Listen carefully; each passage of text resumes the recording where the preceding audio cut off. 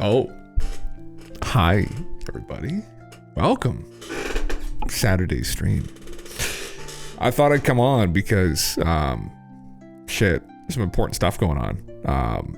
Don't usually stream on Saturdays, but I said, fuck, I might as well.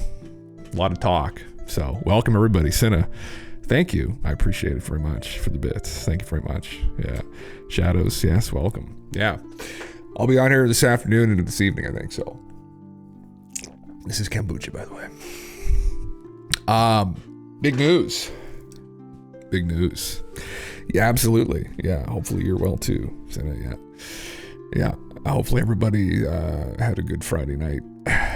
I definitely did. I spent most of it watching stuff on this situation with Matt.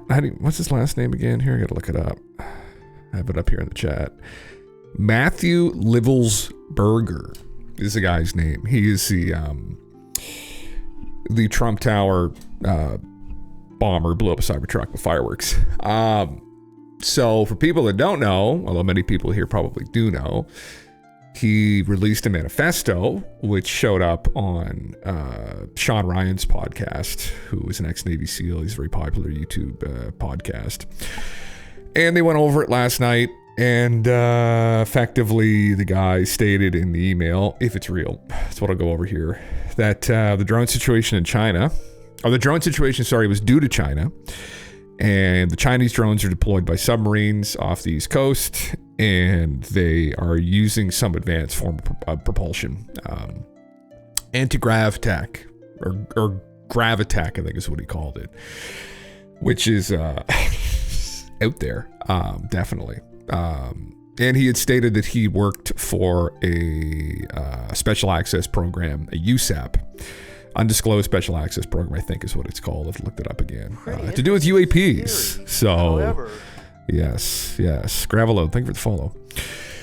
So, yeah, we'll get into it here. There's a lot of shit to go over, and I'll probably be going over for some time. So, it's a big deal. I mean, none of this, obviously, is definitive. So that's what we're going to be getting into and going over is this real? What are the chances that this is real? What are the problems with it? What's the antithesis to this, argument here? What evidence is there against this? And is it good evidence? And I don't know yet. I've kind of looked into it, but yeah, we'll be diving into that. So the first thing I wanted to go over, again, this is the email that was sent by the gentleman. So, TLDR, people let me watch the VOD on Twitch or YouTube. This should be on YouTube now. I don't know if it worked last couple streams. Fuck, whatever. I'll figure it out later. But anyway, he sent this email to an ex-military intel officer who has a decently sized Instagram page. He deals with people coming out and trying to blow the whistle on things. And what had happened was he sent this email to this gentleman in the hopes this gentleman would get a hold of maybe like Joe Rogan or Sean Ryan or someone with a bigger platform, because he wanted to get this information out. And he had planned to do what he did. And so there was a cutoff date of December 31st. So as he approached that date, he ended up just kind of sending him this email because he wasn't able to actually get a hold of them in time. So this is the email. I'll read it out here for people that don't know, although many people probably have already seen this, but we'll just go over it here. I'll dissect it a little bit. So the guy's email is dabbergmlb at protonmail.com. Proton Mail, I guess, is some kind of secured mail service that some people use who are like from the intel community, military community. So, Digi, what's up? Oh, deathbed confession. Oh, we get something to corroborate all this, maybe. So let me read through this. In case I do not make it to my decision point or on to the Mexican border, I am sending this now. Please do not release this until the 1st of January and keep my identity private until then. First off, I am not under duress or hostile influence or control. My first car was a 2006 black Ford Mustang V6 for verification. What we have been seeing with drones is the operational use of gravitech propulsion systems powered aircraft by most recently China in the East Coast, but throughout history, the US. Only we in China have this capability. Our OPSEN location for this activity is in a box below, which is... Sorry, I have that picture up here because it's relevant. Right here. This is it right here. This is it, which is at Area 51, for people that don't know. So he dropped a pin at a facility in Area 51. Take that as you will. China has been launching them from the Atlantic from submarines for years, but this activity recently has picked up. As of now, it is just a show of force, and they are using it similar to how they use the balloon for Signet in ICER, which are also part of the integrated comm system. There are dozens of these balloons in the air at any given time. So what? It's because of the speed and stealth of these unmanned aircraft. They're the most dangerous threat to national security that has ever existed. They basically have an unlimited payload capacity and can park it over the White House if they wanted. It's checkmate. Although it shouldn't be if the States also has this tech, right? USG needs to give the history of this, the US government, how we are employing it and weaponizing it, how China is employing them, and what the way forward is. China is poised to attack anywhere in the East Coast. I've been following for over a week now, from likely Homeland or FBI, and they're looking to move on me and are likely going to let me cross into Mexico, but won't because they know I am armed and have a massive V-bed, which is, I think, it's a car bomb, essentially. I've been trying to maintain a very visible profile and have kept my phone, and they are definitely digitally tracking me. I have knowledge of this program and also war crimes that were covered up during airstrikes in Nimroz province, Afghanistan in 2019 by the admin DOD, DEA, and CIA. I conducted targeting for these strikes of over 125 buildings. 65 were struck because of civcas that killed hundreds of civilians in a single day. U.S. FORA continued strikes after spotting civilians on initial ISR. It was supposed to take 6 minutes and scramble all aircraft and CENTCOM. The UN basically called these war crimes, but the administration made them disappear. I was part of that cover-up with U.S. FORA and Agent Blank of the DEA, so I don't know if my abduction attempt is related to either. I worked with Jen Miller's IO staff on this, as well as the response to Bala Murgab, whatever that means, AOBS commander at the time. Blank can validate this. So, Edge, welcome. So he was going to blow the whistle on these war crimes, although I would probably bet if there's any truth to this, they were following him because of what he knew about the drone situation, and that would panic the fuck out of everyone. You need to elevate this to the media so we can avoid a world war, because this is mutually assured destruction situation, I guess. For vetting, my LinkedIn is Matt Berg, or Matthew Livelsberger, an active duty 18Z out of my 1 to 10. My profile is public. I have an active TSSCI with USAP access. So now, what the fuck does that mean? Well, I had to go to ChatGPT to figure that out. So I'll read. I posted this in the Discord last night. Essentially what that is a top secret / sensitive compartmentalized information clearance. And he was a part of, or had access to and knew about, an unacknowledged special access program, a USAP, which we just learned about recently, actually, from Michael Schellenberger. I'll go over that in a second, on UAPs.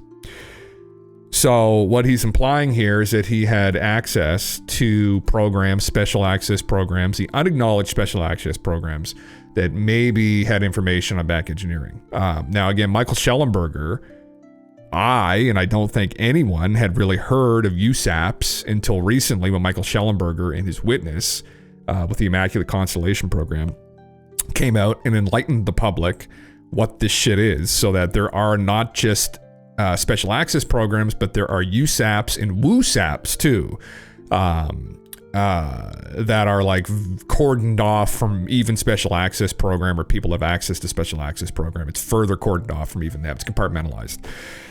So this guy had the resume to maybe, people could imagine he might have access to something like this. So this guy thinks the FBI won't make a move on him because he is armed. Well, they won't make a move on him, I think, because he has a car bomb. So they won't approach the vehicle and try and arrest him, because if they get close, they're assuming he's just going to blow the car bomb up. Supposedly, this is during the interview that Sean Ryan had with this friend of his who's from military intelligence. That's not uncommon. It's a technique. Supposedly, the FBI, when in communication with this gentleman, didn't even know what a V-bed is. Yeah. So, I mean, I have no fucking idea what it is, obviously, but he was surprised the FBI didn't know what that meant either. So, yeah. Wanted just to arrest him when he leaves the car. I guess the idea is he's not going to leave the car. He's just going to sit in the car. So if he tries to cross into Mexico, they're not going to try to even open the door, because he'll just blow the car bomb up. So you can't really get at him, aside from just blowing the car up with him in it. So you just watched my link in his trash from a decade ago. Fug. That's usually how it goes, man. With this kind of shit. So, crazy. So now we should keep in mind that, because recently, this just came out today, and I got so many fucking links up here again, I'd have to sift through all this shit. I'm just going to try and do it quickly. There was supposedly another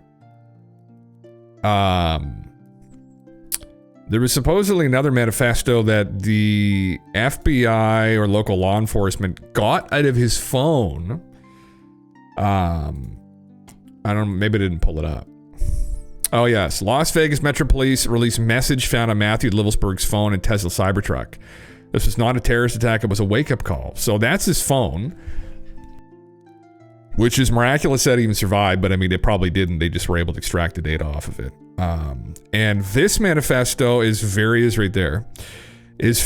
different from the one that he sent this gentleman.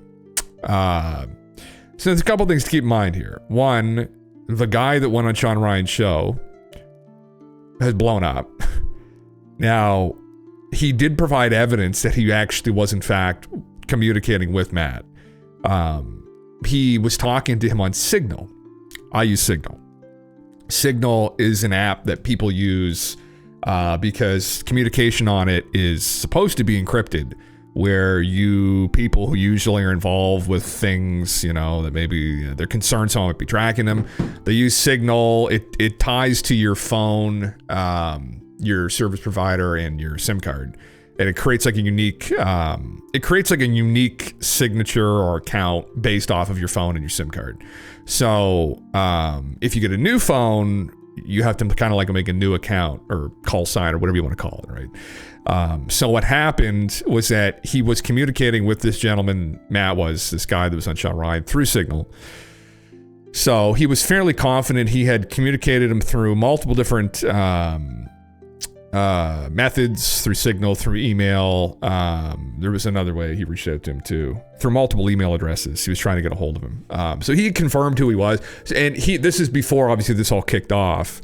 And then the guy went and did what he did with the Cybertruck, and Buddy got freaked out. Then he finally reached out to Sean Ryan. So he had sent him that on the 31st, and it wasn't until after it happened he reached out to Sean Ryan and said, "Oh my God, okay, this guy wasn't joking."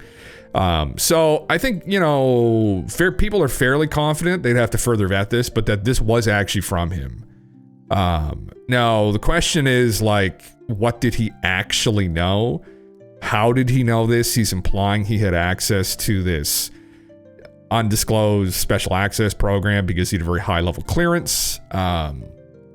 Why is this not lining up with what was in the car? Because here, effectively, he's still worried about a war that will kill everybody, and he's not confident leadership's going to be able to stop it or give a fuck about stopping it, because they're all compromised and everyone in leadership essentially is just out for themselves. They're just looking to enrich themselves and run away with all the cash, and they don't really give a fuck about actually going and doing anything difficult. So, impotent nut on Signal. Yeah. Well, I mean, so this guy again, this guy's no joke. I mean, he was in Green Beret. He was a part of some kind of high-tech drone program. So, it's, yeah. That's the part that spooked some of the people, from Sean Ryan's group and this other guy's group, because they know that he was legitimate up until he kind of did this. So, and they were speculating and curious if he was even the one in the car, if he was even in the Cybertruck, or if it was someone else. Now, I don't know. We'd have to wait for more information to come out before we start, before it turns into like a further conspiracy. But yeah, he essentially, again, for people that don't know, someone shot themselves in the head in the car with a Desert Eagle, which would have guaranteed that you would die after you point that gun at your head and pull the trigger. There's no way you're walking away from that. Yeah, I don't know.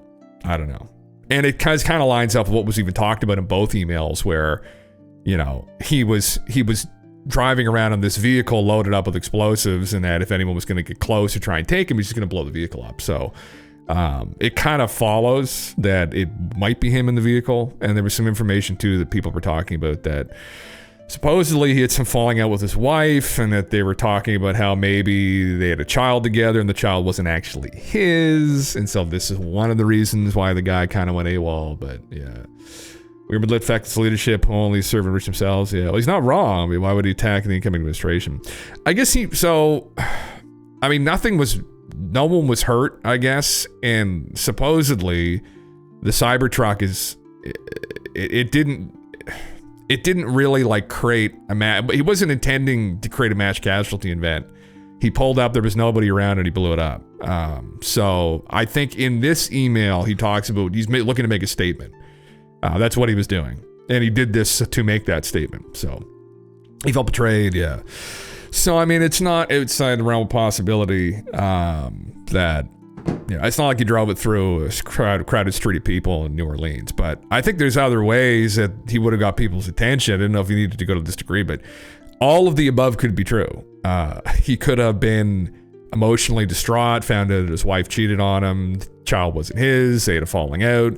He knew all this shit, thought, fuck it, I'm just going to go be a martyr for the truth. All the above could be true. So, divorce, failing business, former vet, American nightmare. Waka. Yeah, man. And that wouldn't surprise me if this all fits together, But the real question is, okay, supposedly the police pulled this off of his phone. He doesn't talk about anything crazy here, really, right? He's supporting the administration.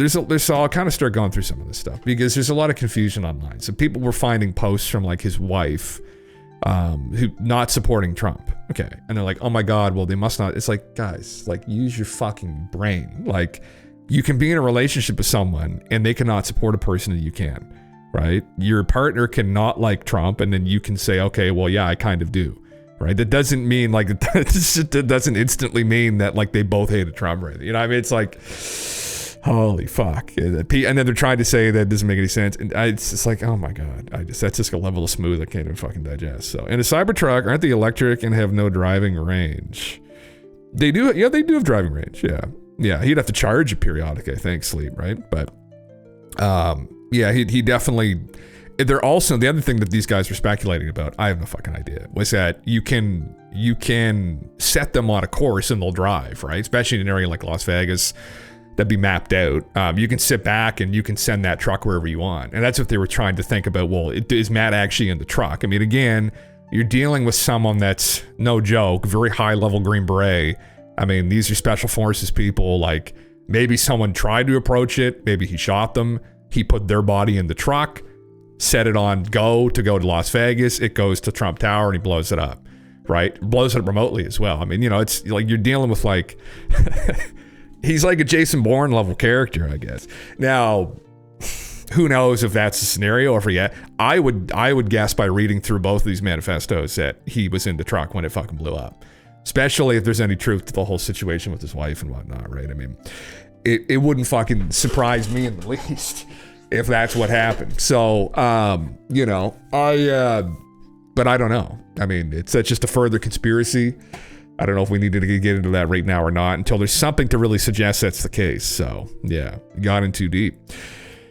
Well, so, again, here he is here. So people that aren't familiar with Tim Kennedy, Tim's been on Joe Rogan's podcast a bunch of fucking times, and he's been on Sean Ryan's podcast. I've watched him on Joe's podcast many times.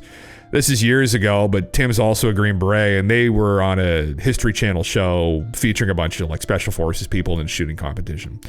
I don't think he was buddies with him or anything, but here he is. 13 years ago, I competed in a shooting competition on the History Channel, Ultimate Soldier Challenge. His partner happened to be Matt Livelsberger, so they just got paired up together. But yeah, anyway,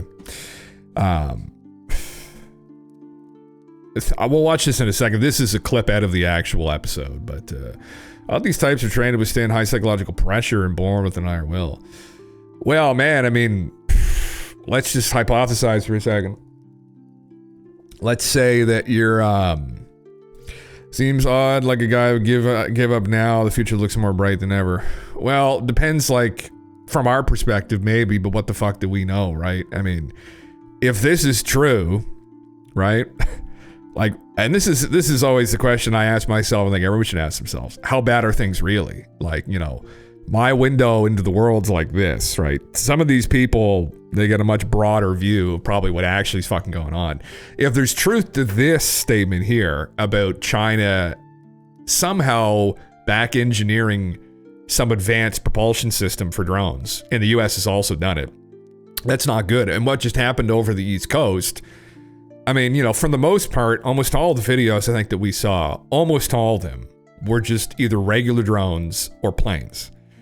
Now, there were incidents, supposedly, of larger drones that were a bit more anomalous coming out from over the ocean in large amounts, like, you know, 20 to 30 to 50 of them coming out from over the ocean. So, now, there isn't really any good footage of this.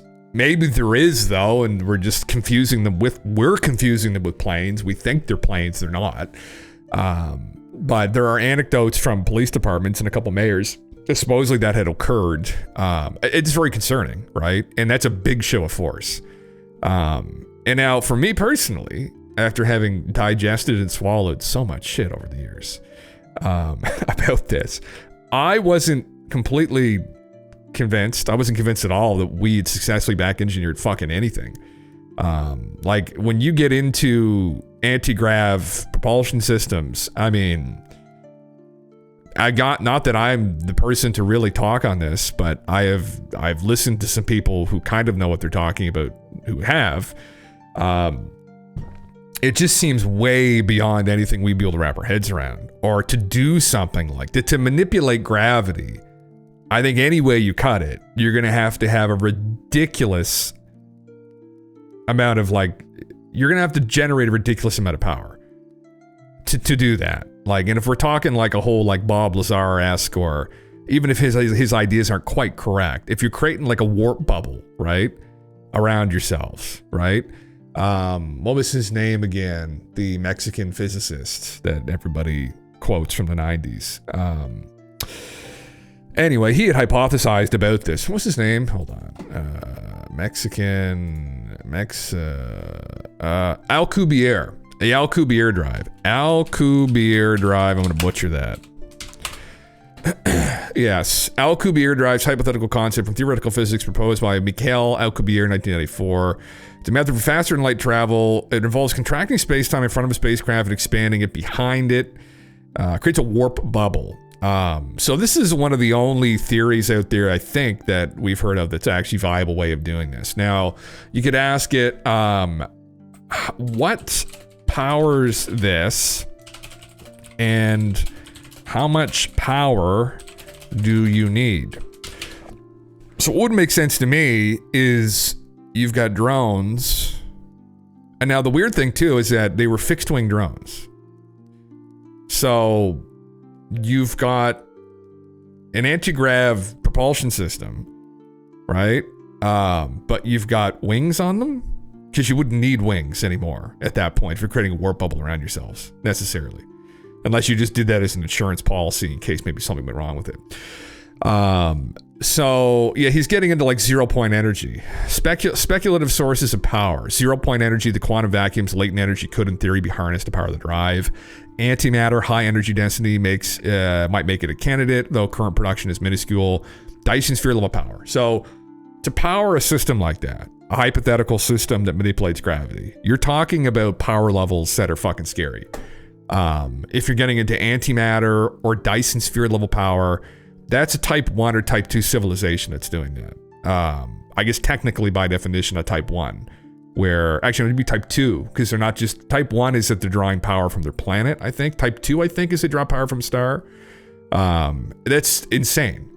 It is literally over 9, it's like over like fucking 9 billion. Like, and when you get into antimatter too, like, you're dealing with enough power to blow the whole fucking planet up in like one generator, probably. Like, it's scary. It's scary level shit, right? To manipulate and warp gravity, time, and space around you. So when you're making a claim that the drones are using anti-gravity and the drones are observed as being fixed-wing craft, it doesn't really follow, I'd have to say. It seems a bit ridiculous. And that's when you get into like claims that Stephen Greer's made that, oh, we've got craft, we back-engineered craft. I can't do Stephen Greer impression, but we back-engineered craft. We get all these back-engineered craft. I'm like, brother, whoever figured that out first, GG. I can't imagine if the states have figured out first a bunch of anti-gravity fucking crafts. I mean, you could harness that power, I'm assuming, in other ways to just blow China up, literally. You could just go and just erase the entire CCP, the government. You could just go and just erase the whole building they're in. I mean, there wouldn't be any foreign adversaries at that point, I would imagine, right? Unless they figured it out at the same time. But none of it makes any sense. There are real foreign adversaries out in the world, Russia, China, right? Some of the BRICS nations, and then us here in the West. And I can't imagine that, again, unless they figured it out at the same time. It doesn't make any fucking sense, so, yeah. We look at the first suggestion from the AI, though. It could be an object with anti-gravity is a natural property. So, let's see that here. Let me see. You need a form of energy that, so let's see here. The Alcubierre drive would theoretically be powered by exotic matter or negative energy, a form of energy that creates a repulsive gravitational effect. Since such materials are speculative and unproven in practical terms, the drive remains firmly in the realm of theoretical physics. So, let's see here. So, ridiculous. So, early calculations suggest the drive would require energy equivalent to the mass energy of the planet Jupiter, making it utterly impractical, right? So, improvements. Later revisions by researchers like Harold White reducing energy requirements significantly by tweaking the geometry of the warp bubble. For example, energy needs could theoretically drop the mass energy of a small asteroid, but still massive, but a dramatic improvement. Even the reduced requirement involve energy levels far beyond current or foreseeable technology. Harnessing such energy would require breakthroughs in accessing stabilizing negative energy, Casimir effects, efficient generation, or control of massive energy outputs. So you're dealing with levels of energy levels, orders of magnitude beyond modern nuclear fusion power. Now, what would be a way around this, though, if we think about it? The natural, I don't know if natural makes sense, but one way you could, if you wanted to invoke this, would be they've recovered crafts that have these generators in them, and somehow they've been able to understand how they work. And what they've done, instead of trying to make these generators themselves, is they've retrofitted them onto their own crafts. That's one way maybe I could begin to wrap my head around the idea that they've done this. It's that, okay, we didn't figure out how to do this. They've got a little box that does it already, and they've got a bunch of them, and they're just throwing them their own craft they're making. That'd be the only way it makes sense to me. Like the movie Stealth, fighter jets can be ultrasonic and undetectable, AI powered. Interesting. Yeah. And let's say you are one group of people who sit on the subject. Would you not be scared of this falling into the wrong hands? You absolutely would be. Yeah. Maybe it's some ancient metal from an asteroid, brother. Yeah. Well, this is the other thing too. The other problem with the drone theory from China that I had a hard time with is let's say you're employing advanced drones, right? Let's say you've got drones that have this level of tech in them. Are you going to fly these drones that hypothetically are using anti-gravity over a foreign adversary that hypothetically also has these drones and also has this tech? It's like, here's your crown jewel, okay? You're just gonna dangle it over the fucking head of the foreign adversary within their reach and be like, ha ha ha ha ha ha. It's like, knowing full well they can grab it out of your hand at any second, right? So that in and of itself doesn't make a lot of sense. And you're going to fly them around with their lights on. It's like, you can't do anything about this. It's like, no. Clearly they could, because if they couldn't, I'm sure China would have just already fucking reduced the entire command of the U.S. military to fucking dust, right? So they just going off of this logic alone, that they have this tech and the U.S. has this tech, because they probably do, otherwise we would have already just seen some kind of a takeover. Them going and dangling this tech over the New Jersey doesn't make any fucking sense, really, when you think about it. So already we could say that none of this makes any sense. It's on shaky ground. Are they that dumb? And the only scenario where maybe they wouldn't be is if, let's say, they were on the brink of doing something, right? And that we're on the precipice of something happening.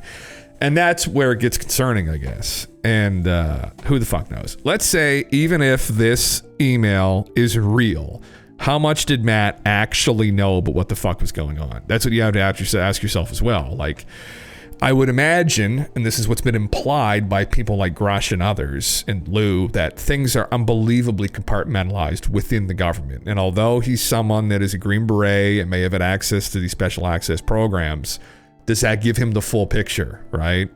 Was this speculation that he heard that it was China? Was it speculation that they were using anti-gravity propulsion systems because maybe they've been trying to play around with that in the U.S.?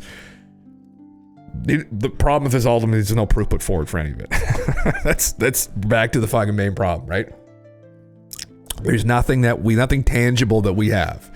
It's hearsay. So, I mean, although it's interesting and concerning, and does follow logically a little bit with like some of the anecdotes, but again, this isn't like that grounded. There were reports that the drones came in from out over the water.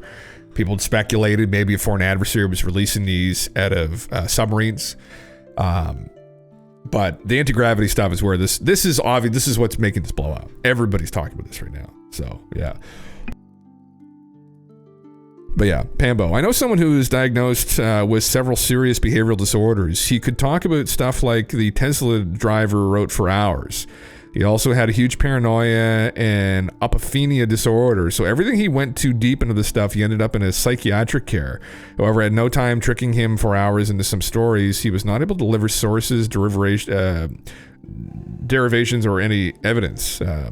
That's why I became very analytical towards strange statements. Yeah, you're very right. And you're very right to be. Yeah, and that's a very good point, man. Where you can get down these rabbit holes and conspiracy theories where we become really convicted in things when maybe we shouldn't be. And you do it to be careful where people are making claims and you become convinced this is happening. This happens all the time. It happens when people back in the day hanging on every word that Stephen Greer talked about when he hasn't put forward any evidence whatsoever, and some of it doesn't logically follow. Same with the MH370 stuff.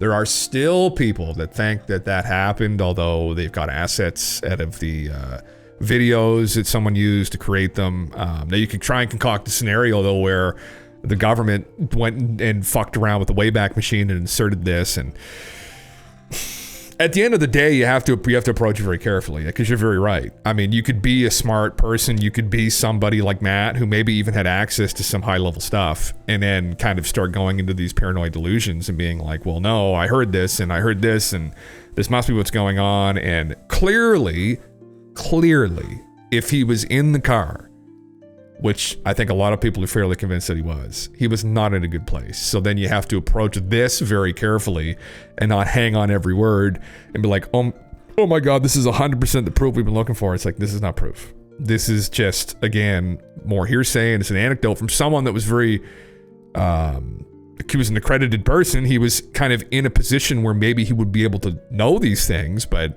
yeah, we have no idea. I mean, if he just blew himself up in a fucking Cybertruck, he was not in a good place mentally. So then, yeah, that's exactly that's why I'm talking about this too. There's all kinds of people fall for crazy things, man. I mean, I remember one of my professors in philosophy, a friend of his who was a philosopher. Now, he had early stages of dementia, I think.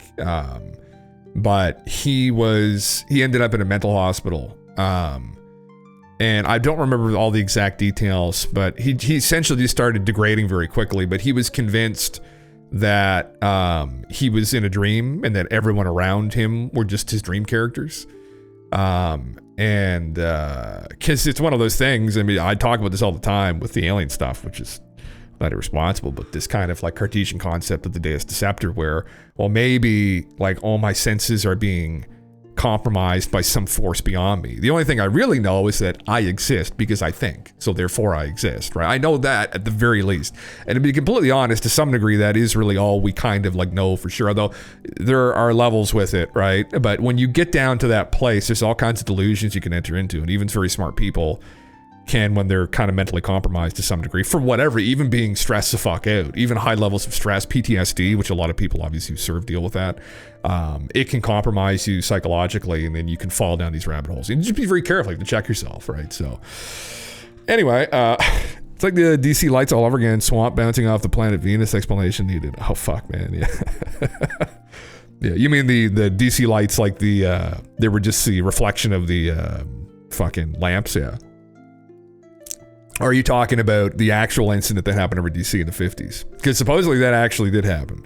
And it's trying to discern between man, none of this is easy. I mean, when you're involved with this kind of when you're dealing with people like this too, man, I mean, this is the spy game shit, right? And it's so complicated. And you have to just you have to approach it like that. You have to really just be careful. And this in and of itself could be some kind of a psyop, unfortunately. And we know these things have happened before. And there are things like this going on right now, undoubtedly. So it's not easy, which is why I usually approach all of this kind of lean back in the chair being like, okay, let's see where this goes, right? See what happens, right? And then when it gets too complicated or it starts going down too many rabbit holes, I stop.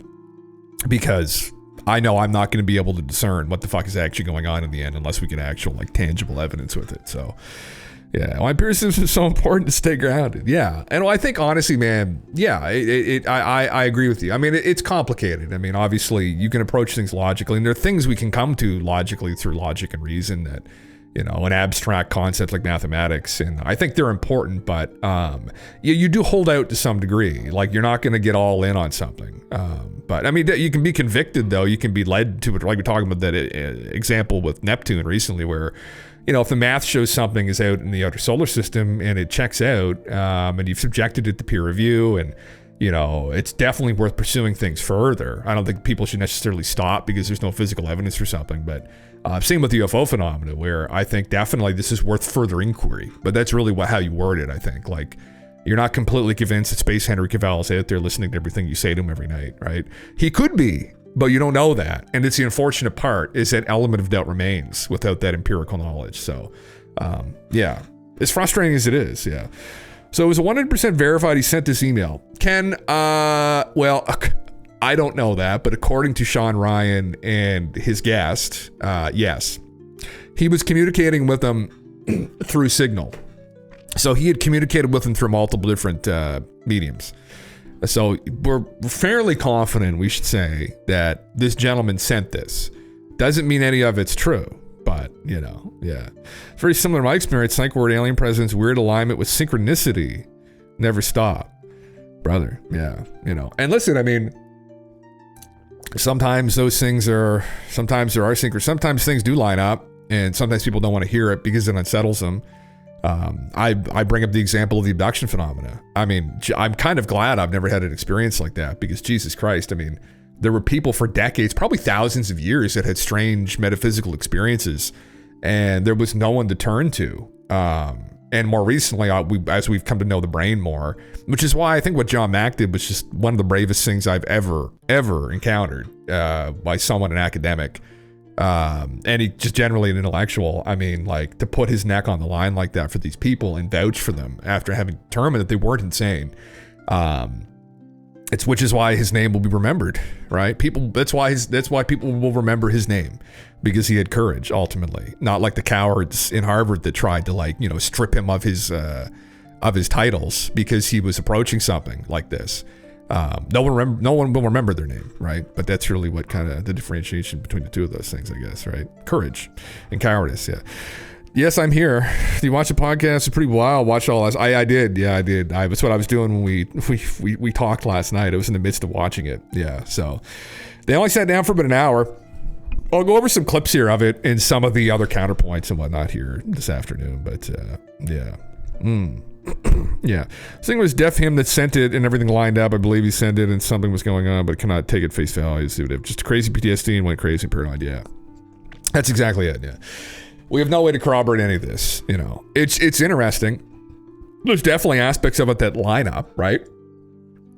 With what's been talked about recently, that like Schellenberger talked about with his source about, you know, these use apps and that they likely have access to, hence undisclosed special access programs. They're cordoned off, compartmentalized away from anybody that doesn't have a high level clearance. And if he's claiming he had, we have no idea. I mean, I don't know if it's been confirmed that he had a TSS-CI clearance, but even if he did, we have no idea to corroborate what the fuck's going on within these programs. I mean, it's so complicated, man. It's unfortunate that if all this is true and Matt was genuinely, he was clearly in a bad place, but maybe he was of sound mind in a bad place and he was trying to get this info out. All we can do is just go forward, maybe thinking, knowing, okay, well, this is a possibility. The drone situation possibly was involving very advanced technologies. I mean, I don't know if anybody observed that, but I wanted to pull this up here too. Just so people kind of get an idea of, and this is a hell of a coincidence, actually. Where is it here? Right here. Oh, fuck, hold on. Right here. This is the first post. Now the drone mysteries come to Denmark. Up to 20 huge drones were spotted, but this gentleman's first language is English. Spotted hovering over Kojport, south of Copenhagen and near Sweden. They made no sounds and later rapidly disappeared over the Baltic. Okay. I can't read that news article because it's in fucking, what is it, Danish? So, now, I don't know if this is a video of this. Yeah, the police witnessed them disappear over the Baltic at high speed. They hovered silently over the town last night. We currently have no knowledge of where the drones came from or what they have done. So again, they went out over the ocean again. They're deploying lights once more. I have no idea if this is from. I'm assuming it is. Now, at a distance, though, they're going to just appear silent. Anyway, you cut it. But if they flew right over them when they were silent, that kind of lends into what Matt talked about, I guess. Again, for us here, we're unable to discern what this quality of footage, what we're actually looking at. You're going to have to go on the fact the police were there and they were tracking them and they had higher resolution footage to confirm these weren't just planes. It's just, we're in a low information zone here with this, obviously, but it's like you're still, same with the anecdotes that we get from New Jersey where there was a lot of misidentifications, but you had multiple mayors confirm, at least the police departments confirm they did in fact encounter anomalous objects, drones. So, I mean, this is obviously big bad. Now, I'll say that the incident over Lakenheath that happened, there were people, right, that were telling people, like Chris Sharp and others, what had happened. And the drones, although there wasn't any really good footage the general public got a hold of, supposedly, these are from people on the ground there that would know, they were anomalous aircraft. They were fixed wing. They moved very quickly. And they were up in the air for a very long period of time. And after they were done buzzing the base, they shut their lights off and flew very far away, out over the water. Now, I don't know that anyone talked about what they sounded like. I recall hearing that they were making a noise. So that would imply they weren't using anti-gravity or anything. But who the fuck knows? Maybe they have like these generators and maybe they turn the anti-gravity on when they need it. Oh, you can read it. Oh. All right, you probably can't, could you? I saw one of these near Viborg on the 20th of December. Did you actually? Oh, here's the article right here. If they're silent, why advertise themselves for the light show? I mean, aside from a psychological operation, yeah, we have no fucking idea, right? Oh, we can translate it with Google. Wonderful. Now PET is responding. Friday evening and night, drones were seen over Koj and Marina PET. Okay. The Danish police service has been informed that a number of drones were seen in the air. Okay. They were seen around 1:16 a.m., which is actually quite late. They received reports around 10:30. They disappeared over the sea at high speed. What does high speed mean? That's not good. I mean, that's obviously very fucking concerning. Yeah. Oh, FBI is the equivalent. Oh, thanks, man. Yeah. Okay. Fuck, man. This is just like... It's nerve-wracking, honestly. It's not good. This is another video. Very little about them. 20 of them, so a large group of them. What are they doing over Denmark now? They were over New Jersey. They were over the UK. Okay. Yeah, I know. They don't sound like they were just amateur drones. Yeah. Okay, well. Yeah, that's fucked. So, I did this earlier. Just a second here, just because I don't want to have any personal information here on ChatGPT, because sometimes I do. Let's go to Google Earth, and let's see this place that Matt supposedly linked. Here, I'll pull this up. There we go. All right. Let's go look at that. Go to Google Earth, and we'll see this site when I can click the right buttons. Google Earth. There we go.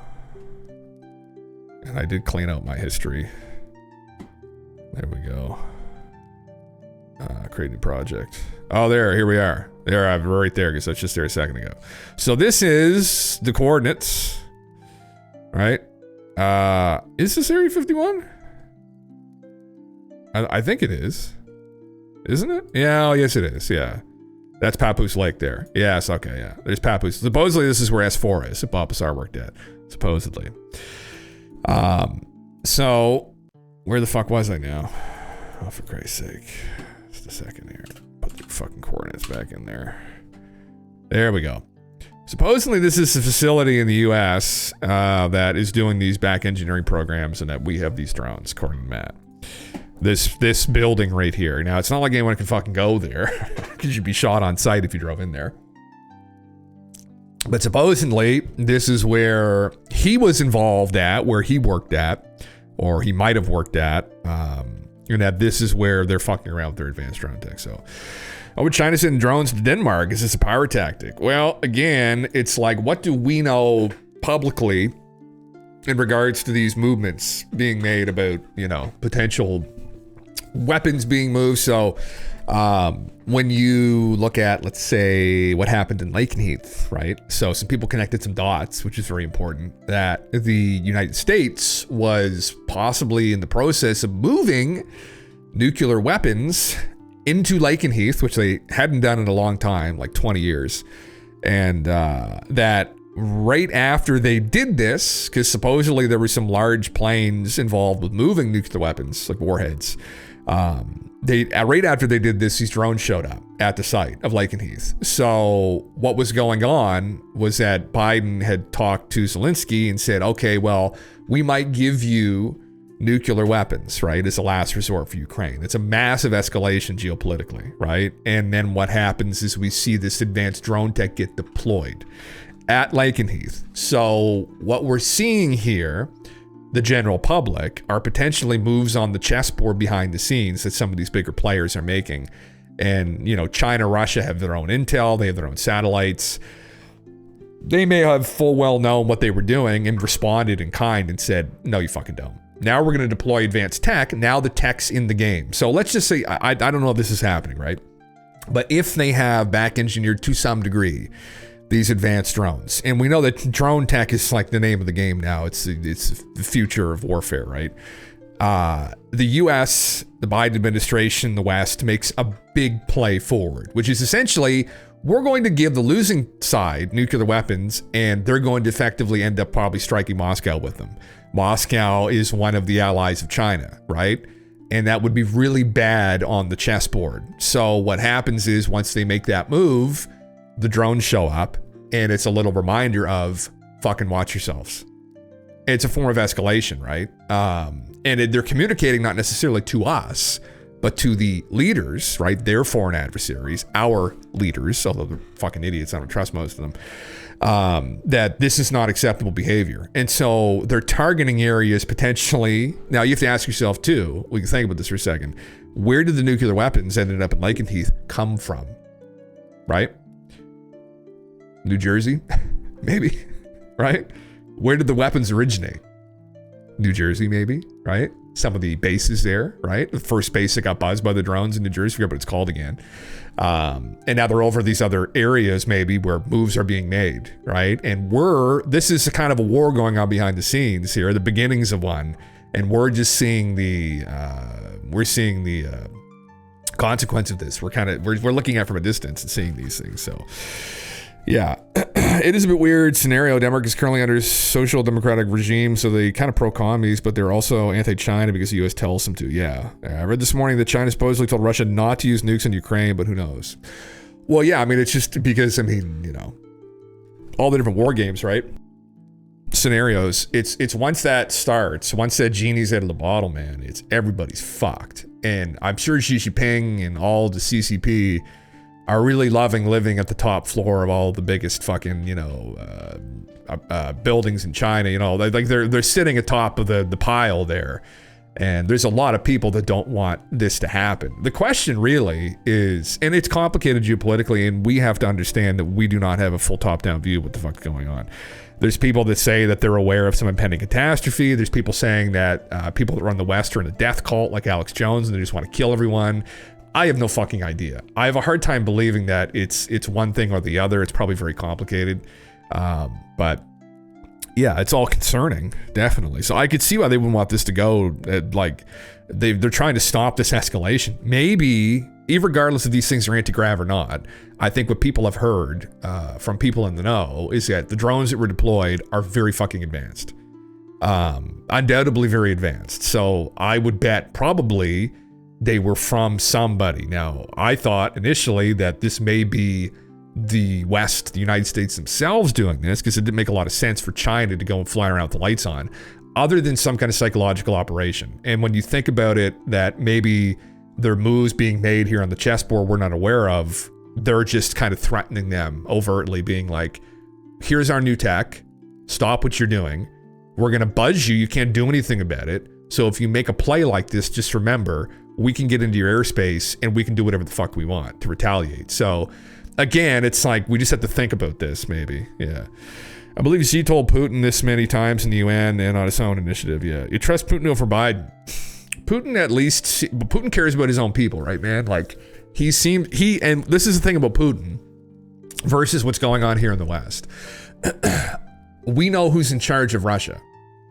There's one guy, although he's probably got a team of people that he defers to in some matters below him as well to aid him. But there's one person running Russia, and that's Vladimir Putin. So now he runs it with an iron fist, and you don't want to say anything bad about him because he'll fucking kill you. He'll put some cyanide in your Cheerios. But he seems to genuinely care about the Russian people, and he's trying to protect them from the West. Now, where people, I think, because not that I'm implying that you think this or can at all, but there are people that are like pro-Putin and, oh, he's a good leader. He's kind of like a modern day Genghis Khan. And he kind of is, right? It's a different game. It's more complicated. He was a KGB agent, right? He understands the game and the chess game and whatnot. He's kind of a warrior type person. He judo and I think he does jujitsu, and he's a very good chess player, and it's obviously he's in charge. We have no fucking idea who's in charge here in the West. We have no idea.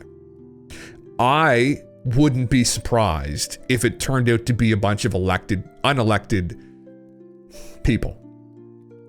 It wouldn't surprise me at all. If we have similar kind of situation here in the West to what's going on in Russia, where, you know, Putin installed, what's his name in there, Dmitry or whatever, a couple of years ago as prime minister, because he just like wanted to take some time away, or maybe he was sick. I wouldn't be surprised in the West if we have our own puppet masters that are kind of running things, and they're just using and controlling some of these democratic leaders in the West as puppets through blackmail, whatever. I mean, you think, but look at them. Look at Biden, look at Trudeau, look at the lady that was running New Zealand as well. Through COVID, we got kind of a top-down view of this, where there were a lot of very similar policies put in place, where I was like, oof, yeah, I'm much more confident now that there are these puppet masters here, which is concerning. And I'm sure Putin and they all know what the fuck is going on. China's a little bit different, but there's a similar situation there. There's there's a group of people that are running that, and again, they're kind of it's more overt, right? It's like I don't know if although I think the democratic process still does exist. I personally think it's very compromised, but yeah. Yeah, do you have very fascinated affairs? Yeah, Putin is former KGB, absolutely. Yeah, that's what Trump taught us. Deep state fake news, no one believed it. Yeah, it's true. Yeah, we call the leaders of the West a deep state running an agenda called global world structure works as the church of old, the cathedral. Man, yeah, I mean it's yeah. So the concern here, obviously, for if that's the case, is what are the intentions of our leaders, our true leaders? We're not talking about Biden. We're not talking about Trudeau, right? We're not talking about the other dingus in the UK there, but we're talking about who, like, and how how bad is the puppeting going on? Like, are they like on a fucking firmly attached to a string? And then what are the intentions of the people actually manipulating the West? And like, what do they know? Are they anticipating something? I think it's pretty clear for people to see that there's been a push, and the escalation has come from the West recently in situations like Ukraine. Not that I'm an expert on this, but just from me looking at it, it seems fairly obvious that it's been the West that's been escalating the matter and been pushing with Putin and China, like they were prodding at them, right? And that they wanted some kind of a conflict. And is it to conquer our foreign adversary, Russia, and so that we can dominate everything? And, I wouldn't want to live in Russia, personally, right? I mean, if you're gay in Russia, good luck, right? Not good, right? If you don't align with all Putin's beliefs and you challenge him in any way, shape, or form, you're fucking dead, right? So, like, I don't think he's inherently a good person, and he's going to do everything he can to dismantle the West. The West, although it has problems, and I think it's due to mainly people being naive, right, over the years, is still the preferred place to fucking be, right? I mean, all of our, it's just, it's the foundation of freedom here, and that's what's kind of led all of the innovation, right? And it's trickled down into some of these other cultures, but like, I still want to live here. Now, we've had a lot of fucking problems, and our concern right now might be who's really moving the chess pieces around. What are their intentions? What do they know? Now we're not going to go fucking blow a Cybertruck up, right, to try and get people's attention with it. I don't think that's the way to handle this. But then you got to think like, well, how do you figure this? How do you handle this problem if the entire system has been co-opted, or degrees of it have been co-opted and compromised? Like, how do you reckon with that? How do you face that? What do you do? So I don't know. Really, if that's the case, not to get on a tangent here, but we're kind of relevant to the discussion, I think, still. If Vlad has any intention of like saving himself and his people, one thing that you could do is you could maybe give the people of the West you could kind of give them a clearer idea what the fuck's really going on, because we just don't have access to the information that we might need, right? In that, like, who specifically are the people that are responsible for co-opting, corrupting maybe some of these Western democracies? Like, you have to name their names. And like, we're not going to hear the same old fucking thing about, oh yeah, I guess people talk about, oh, well, it's the Jews. And like, it's just so fucking smooth. Like, it's not one group of people. It's not one ethnicity of people. There are definitely big movers and shakers. And I think their ethnicity is not, we're not concerned with that. We're concerned about their intentions. So that would be one thing that if they really wanted to try and fix this problem, they don't want things to escalate further. We here in the West need a much clearer view top down what the fuck is going on. Because at this point in time, I'm very concerned, and I don't trust people in positions of authority that they're going to make the right decisions, and we're going to end up in a thermonuclear fucking holocaust.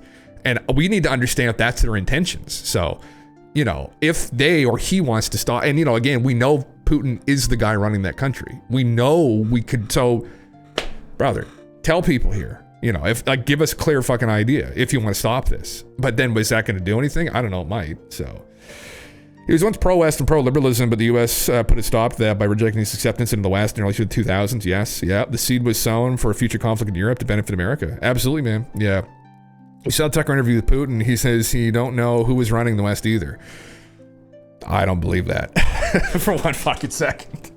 I think, for people that don't know, so Klaus Schwab, who's the SIF leader, right, that everyone memes on Twitter, Putin was one of Klaus's young global leaders back in the mid-90s. Because, again, the intention was to kind of unify under this one banner.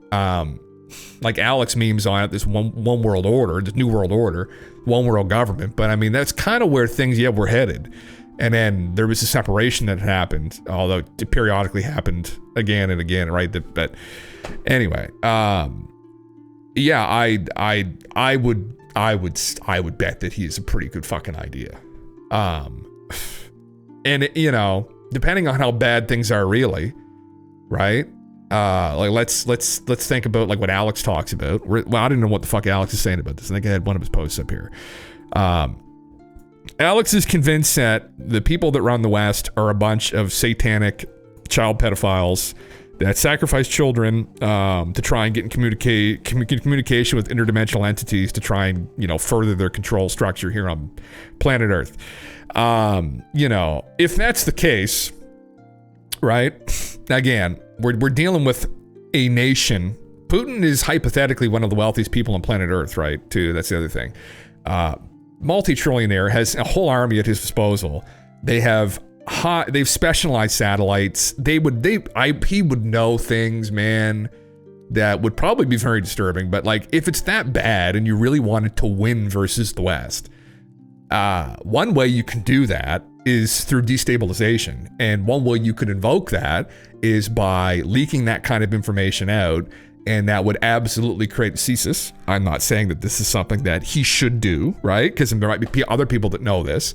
But if there's truth to that and what Alex is saying, and it's that bad, that will be a tactic some of these foreign adversaries might play on the chessboard. So if they haven't done that, maybe it's not quite as bad as, satanic child pedophiles communicating with interdimensional aliens. It might not be to that degree, right? Unless Putin's that bad himself and they're all on board with this, but I don't know if... That's my problem with Alex sometimes, is he gets to that point and it's like, man, you got to think about it logically a little bit, right? Like, if it's that, there could be instances of people doing fucked up stuff like that in isolation, but like, together, globally, I don't know if like, at least not globally, but in the West, I don't know if the power structure is really involved with that. Like, I fucking hope not, but again... If you wanted to fuck things up, that would fuck things up. Like, but how would you get proof of it? I'm assuming they would have some proof of that. I don't know. Maybe that's maybe that's their trump card, though, right? Maybe that's the last thing that they play, right? If they make another move and that clock gets one more tick closer to midnight, that's what we'll see. Who knows? Be interesting. The context in which he said that was that when the CIA was fucking with him around the world and he called the U.S. president, the response would always be the same, an apology and a promise that they would get them under control and for the CIA to carry on. Yeah. Interesting. Yeah, I do remember watching that and him saying that. Yeah, he rambled on quite a bit, which frustrated some people, but he was trying to paint the picture, I guess, for why he did what he did in Ukraine, right? So, I mean, I don't think it justified it. I mean... It's complicated. I mean, when you see someone subject a bunch of young people to that war, and just people in general, but like, how many young people have been thrown into the fucking meat grinder now and for what? And he wants Ukraine to be a part of Russia. So these are your people, hypothetically. You've just thrown into this fucking meat grinder, right? Now, for him, it's just a move on a chessboard, and it's how he has to look at it, I guess, right? Or he loses his position, right? And unfortunately, the consequence of that is all these people die. And anyway, I just find it to be, anyway. Is it worth it in the end, really, right? To make that move and kill all those people. So, I don't think so, personally. But then I'm not in a position like that of power where I'm clinging on to it. I mean, I wouldn't put myself in that position to begin with, honestly. So, not that I'd be capable of maintaining it, yeah. Saudi Empire collapsed 10 years earlier, so, and I think it's an oversimplification. Can you clarify what you mean by rejected by the West? Are you referring to specific actions like NATO expansion or economic policies? Yeah. I floated the idea of Russian potentially joining NATO. It was like a mix of pragmatism and posturing. Yeah. I think, they were just trying to... It's one of these things, right, that it's complicated, and ultimately, if Putin could sacrifice us to further Russia's needs and goals, he would. So, like, he's not our friend. And that's the other problem. He might be in this kind of shitty situation where, although I do have faith in some of our, like the military. I do have faith in a lot of those people probably, and in the government. I think most people are good personally, but the problem is ultimately who is puppeting all of this. And we might have these assholes out in the world that want to kill us, literally, or collapse us. And then the people even running the show here in the West might not really give a fuck about us either, right? At the very least, people in Russia do have a person, I think, that does care about them. But I think he's still a psychopath. And ultimately, what I was using the example of Ukraine, he does care about his own position, I think, more than anything, where he's willing to sacrifice these people if necessary. Like, he'll throw all these young people into the meat grinder if it means that, like, his legacy's cemented, which is fucking scary. It's all scary shit. We deal with the same thing here. And we've had these examples multiple times, not to go off into too many tangents, I'll get back to this in a second, but you even look at the wars that happened recently, like what happened in Iraq, where they throw all those young people into the meat grinder for fucking oil. I don't think anyone debates that. It's disgusting. And they throw all those other poor people in those areas, right? Which, yes, it wasn't the greatest situation under the rule of Saddam Hussein, but they're all fucking dead, right? And you can even make the argument that a lot of the extremism that's come out of the Middle East in more recent decades came from destabilization the U.S. was engaged in, right? They destabilized Syria. Other countries did the same with Russia and Afghanistan, right? So they were after the resources and they fucked the whole place up. So the area has been fucked up to some degree for a long time, but it hasn't helped, right? So anyway, this is all very contentious shit. I don't want to like get into a huge fucking fuck. This is obvious. This is very emotional stuff. Yeah. I think Trump trusts the wrong man, Putin. I don't know if he would Trump him, Charm. I don't know what your opinion is on it further, but like, I don't think anyone should trust him for that very reason, that he is responsible for Russia, but I think really he's ultimately concerned about his legacy too, similar to kind of how Trump is, right? But I think like Don is a bit more of a grounded guy. I mean, you know, Putin's a killer. And this is the other thing I think a lot of people, including myself, we aren't really acquainted with these people enough, but like those are different kinds of people, like the predators. Like Putin was involved and had been killing people, I think, for a long time. And it's just a different breed of person, right? When you're like Trump was a businessman, he shook hands and shit with people and made deals. Putin cut people's hands off, tortured them, killed them. He's got a long list of people he's been responsible for killing. You know, that's a guy that has an instinct that's very concerning. And unfortunately, like, you know, there are lots of people out running countries that are like that. And we have to deal with them because we want to make deals. We want things to run smoothly, you know, and that's fucking scary shit, right? And that's why you want a leader who's fairly competent too, right? You know, Trump may be that narcissism can be a defect of the character, but I mean, at certain times when you're dealing with people that are bad enough, you need somebody that's maybe even delusionally confident in those situations. Like that video where he grabbed Putin, pulled him, and joked around with him. I'm like, brother. Yeah, it's like, but no, Putin liked that idea of this strong character because he's this guy that fucking killed his way up to the top. You know, he wants to deal with someone that's not a bitch in his mind. So he thinks, right? Probably. So it's like, fuck, man. Many of us are in these positions too, where like, we're just not acquainted with that. We're not acquainted around people that are that brutal, right? Again, it's like a Genghis Khan situation where it's like, man, ruthlessness and the brutality of those people. Most of us have lived here in the West a very coddled fucking existence where we're not dealing with that kind of stuff. We haven't dealt with that level of violence. We haven't dealt with death. We haven't dealt with things that are that dire. I mean, you know, these are people who have had their lives in jeopardy multiple times. Go talk to someone who's a police officer who's been in the military. They'll give you an idea what it's like. Really dealing with dark people. And like, I've had friends that are, unfortunately, I've been in some of the situations myself, not intentionally, but dealing with darkness and death and sometimes violence, and you know, not to the degree that someone in the military would, but it's fucking scary, man. You know, and you deal with people that want to fucking even just kill you. Like it's fucked. So anyway, yeah. It was a horrible idea indeed. Yeah, all the people calling for more blood without joining the front are cowards, and the lowest of the low in my book. Absolutely, man. Yeah. Video hand-to-hand combat came out. A fight to the death with a knife got caught in pro-cam. Really, the Russian won that encounter, but the dialogue and respect between the two men, as one of them lay dying, is really something to think about.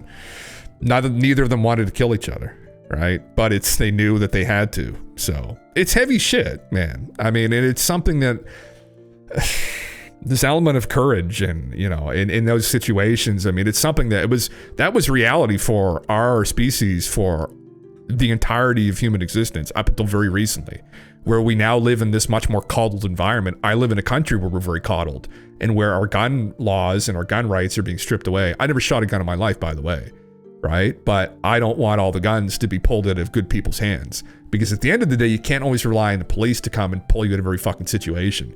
You don't want to let yourself become that soft and delusional. And anyway, yeah. So yeah, it's fucked, man. It's brutal. It's brutal. Yeah. Oh God, yeah. I'm not afraid of anything, but I'm definitely terrified of Putin and his new buddy. Yeah, Rocket Man. Yeah. Twitter war is calling for war with Ukraine beyond the screen. Cowards, the children should be sent. Oh man, exactly, Ken. I know. Yeah, it's scary shit. But again, it's like, you know, there's a lot of delusional people out there, man. That's a scary thing too. And some of them are, you know, intellectually competent people, like that Destiny guy. You know, it's just scary. I think there's an element there with some of those people that they're just childishly naive. And they maybe need to check themselves a little bit more. Now, it's complicated, right? And I don't know how much I disagree with those people if I met them in the real world about some certain topics, but I see some of the takes that they have, and I'm just like, man, it's just it's unfortunate. It might be a consequence of being so coddled. And we all have been here in the West. Not all of us. Again, if you're someone that's been subjected to real violence, you should know better, right? Especially if you've been involved in situations where you've had to kill people. Like, that's a heavy fucking thing. And that changes your worldview on shit very quickly too, right? Where you see the worst of people, you know, it's the level of courage involved having to do something like that is unreal. And it's not something that people psychologically are subjected to here anymore. And I'm glad to some degree that they aren't, because it's a very traumatizing thing. But at the same time, there's an argument to be made that there's a rite of passage. Not that you should be killing people, but like when you're involved with something like that, it's almost like a rite of passage where you understand what's involved with that, right? Or you should at least try to even wrap your head around that. I think it makes people a bit stronger. It also damages people. I'm not saying people should have to ever do that. I would love to live in a world where we don't have to, but some of the opinions people have, I think, are born out of just this kind of coddled nature, this kind of naivety that they've been subjected to, and it's unfortunate. So, but anyway, yeah. You'd love someone to treat him like a normie, thanks. Yeah, no, I'll give him the old handshake ripperoni. No, that's exact. I think that's what he thinks, right? So, and we have to deal with him. There are some people in the West that think we have to destroy him too, that he's a serious threat. He has the potential to be one. Yeah. It really is disgusting and ignorant. They should be ashamed of themselves. Yeah. Well, listen, I'm glad you're here, guys, because I'm glad we find people of like mind. That's why I'm doing this too, right? I'm sure there's people that disagree with some of these sentiments, but I don't think there's many people that disagree with the sentiment that we're very coddled here now in the West. You know, especially in certain countries. Not that I've listened to, we can get rid of all guns. I would vote for that. Let's go back to swords. Like, fuck it, you know, and you're not going to walk into a fucking club and kill 30 people with a claymore, right? Let's go back to swords and bows and arrows. I'd rather do that. I don't really like guns. I think they are just dangerous. But the reality of the situation, coming from someone that, again, has never fired a firearm, is that, you know, they're out there. And the argument, and I'll go on back onto this in a second here, but the argument like in Canada that Trudeau did recently, where he took away the right to get a pistol, right?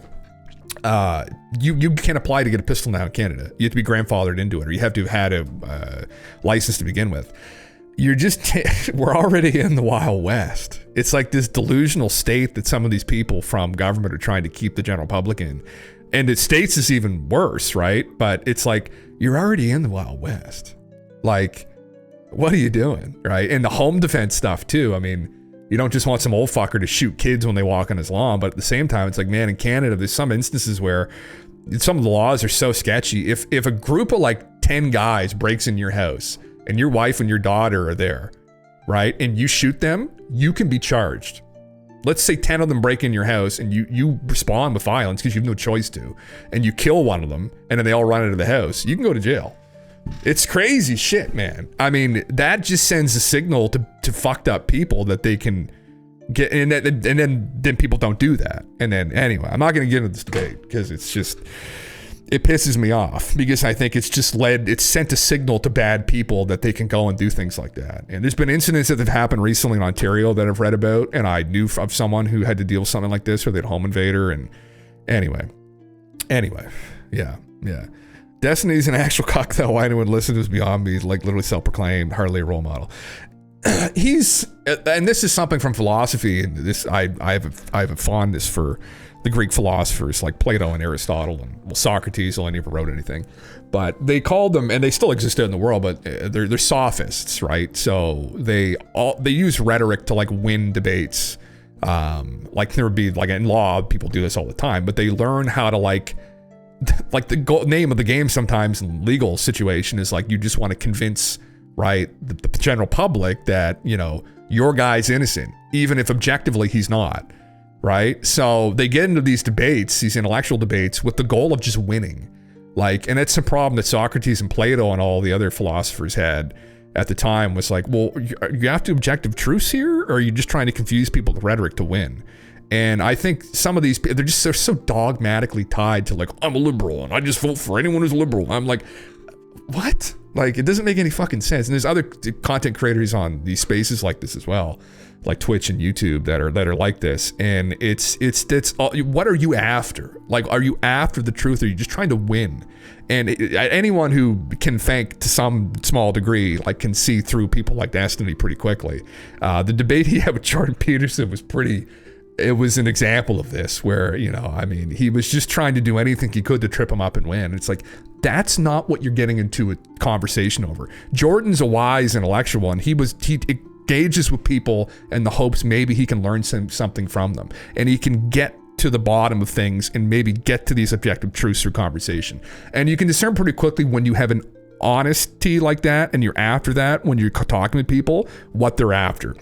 Are they after getting to truth, these objective truths together, or are they after just to win and dominate the conversation, to confuse people with rhetoric? Those people are fucking despicable, and they're the enemy, honestly, of people that are after the truth. So my opinion of Destiny, from what I've been able to discern, is it's ultimately what he's after when he engages in conversation. And I find those people to be particularly despicable. So if I talk to him, maybe he just wants to make money. He just wants to assert himself as an intellectual, and he just wants to win debates, and he just wants to come out on top so that he can make money. That's despicable in and of itself, though, so I still wouldn't fucking like him anyway.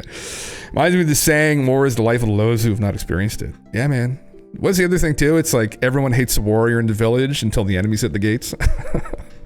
Right? Because he looks like them, he acts like them, but ultimately he's not after what they're after, right? And people don't like that kind of talk who live in these kind of coddled environments, because it's scary. It makes them look at themselves, honestly. They're like, oh my God, if someone broke into my house and threatened to kill my family, would I have the courage to deal with them? No, I wouldn't. So they just don't want to even consider those kinds of scenarios. And it's not good. I think it creates, it destabilizes things. And part of the, I think really, honestly, the situation we're in here now, potentially, where we've been puppeted, or these psychopaths here in the West have climbed to the top of the pyramid and are manipulating, puppeting our Western democracies, is because we have a general public that became coddled, and they just weren't taught to think properly either. Didn't employ critical thinking enough, and weren't thinking about these kinds of things. And a couple generations that have come by recently that haven't been subjected to like those realities, and we've entered a really scary place. It predicted by people like Plato, actually, we would end up here. That he literally predicted that this is where things would end up. Right? But anyway, it's fuck it. Yeah. Sophistry, yeah. I totally agree, Jim. The people that make these decisions are delusional and live in a protected bubble. We have the same shit in Denmark, but I live in Jutland and we don't take no shit here, and the police get it, yeah. One of my friends had a break-in, and the father and big son of the house caught and beat the guy. When the police came, they hit him too, yeah. Oh man, yeah, it's not good. Well, the UK's have their own problem with this. I'm not even gonna get into it, but Red Sox hat, you love it cooked. Brother, I have to be honest with you, I don't watch fucking baseball. This is my brother's hat. And I don't think he watches baseball either. I think he got it because he liked the look of the hat. Tread, disappoint. I've had so many fucking Red Sox fans come up to me like, brother, and I'm like, man, listen, I gotta be honest with you. I don't watch fucking baseball. Oh, really? He's from the area? Okay, nice, yeah. Yeah, I should get a, I don't know. Anyway, it is what it is. I've always wore ball caps, right? Baseball caps, yeah. Oh man, yeah, fuck, yeah. God damn it, yeah. Do you think this kind of approach where people stand up for themselves comes from a culture tradition in Jutland, or is it more of a frustration with systems that sometimes feel detached or slow to act? That's interesting, man. Yeah. I mean, some areas of the world definitely are, more robust than others, I think, I mean, it's one of these things in the West, because the West, the modern West, was built on like immigration and stuff, that I think we've become very, we become very accepting and whatnot. But I think, you know, it's you've got to put your foot down. And it's not even just from people who are immigrating. There's just people who live in the countries, and there isn't one specific ethnicity people that are troublesome. There's just trouble. There's assholes everywhere, right? And it's I think we've just become, it's a coddling that's happened with people where we become, the consequence of that is we've kind of put ourselves in a bit of a dangerous situation. In Canada, it's bad. It's bad. It's scary. It's scary, you know, and you know, especially in places like Ontario right now. There's, and in some instances, yes, it was to do with people who immigrated from war-torn countries, and these young men came over, Trudeau invited, and they were just looking to stir shit up, essentially. There was a terrible situation that happened here recently that I heard about, where there was a couple of these guys, and listen, I know people who are from Syria that are wonderful people. They're business owners here. They're some of the greatest, you know, people you could ever meet. They're very liberal. They're like classically liberal people, but there were some assholes that came over. They were young men, and not saying we should not invite young men, because some of the guys, you know, started a local barbershop are young men. They're brilliant guys, but these guys happen to be fucking assholes, and they had a history over there. They came over here. They gang raped a girl in an area in New Brunswick. This guy almost killed someone because he was driving a car that had no fucking brakes on it, slammed into them. He was in jail for a short time, and he recently had an outburst at a place where my partner works and scared the fuck out of everybody. Just a complete fucking psychopath. And it's like, he's still walking around. It's like, send that guy back. What the fuck is he doing here? Right? And that group of guys who were all assholes, you know, I don't know if they had any break and entering, but charges, but it's like those are people. But there's people like that live here too that are from here. But anyway, man, it's scary shit. It's scary shit. But anyway, yeah. Two cultures, people migrate, and they're problematic. I'm tired of people calling racism and behavior strictly associated. Particular cultures lack specific norms of public respect, decency. That's exactly it, man. There are people from those areas, right? Who, you know, these people, like, they have a background, like they grew up like in a Muslim community.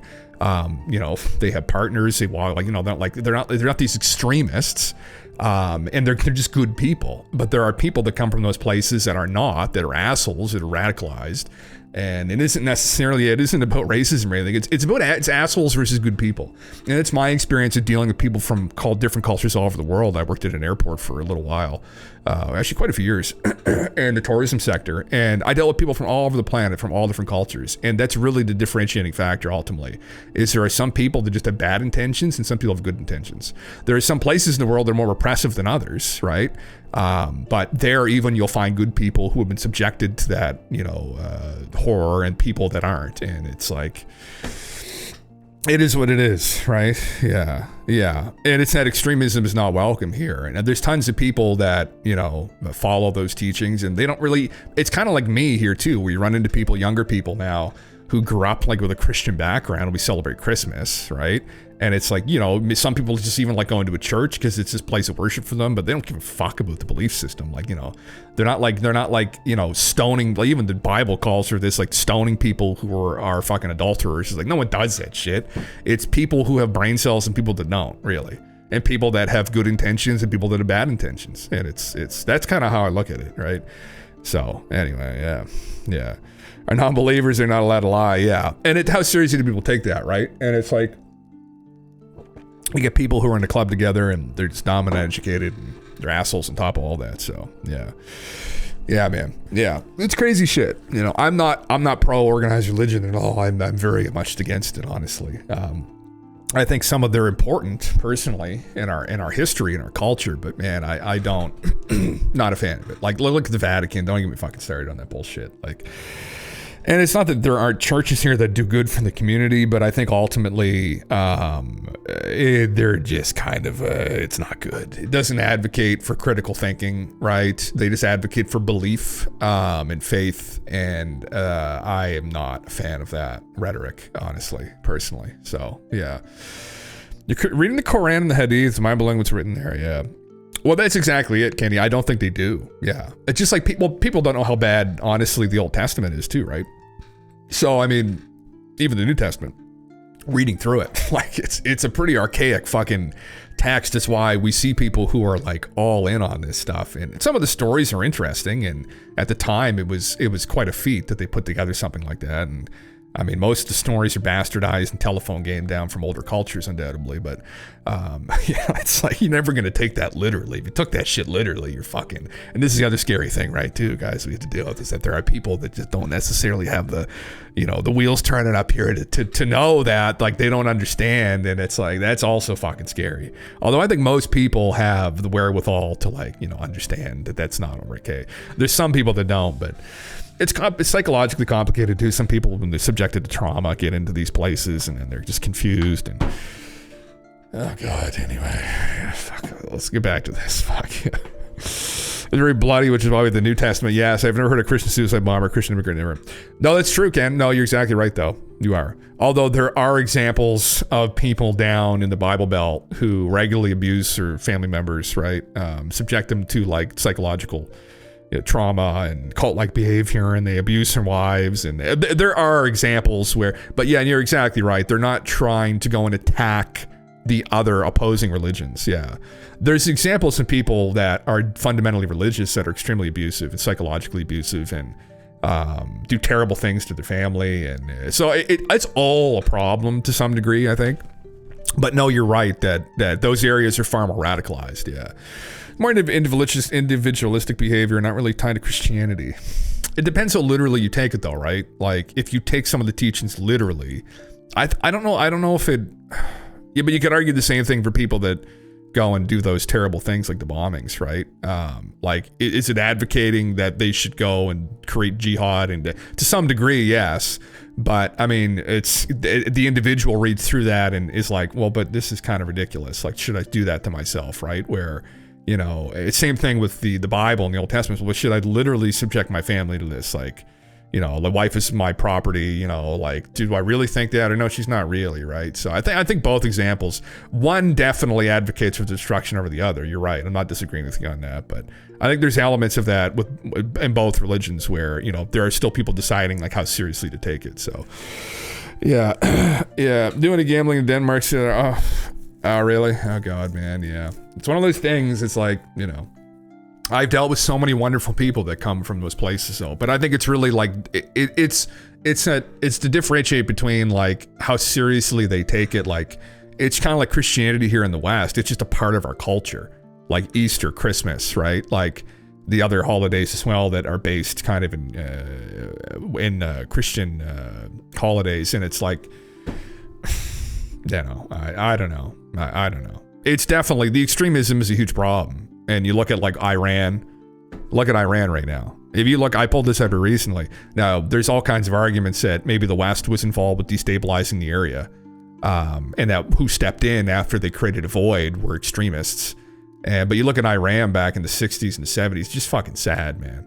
Especially a place like that was Persia. I mean, it was this crazy, powerful empire and this beautiful place. And I mean, it had always had its problems like we did in the West, but beautiful people. And I just feel for people that are there that are subjected to this fucking bullshit.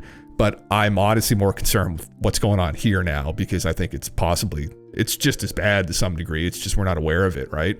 We're in a better situation overall because we have these freedoms, but man, they're eroding quickly. Things are getting fucked. Like, yeah. Yeah. But, anyway, what the fuck is Alex talking? I didn't even read what the fuck he's talking about here. I noticed that within 2 hours of this news breaking, the feds leaked parts of a suicide note from Livelsberger, but showed no proof. Just as everything in the truck was destroyed by explosion and fire, but his ID, now magically his cell phone, survived, and they found his note supporting Elon Musk, Donald Trump, and RFK Jr. Yeah, so we went over that, I guess. Yeah. What the fuck is it? I don't trust anything Alex really puts out. He just over-exaggerates everything to try and pay off that $1 billion. Cybertruck bombing Patsy Matthew Livelsberger warned the deep state was planning to target Trump with drones hours before he reportedly died. Did he? No. What's he talking about? I don't think he did. What's he talking about? Well, they could hover over the White House if they wanted to. It wasn't the deep state. It was China, Alex.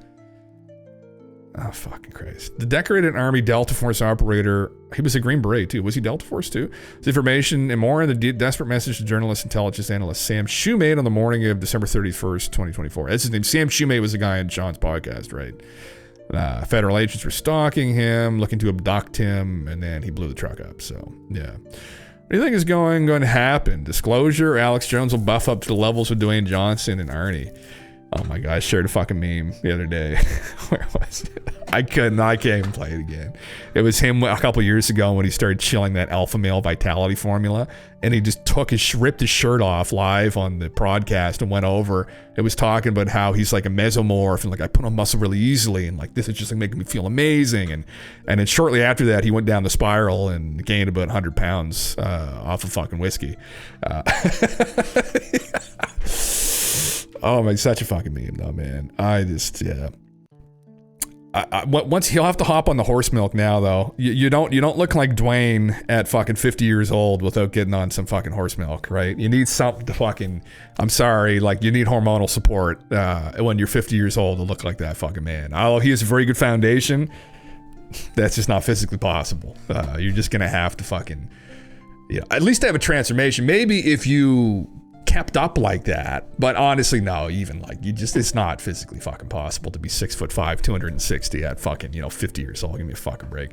So if Alex gets on the fucking horse milk, he might already be on TRT, I don't fucking know, but anyway, yeah, he's looking good. He's lost the weight, which is good. You got to get that's a big thing, man. It's a BMI. You got to get your fucking weight down. Your BMI's too high, it's hard in your heart. As much as it's good to like, some people like to feel like they're big, but like you don't want to be too big. Your frame matters. Like I'm 230 right now at 6 feet tall, and there's some fat in there. I'd like to be 200 pounds personally.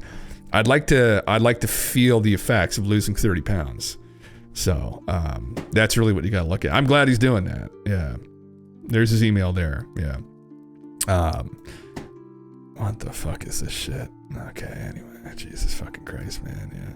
You're 212 this morning at 5'11" to change. Oh, that's pretty good though. That's pretty good. Yeah. Yeah, we're not far off, I got another inch on you, I guess, but yeah. No, I'd like to be I should be 190, yeah. I would be my body fat percentage is probably 20% right now, and I'm 230. So if my body fat percentage goes down, I'd be at 200. I'd be probably, I think it's like 13% maybe. I can do the math in my head. What would it be? Something like that. So around 200 pounds, I'd be down to like, and you're gonna lose muscle when you cut weight like that anyway. But I'd be down to 200. So, but I worked out for a long. Not that I'm like in amazing shape right now or anything, but I did lift weights a lot in the past, like my legs and shit. Like so yeah, that would probably be where I'd be. But yeah, 6'3", 230. Well, that's not bad, man. That's not too bad. You can figure out your BMI, like fucking sleep on Google. You might know how to do that already, but it's really it's the thing about your body mass index is like, let's say I'll just quickly segue off this. Where's Chris Bumstead? So Chris is almost the same height as me. He might be 6'1". I might be a little bit over 6 feet, so we'd be similar fucking height. He's obviously genetically far more gifted than myself, and just intellectually more inclined to lift weights because he's a way more talented. Where is he? So he's fucking Christ, man.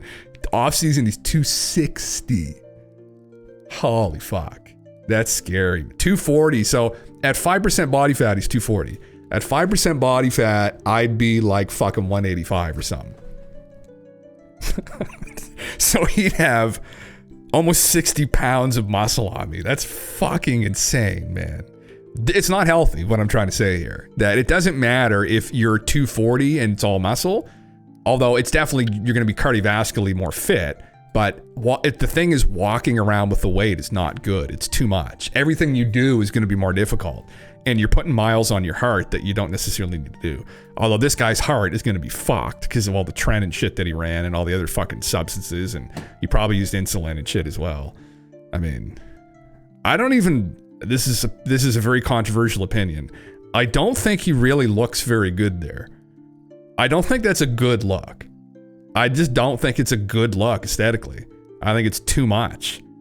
I don't think even the lines of things like from that, and that pose he looks good, but like It's not healthy, man. It's not a healthy thing. IMO, really. You know, I mean, he's impressive, but it's not fucking healthy. It's not a good thing. Stop playing their game. You know, people out in the fitness community, fuck the Olympia. Fuck these idiots. Like, why are you destroying your health? Like, go and do something. Anyway, yeah, 185 centimeters, 105 kg. Okay, so you're a little bit taller than me, but it's not far off. What's a 105 kg in pounds? It's like 240 or 230. Is that what it is? Yeah, something like that. Yeah, chest too big. I agree. Shoulders. Yeah, no, man, it's not a good look. Yeah. Heard about that opinion. Yeah, bro, I'm 1,200 pound dude that can stand up. It's also impressive. Being impressive is not the same as being something. That's exactly it, did you? Yeah. Also 212, 200 pound incoming. Yeah, man, listen, New Year. I actually did have 2 beer last night. I shouldn't have done that. I was a naughty boy. I said I wasn't going to drink. But I count my calories, so I'll be fucking fine. You know, actually, I technically had 2.5 beer, but anyway. And I might have sipped on a glass of wine. But, you know, we figured it out. We had this plan. We'll get there. Get the journey, you know. It's all about the journey. It's all about the journey and weaning ourselves off this shit. Yeah. Well, I will never give up alcohol permanently, though. I love beer way too much. But, you know, it's drinking it over the holidays like every day. I was like, man, fuck. I just feel like if I start feeling like a shit, that's when I stop for a while. Right. It's all about control, right? Anti-gravity presentation, October 2004, non-atomic military research and development. So I had something else up here about this as well. This has been a long... I mean, there's some rabbit holes you can go down that are interesting, right? Like this rabbit hole about maybe they were obsessed in the past with trying to figure out anti-gravity, and maybe it coincided with them recovering craft, right? Eric Weinstein did a pretty good talk on this a couple times. He did it once with Joe, and then he did with that other guy that I actually have a hard time watching. What's his name? Chris something Williamson. He's friends with Mike Thurston, who I watched for years, because Mike's like he's a weightlifter, I guess. Very good shape. Anyway, he talked about this a couple times, but this kind of whole rabbit hole he went down with physics, and that in the 50s and the 60s, there were these programs they were running to try and figure out anti-gravity. Like they were obsessed with anti-gravity and gravitational-based propulsion systems. And then it just all stopped. Just went cold turkey. And the top theoretical physicist on the planet right now, Ed Witten, his dad was one of the head guys running the program, and it just all went fucking cold. And it's like, so one of the smartest guys on planet Earth right now, physics, but also just generally, his father was involved with this program. I'm like, oh, that's very interesting. So like, there must have been something to this, and then maybe it went black, so went dark. So yeah, are we believing Sean Ryan, or is he part of a psyop? Haven't been able to decipher it. I don't know, man. I don't know enough about him, honestly. He seems pretty transparent, but then who the fuck knows, right, Cooked? I mean, the other thing that I meant to bring up that I didn't, which is, oh my fuck, can I type? Sean Ryan, where is he here? Oh, for fuck's sake, Jesus fucking Christ. I wasn't made for keyboards. He made a post that he is leaving. He's going away with his family for a while. Where was the post? Here's the email. Where was this? This is yesterday he made this. Pretty interesting theory. Fuck. However, thanks for the follow, Sleep. Appreciate it, man. Thanks for coming in. Me and my family and I are disappearing for a few days. My account will be active, but I will not be me behind the wheel. We are about to release is mind-boggling and will raise a lot of questions. I was like, okay. So I saw that on Twitter yesterday, and I was like, okay. Maybe just coincidence. Maybe he's just going on vacation, but he used the word disappearing, which implied maybe something he spooked. He kind of said as much in the actual interview too, that he got spooked from it. So Rogan with the dismissing of the nuclear threat, but I don't know enough either. Yeah, I saw a bit of that when he was on there with him. Yeah, I mean, I don't know, man. I think he might just be someone who's out for the truth. You know, he's very skeptical. He doesn't trust the government right now. As I think a lot of people fucking don't. As you probably shouldn't, because it's objectively fucking very scary. You know, you got Sleepy Joe in there. fucking kid sniffer fucking extraordinaire, with 5 brain cells left, sailing the biggest ship of state on planet Earth. I mean, that's just fucking terrifying. So, not that, honestly, I think Trump is a much better captain of that ship, but at the very least, the guy doesn't have dementia. So I think he's just very skeptical of the government, and I don't know. I have no idea, man. It's one of those rabbit holes. It's like, maybe he is a plant by the CIA, and maybe maybe it's a giant conspiracy, and maybe his job here is to just kind of stir up shit and stir up distrust in the government, and I mean, with the intention of collapsing it, and I have no fucking idea, right? We just don't know, right? I think, I don't know, not that, you got to be careful with your intuition, I guess, sometimes, but like, I intuitively don't really feel like he's someone who's trying to obfuscate or stir the pot. He seems like someone who's fairly transparent, but, yeah. And the CIA wants real leadership. Maybe they do, man. I mean, there's clearly been some shitheads involved with the organization over the years, but yeah, maybe with what Trump's about to do here, he's gonna clean fucking house. I mean, who knows? Hopefully there isn't more of this bullshit going on, right?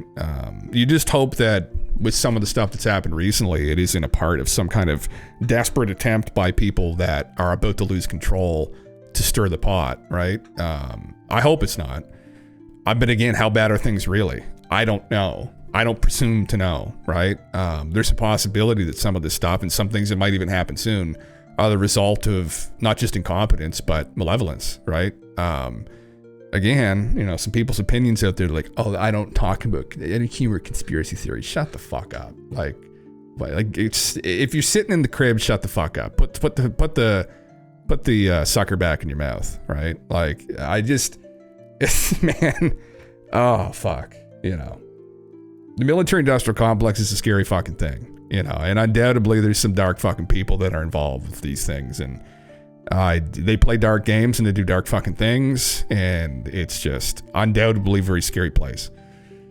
Yeah. So anyway, going forward, I mean, like with Trump and what his organization, not his organization, but his cabinet represents, I mean, it's going to upend things. The appointments that he's already made, it is a little bit concerning, man. It's concerning, that's for fucking sure. So anyway, about this, so anti-gravity presentation. Yeah, it's a new era, man. I hope it is, brother. And I hope on the way out, some of these shitheads don't create a fucking mess. Because that's the concern, right? Is that they could create a mess. And they might, in a desperation, create a mess. And depending upon what's actually going on here in the West, there might be forces that don't want that to happen because they already said as much. People from the WEF have already talked about Trump, right? These fucking imbeciles that are trying to puppet things from there, pretty obviously at least, are concerned about upsetting the global order. What's a global order? The fucking wealth gap widening every fucking year? Like people getting fucked? The housing market in Canada is fucked? The dollar is becoming fucked? I mean, what's the global order right now? This, essentially turning everybody into fucking serfs? Like, is that where we're going? Like, is that what's happening? That's not something that we want. It's been going on for years, right? This extraction of wealth from the middle class. And I mean, it's fucking crazy, man. And some of the actions that have happened recently through COVID, I mean, the draconian measures that they employed. And I know people were scared, but like, man, the global order needed to be fucking shooken up. And if people don't see that, good luck. I think we all think, I think we think that, but it's like, anyway, some people out there trying to assert there's nothing wrong is just fucking smooth. And there's content creators on Twitch that are like that. I know who they are. I'm not going to get involved with them, or I don't really want to fucking talk to them, but they're childishly naive. Is my opinion, personally. But anyway, I don't want to talk about that again. And we not good women. Well, man, there's lots of strong women out there too, though, right? Selling a crazy expensive iron Trump need for the wall at 5 cents. Yeah, splitting the entire system. Yeah, man. I just, yeah. Oh yeah, yeah. Man, it's fucking scary shit. Yeah. So this is here. What the fuck? Who's this? Andrew There's a lot of people that haven't been involved in this conversation with UAPs and some of the research that's been going on recently, and like stuff that Jesse Michaels or Rick Weinstein have dug up about anti-gravity research in the past. This guy's an engineering physicist, writes about deep tech, energy, physics, sci-fi, and whatever founder of hyperstition, whatever. So these people, through this incident, are starting to realize that there's actually talk in the past about this. So this is from June 1957. Several important things have been discovered with regard to gravity propulsion. For one, the propulsive force doesn't act on only one part of the ship it is pushing. It acts on all parts of the gravity field created by the gravity drive. It probably is not limited by the speed of light. Gravity-powered vehicles have apparently changed direction, accelerated rapidly at very high Gs, and stopped abruptly without any heavy stress being experienced by the measuring device aboard the vehicle and within the gravity propulsion field. This control is done by changing the direction, intensity, and polarity of the charge on the condenser plates of the drive unit, a fairly simple task for scientists. I don't know where he got this from, but it's probably not a simple thing. But these are some of the hypothetical systems that they were creating. And the interesting part of this conversation is that there's some stuff to suggest what inspired this was maybe recovered craft, right? Because again, it's like, although we may not be able to replicate it, we get a little window into what else is there out in the universe in regards to like knowledge, and like, okay, well, how we go faster than light?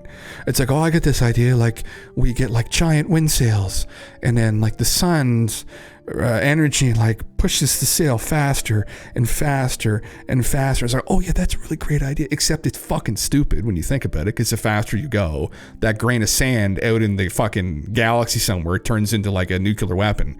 Once it's like, there's the fucking smoothest explanations people have come with to try and get past or even move through the universe. It's like, you know, so but then we maybe ran into something and like, oh, these other people figured it out.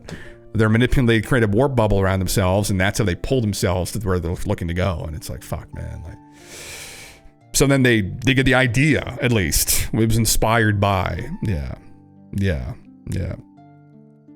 They break it, reality will hit them hard, man. Fuck yeah. I was just posting on Reddit how it's interesting watching people catch up to these issues and make such hubristic statements of fact, indicating how these things aren't possible and they have themselves kept up to date on where science and things are. Oh, I mean, I know they locked themselves inside of like a little box, and they got to come out of the box a little bit. We just went over it. I mean, it's, you know, it's the Alcubierre drive is a theoretical, it's not hypothetical, theoretical solution to the FTL problem, right? But the problem is we can't test the theory because we can't generate enough energy to do any of that shit. But then we're invoking a conspiracy here, and there are real conspiracies that we've recovered systems, generators that can, right? From civilizations that are more advanced than us that have figured this out.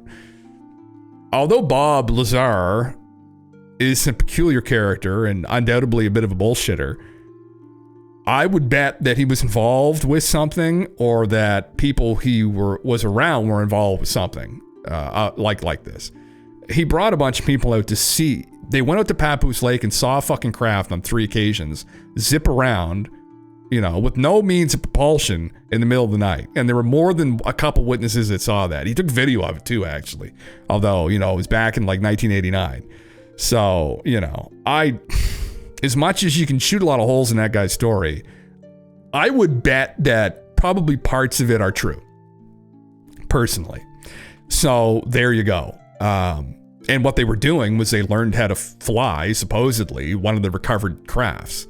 Although by the sounds of it, it never crashed. So then that opens up a whole nother fucking can of worms. Probably most people wouldn't want to get into. And maybe we shouldn't, because there's no way to prove it one way or the other. But that maybe one of the presidents made a deal with some of the aliens, and that'd be another fucking shit show, wouldn't it? Hopefully we find that out soon. We got this equipment. Why is Elon wasting time with rockets? It never made sense to me. Compartmentalized, man. That's a good point. Yeah, no, that is compartmentalized. That it was cordoned off away from private industry, right? And that was one of the issues supposedly people had talked about, like Sheehan and others, who's a lawyer. It's one of the reasons why people have heard internally they don't. Well, Hal Puthoff mentioned this too, actually, in an interview recently, and Hal's one of the physicists involved with these programs, supposedly, that you would have people being sued. Because what happened was the U.S. government used some private aerospace companies to help back engineer these things, and they selected who got it. So like Elon has been spending billions of dollars trying to create rockets to go to Mars, when 70 years ago, Lockheed Martin got a fucking anti-gravity craft. Now, the thing about that is that I don't know if we've actually figured it out. So although they've got a toy, it's not like we can actually use that to get people to another place right now.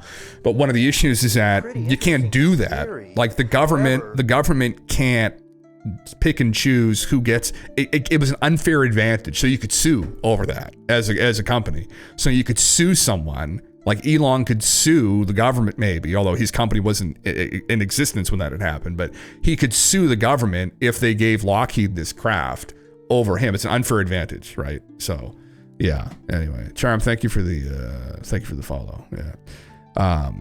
But yeah. It's like watching the bell curve society's first phase denial as an engineer. These things aren't possible, etc. As a religious person, these are definitely angels. As the top publisher pundit, this must be the government. Yeah, they're approaching things. They're having their worldview expanded, right? Sometimes it's a messy process of going in and expanding someone's mind, gaping out someone's mind. It's painful process too, right? It's again, but it's a natural thing. We naturally want to construct around ourselves these comfortable places. You need that psychologically. Like you can't just at all times be out in the open and the cold, just like, you'll just drive yourself fucking insane. You have to construct this kind of, box around yourself to some degree to shelter yourselves from these like elements, or they'll just wither you away, right? But some people, like, they just, they're having bits of this fucking structure broken down. Some of us have been out in the cold for a long time, and we got to check ourselves once in a while that there's still something left, right? But they're just starting to come out of that shelter a little bit. But I'm glad that they are, because there's tons of brilliant people that can probably contribute to and help figure out this mystery. It's a conspiracy too. It's a real conspiracy, unfortunately. As much as some people don't want to contend with that because they're fucking cowards. It's a real conspiracy. So I hope people can find the courage to confront it, because we need some of these people here on top of this. But yeah. But he has the greatest engineers, no leaks, nothing developed. It doesn't make sense. Does he though? I mean, and the other problem with this too, Cook, when you think about it. So I'll just go over briefly the breadcrumb trail. But so back in the 40s, they had the development of the atomic weapon, right? The Manhattan Project. So what happened with that was that they got the best of the best, the top scientists, physicists, engineers together, and they classified everything. Actually, today, still, the physics involved with any engineering involved with manufacturing a nuclear weapon is deeply classified. So if you write on a sheet of paper an equation, if you start the equation on a sheet of paper about how to manufacture a nuclear weapon, or hydrogen weapon, or whatever, you go to jail. What you've just written on that sheet of paper is illegal. And if someone finds it in the government, it might even shoot you over, it might kill you over it. It's that classified.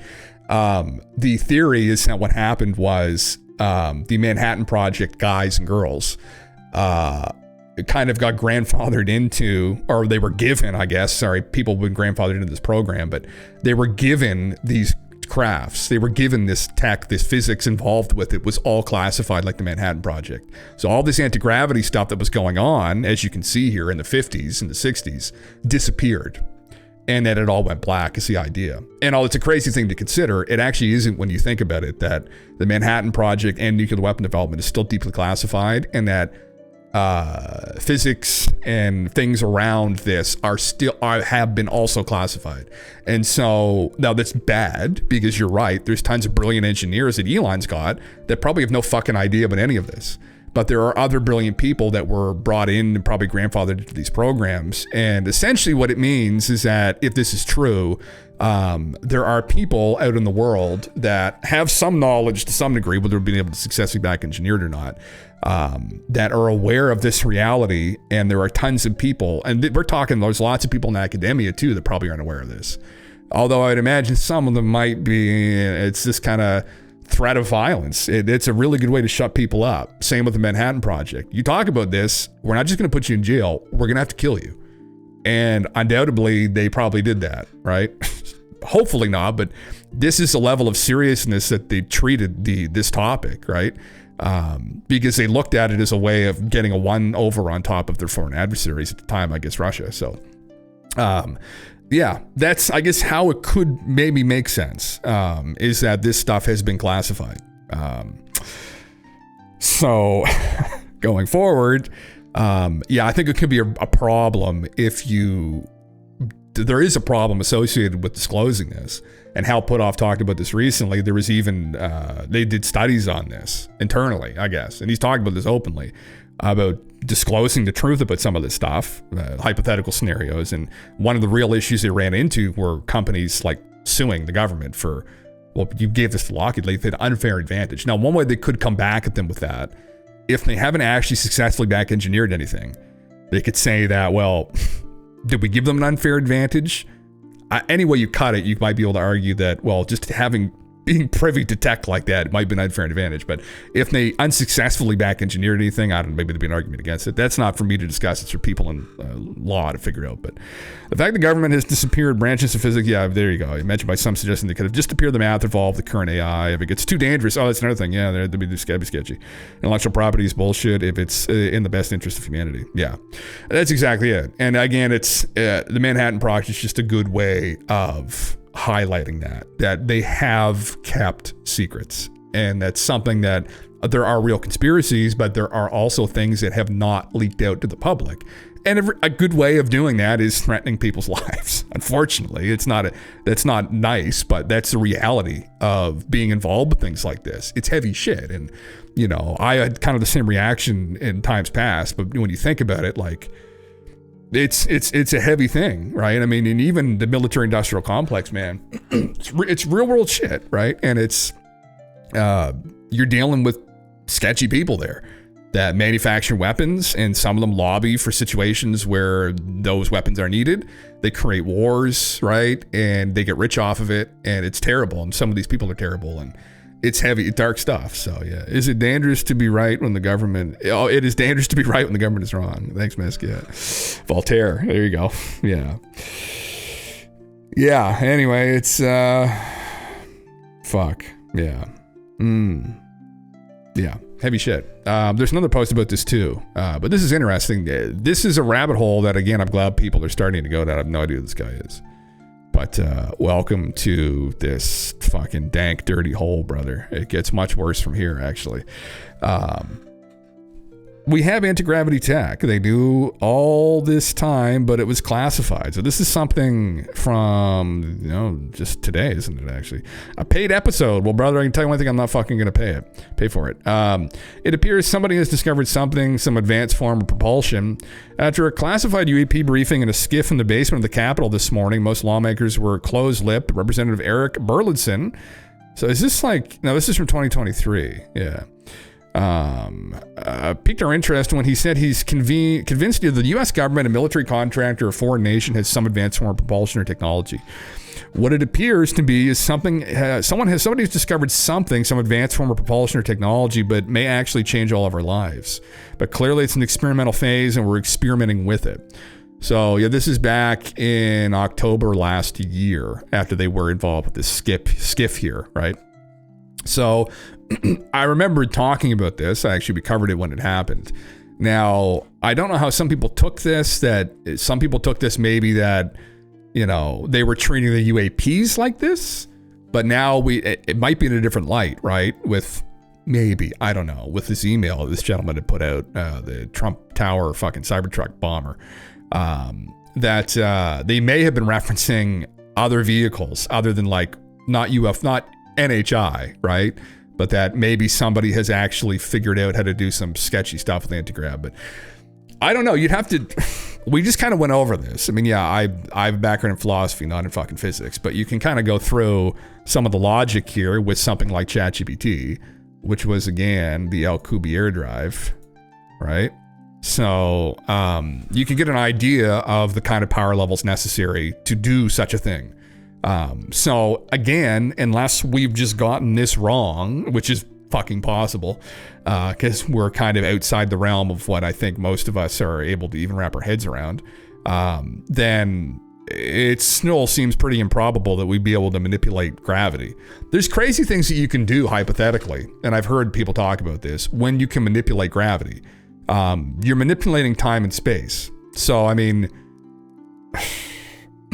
other things, other theories, I think out in physics might become more practical. Like things like, this is an idea. I don't know if this is actually possible. I don't know if we know this is actually possible. But things like time travel, maybe going back even to some degree, right? And there might be some room there within, I think, general relativity for that. So if you can manipulate, these are the energy levels we're dealing with, though.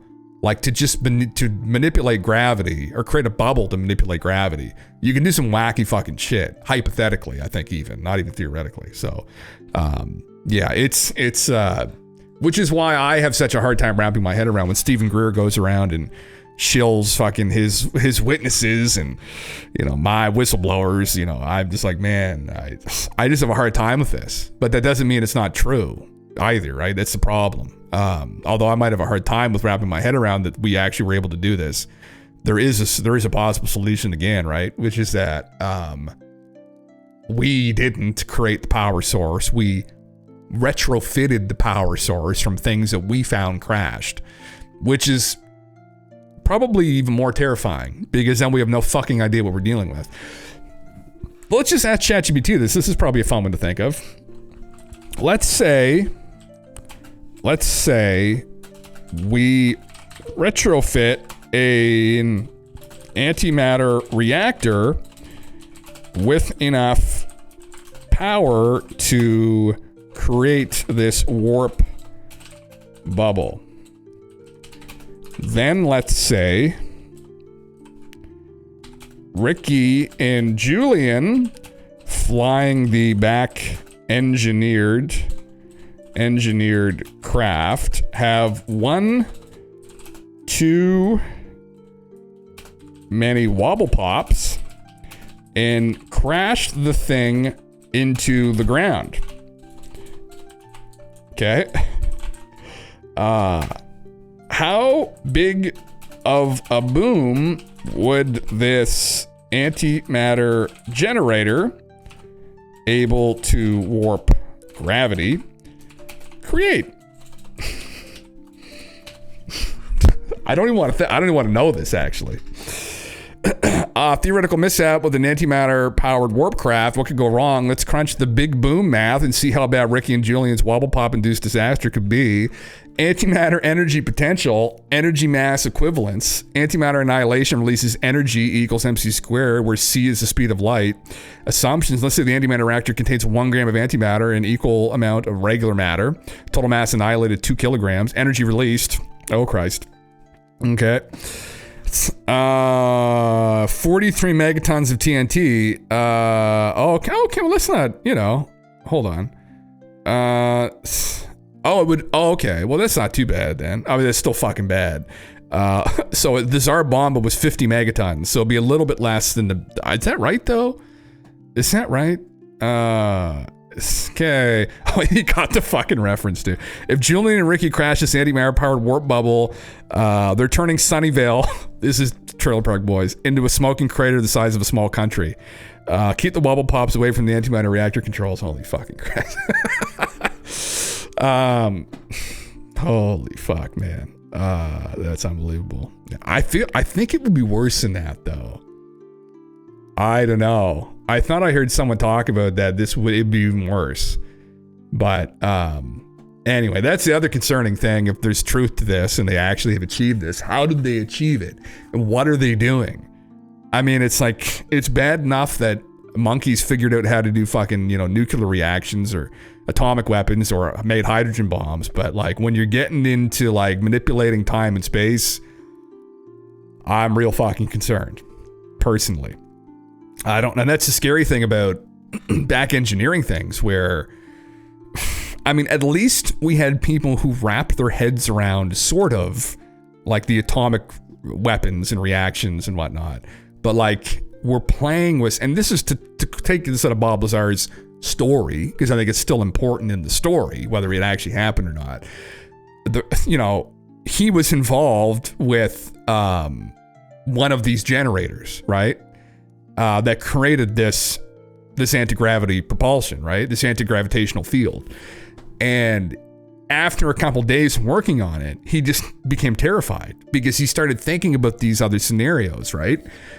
where like you drop, let's say, an atomic reactor, nuclear reactor, back in like the wagon train days or like during the Victorian era, right? And the scientists at the time think, oh my God, it's creating all this energy and there's no obvious sign of like, you know, combustion or what's going on here. And so while they're trying to figure this out, figuring out how it's working, they start pulling the shielding off of the fucking reactor. And then everyone just drops dead. And everyone that comes in the room drops dead. Like, and so it's like they were far too stupid to be fucking around with something like that. There's like a necessary, like you kind of need to be read into this. You need to understand all of the different factors coming into creating this energy and this. Otherwise, you're not understanding the risk involved. There's a better way of putting this. My brain's just not working properly, but you're not understanding the risks involved with it, right? So we skipped out on those steps, right? And that's what started to concern him when he was doing it. Is he's like, oh, this is really cool. You know, we put a candle inside of it, and the flame stopped flickering, like it's affecting time. And he's like, oh, great. And he started thinking like, you know, what's the comparison here between taking the shielding off of the nuclear reactor and me standing right beside this and putting my hands on it? Like, what's it doing to me or us or my perception of time? What's it doing to my brain? Like, what's going on? And really, though, that would be a concerning part of all this. Not just the potential explosive nature of these systems, right? The destructive capabilities, but also just the adverse effects that we're not aware of because we're too stupid. Like our own ignorance, right? It's like that is also concerning. If hypothetically this is what's going on and Bob's story is any truth to it. So, and you know, China doesn't have a great track record for like, following all the rules or doing things properly. You know, we've ever seen some bridge collapses in fucking China.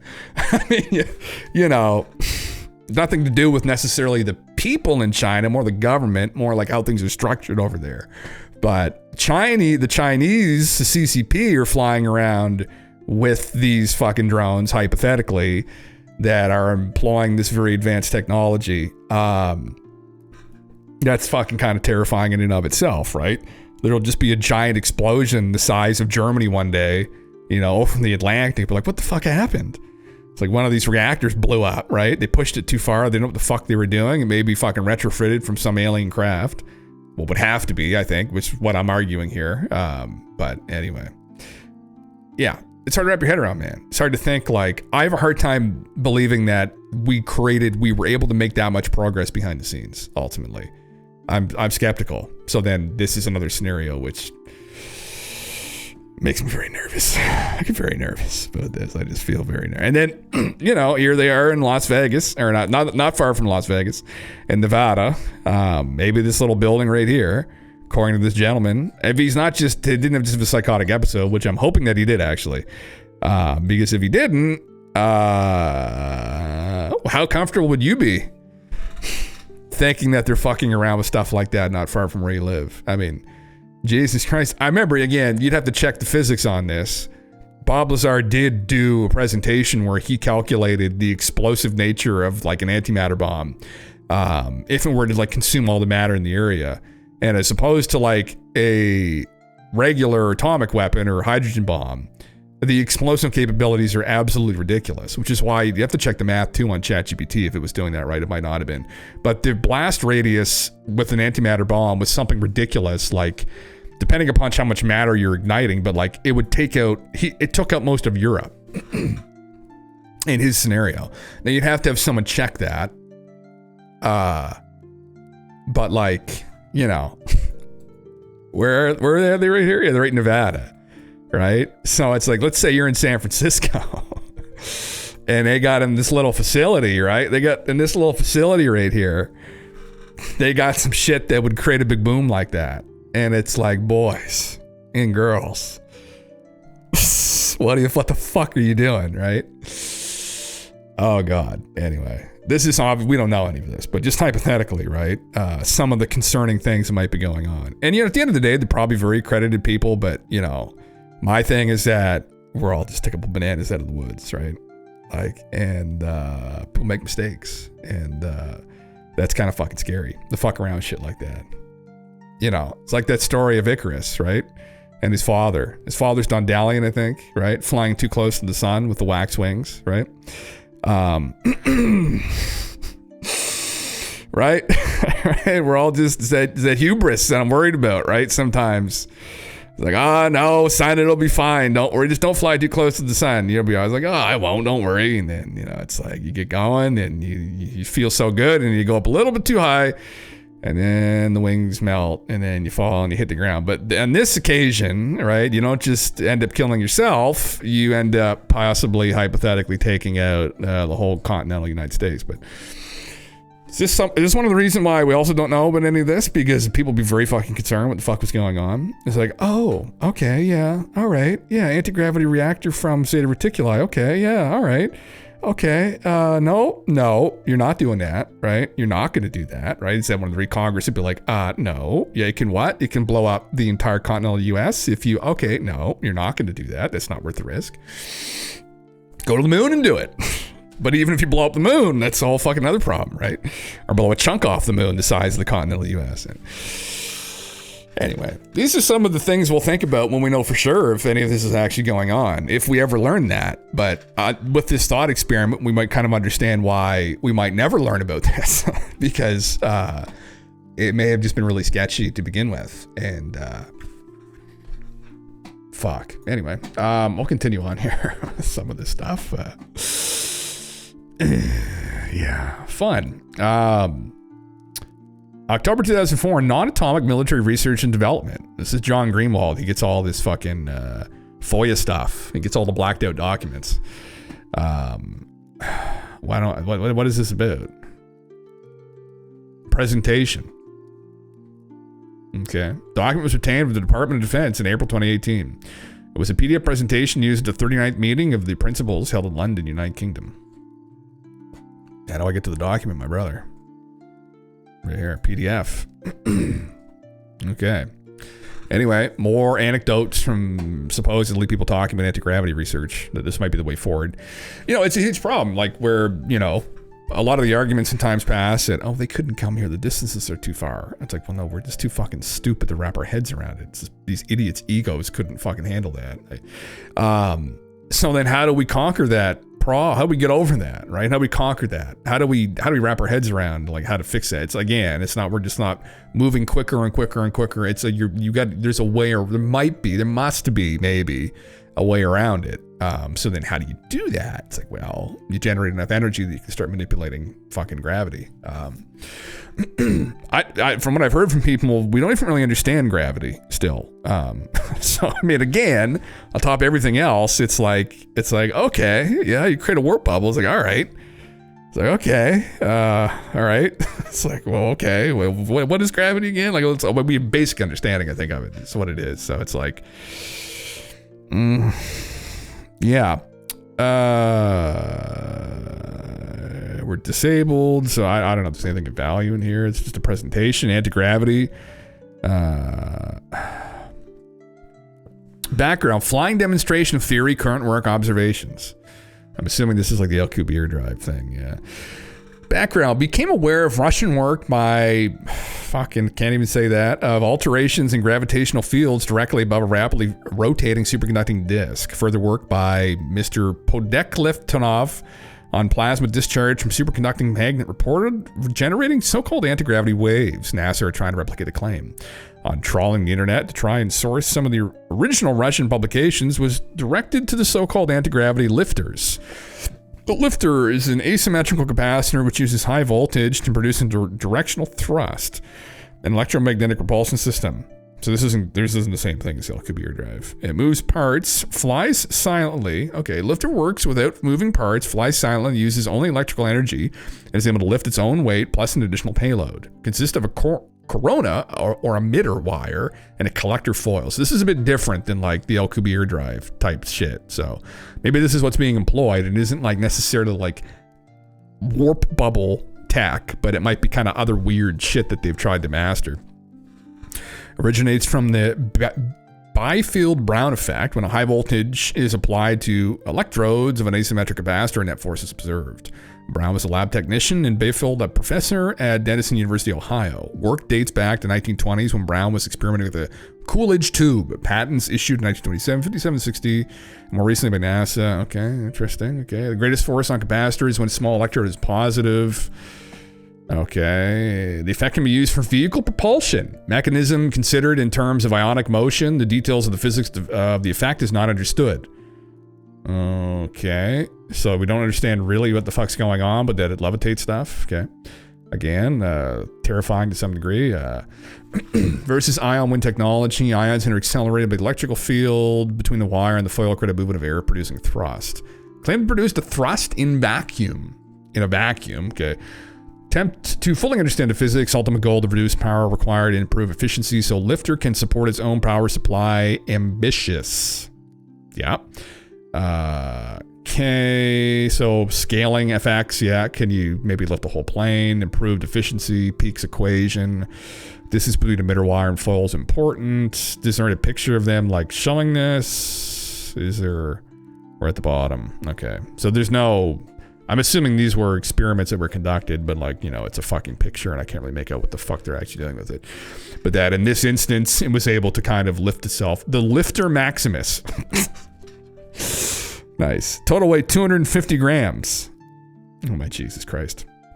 So like a cup of coffee. Payload 60 grams. This is what the drones are doing. This is what John is trying to imply, maybe, that this is what the drones are maybe doing. That's why they still have a fixed wing capacity to them. So worst case, if this fucks up, they just glide down. Yeah. I had a hard time believing, and have a hard time believing, that they've achieved some kind of like warp bevel level fucking...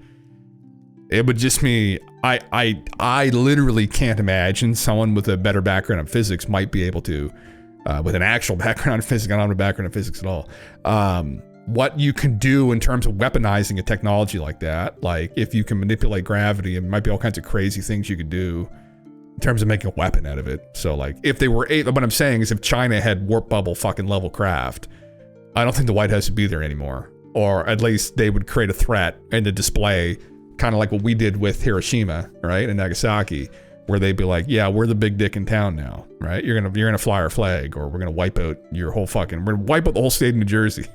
Right? So, yeah. They're enemies in name only. You think? Yeah. China owns as much... Oh, that's true, though. Yeah. That is true, did you? Well, they own a bunch of land, too. Well, they get fucking CCP police stations, for Christ's sake, all over the place. Watch what you say about Xi Jinping. The Winnie the Pooh reference. You gotta be careful making that out on... Even on these platforms. Who fucking owns Twitch right now? Probably China owns parts of Twitch. I don't even fucking know. Yeah. The opening shot in a million. Oh man, I know. Yeah, trust me. Well, we were in Canada. We fucking know. But the situation happened a couple years ago. Scary shit. You watch what you say. Watch who you talk about. Right. Long live Xi Jinping. Now CSIS is probably on me. Now I'm a Chinese agent. No, I'm not. Right. I just don't have a game in any of that. Honestly. Yeah. We're ignorant. So that's what's really going on. I think. Yeah. Winnie the Ping. Fuck. Jesus Christ. Oh fuck yeah! I'd love to go to China. I just hope I hope the Chinese people can shake that off. I don't know if they can, no, but it's a very sad situation that's going on there with that. But again, we're in a fucking shithole ourselves too. Think honestly, so it's just the illusion of freedom. We do have it. We do. I don't have a lot of faith in the democratic process here, unfortunately. But I'm just pessimistic when it comes to things like that. Yeah. Sometimes nihilistic, but I've worked on that. Anyway, yeah. Anti-gravity remains a pipe dream not pursued by many, as we've learned a lot since 2004. The recent verification, the antimatter still falls down as another nail in the coffin of this common ET UFO trope. Alex. Photographer, scuba dive master, Harley Davidson rider, pinball master. Yeah. Okay, yeah. Degrees in CS and physics. Interesting, man.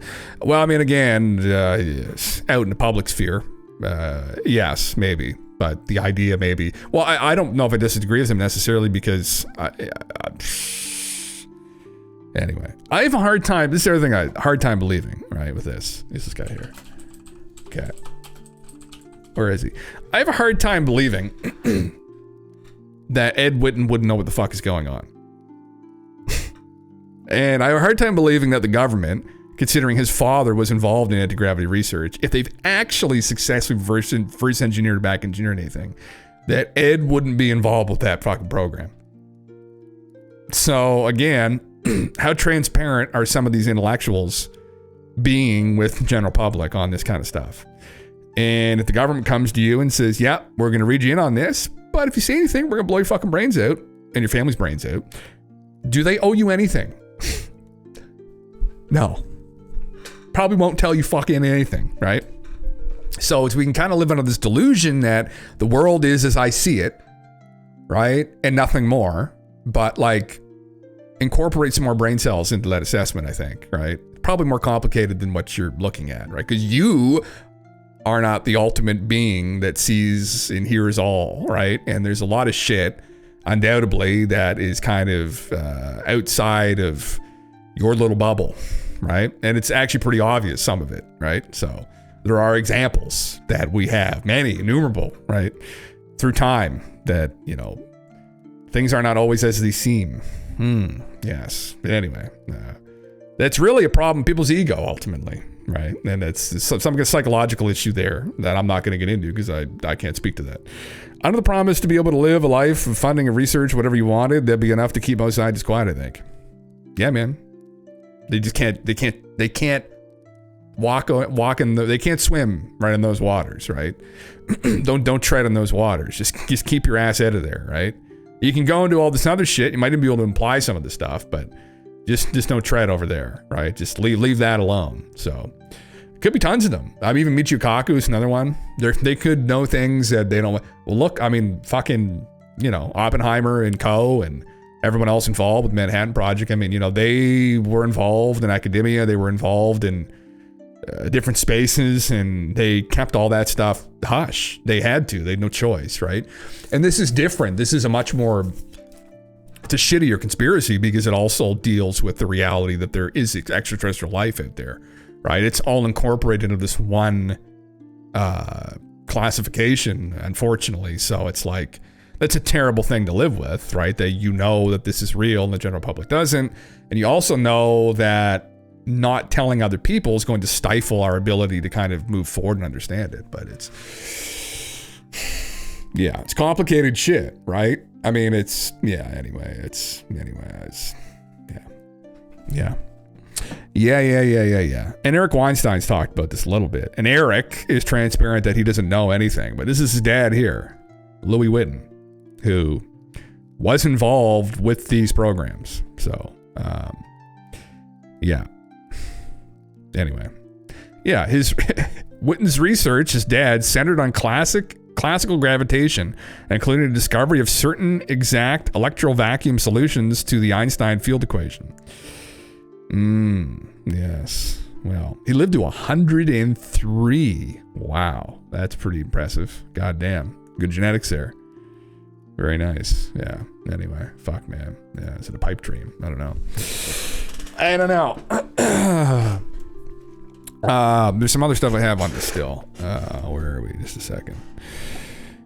Oh, this. Yeah. Video of the earlier press conference on the drones at the Gabreski airport. Forbes breaking news posted, then removed the video 60 minutes later. Thanks, Forbes. He describes them as hobby drones from Best Buy, and he refers to them as Christmas gifts. So it is not the same as aliens or even military-grade drones. It's not just like the guys flying their toys next to the airport. Yeah, when I was younger, okay. I don't know what Ross is talking. I was wondering what the fuck did he actually say? Local officials believe it's explained by month-early Christmas presents. Finally, an official acknowledgement that there is indeed recently been an increase in mystery objects, so-called drones. Shows a blatant lie to officials. Gaslighting suggests this was mass hysteria and misidentifies. Well, they're still gaslighting people that this is just people's fucking Christmas drones, for fuck's sakes, man. No. That doesn't help. That doesn't help at all. No, that doesn't make sense. No, Ross, this is just more bullshit. Sorry, brother. Yeah. Okay. So this is the other thing I was going to go over in regards to this. Who the fuck is this guy again? I read some of his posts last night. Okay, let's do this. Full disclosure, Special Forces Intel League yesterday made a post about the Green Berets' personal information being obtained by an unauthorized third party. That information was then used to contact me while pretending to be a different Green Beret who I'd served with. The impersonated Green Beret was also associated with Matthew Livelsberger, as was I. I was on the first Green Berets to enter Ukraine in 2015. I was contacted by the FCB face-to-face. My information was compromised. At returning stateside, I was heading out on my next mission a few months later. The day I was going wheels up, my family began receiving death threats from ISIS. For obvious reasons, I delayed my trip. A week later, I flew out at overseas airports and was pulled out of my security lines before even reaching the scanner. I eventually made it to my destination unscathed. Last month, on the Speak the Truth podcast, I announced I was going to travel to Ukraine to enter Kursk and document the dead North Korean soldiers. A few days later, my wife fell ill with an undiagnosed neurological condition to which she was hospitalized for about a week. Oh, that's terrible. Within 24 hours of being released from the hospital, I was contacted by someone impersonating another Green Beret. Whoever was contacting me had personal identifiable information, even though we, our community, confirmed it wasn't them. My wife still has issues with walking and was laid up on the couch for 2 days. Oh, man. Sorry to hear that. It's fucking terrible. Yeah. Midweek, thanks for the follow, man. Gee, fuck. Is he implying that there was some connection here? That's fucking, man. I've been speaking with people close to Matt and his work. This morning, I disclosed information about his signal information changing following his death. The day after Sean Ryan announced the email manifesto, more changes were discovered. Matt was not the most robotic-savvy person. In fact, his first official training on soldering and drones was his fall. At Signal Chats designed for UAV users, Matt was known for asking basic questions. By December, he seemed familiar, but still not an expert. He was a beginner at drones and robotics, but interested and enjoyed them. Now the messages that bring his competency into question have been deleted at an unknown time. Fuck, man. Hopefully his wife wasn't... Scary shit, man. You know? People that are involved in this stuff intimately, I mean, it's no fucking joke, you know. That could be a coincidence, but I don't know if that's what he was implying there or not. Just a coincidence. Oh, she's a dark place in there for some people. What's this now? This is the copy here. He was just talking about it, so... If you currently hold or have held U.S. security clearance, it is a well-known fact that China has repeatedly hacked the OPM database and captured all of your personal information and all personal information of the family members listed on your SF-86 paperwork.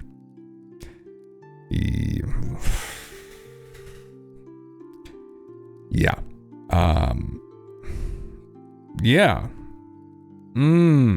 So if anybody in the Cybertrick doesn't want to match Specifics GNA... there's a lot of sketchy shit, you know, especially, you know, you got to think, for Sean Ryan and the gentleman that was on the podcast with him, who's, I think, was his name also Sean? What was involved there was disclosure of tech China currently has. It's supposed to be classified. So we might be kind of worried about what the Chinese might do as well. Yeah, they're covering this. If there's truth to it, right? So, man, sketchy stuff. Yeah. Yeah, this was the email. Yeah, I read it earlier. Yeah. First error was saying you were wheels up to Ukraine to check out North Korean Kursk. If you had real intel, you would know there would be no North Korean. I don't know what the fuck this guy's talking about. Anyway, man, sketchy shit. You know, scary stuff. Actually, really, that's terrible. That guy's post. Yeah. The U.S. no longer held global power, which has been a hint for years now. I doubt they'd admit it to their people.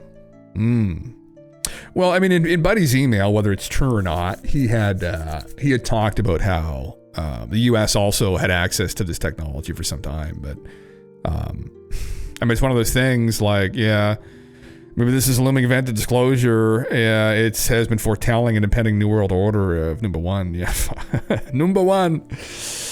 That would be unsettling, man. I would love to know what these guys know. Yeah, if there's something to do with that. If it's something to do with this tech.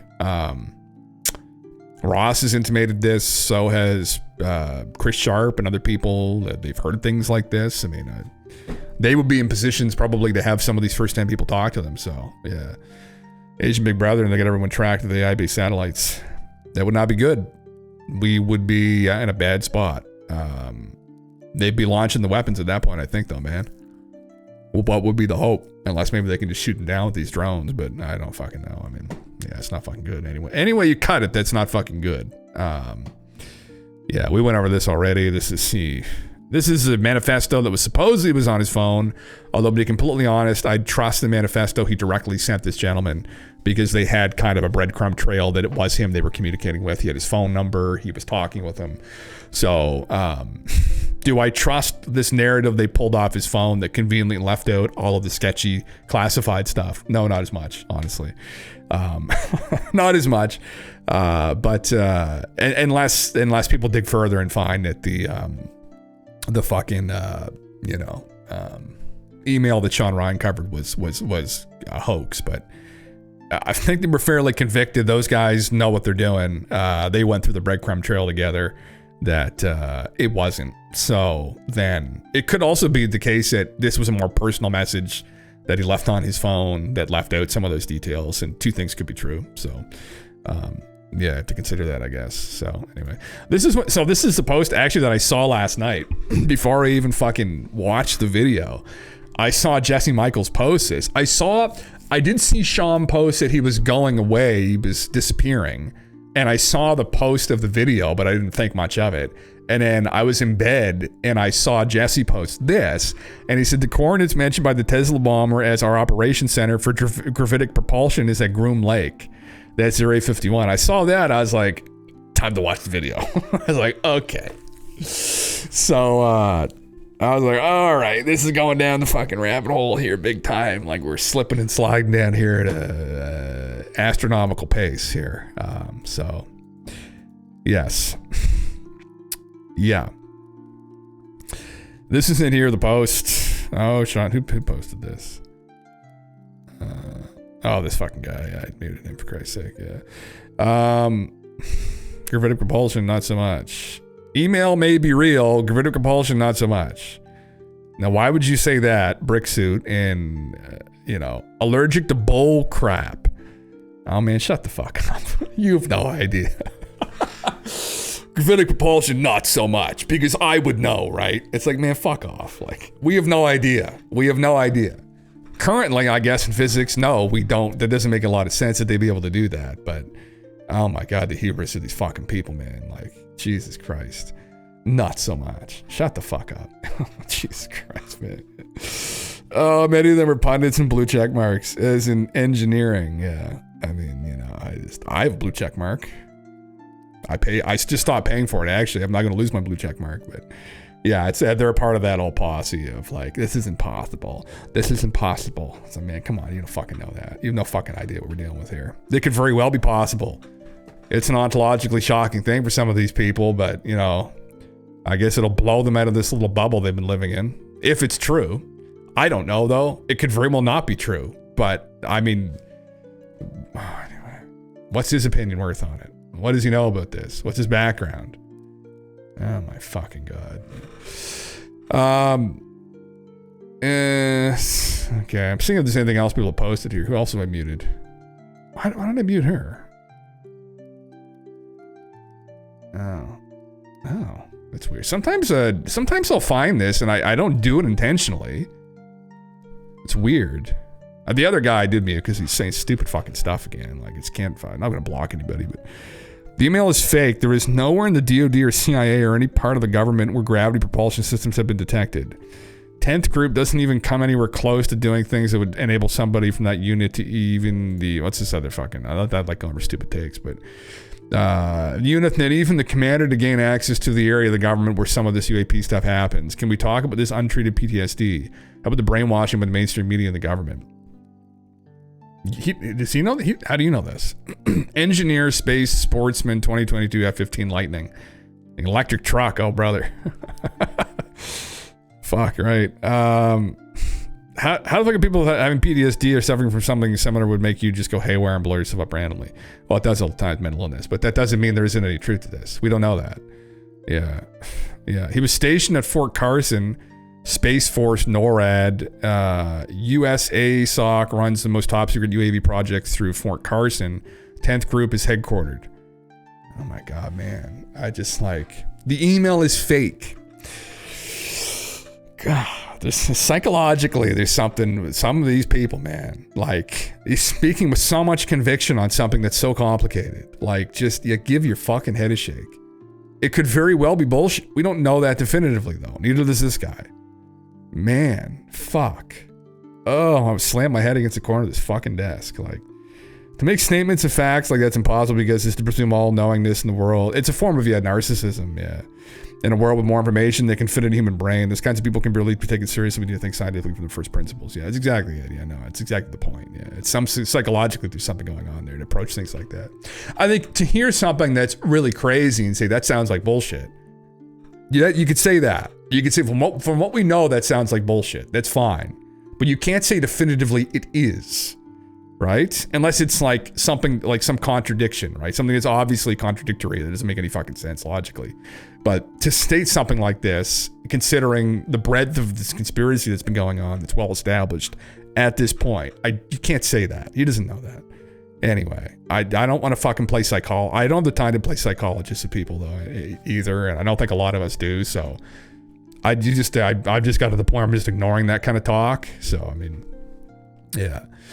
Yeah, I'd acknowledge special access program, black budget program for which Congress has no oversight and the government doesn't acknowledge. People didn't know, yeah. So he kind of went over this before, so yeah. This is from the DEA agent who attempted to contact me via LinkedIn and has spoken during the interview. Hey, dude, can you call me, please, before tomorrow's show? Time sensitive.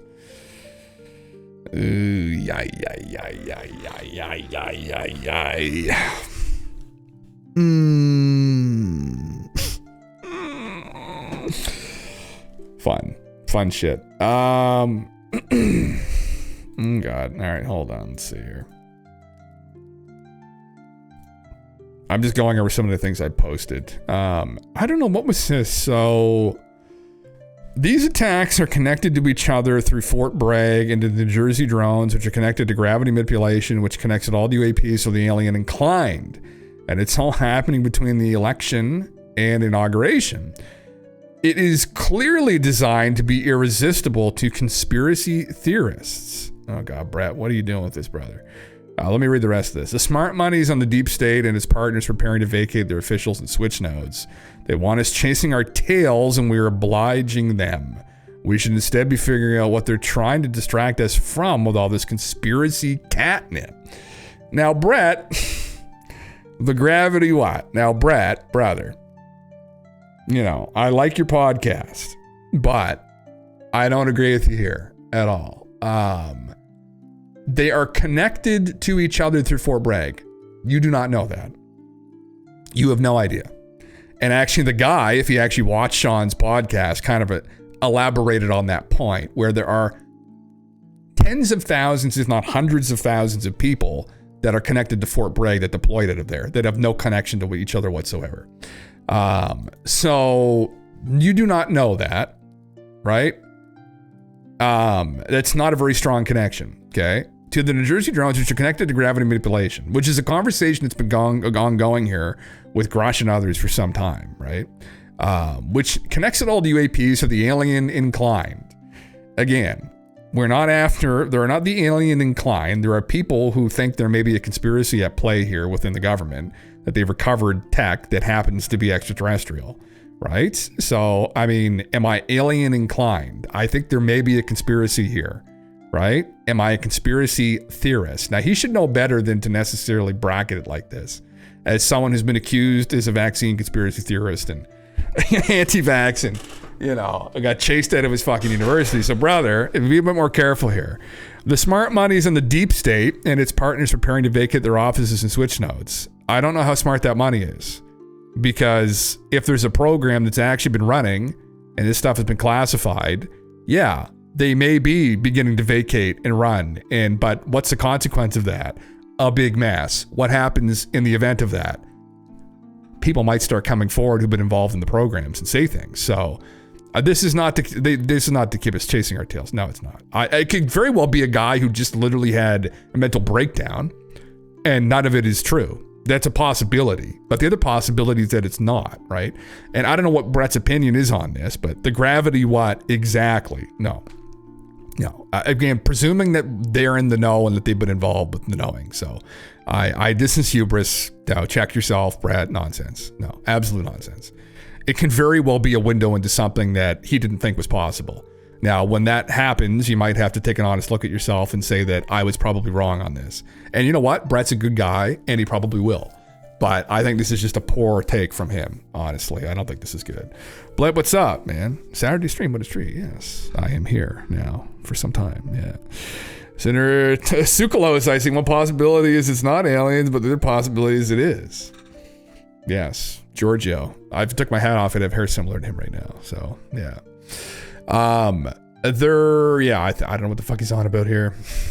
The connection, but again, it's when it comes to these kinds of things, we constantly need to ask ourselves, what is our opinion worth on the matter, right? Now, Brett is a biologist. Brett has no background in the military. These attacks are connected to each other through Fort Bragg. People involved in the military have already elaborated that there's possibly absolutely no connection whatsoever. There are tens of thousands, hundreds of thousands of people that deploy from that area.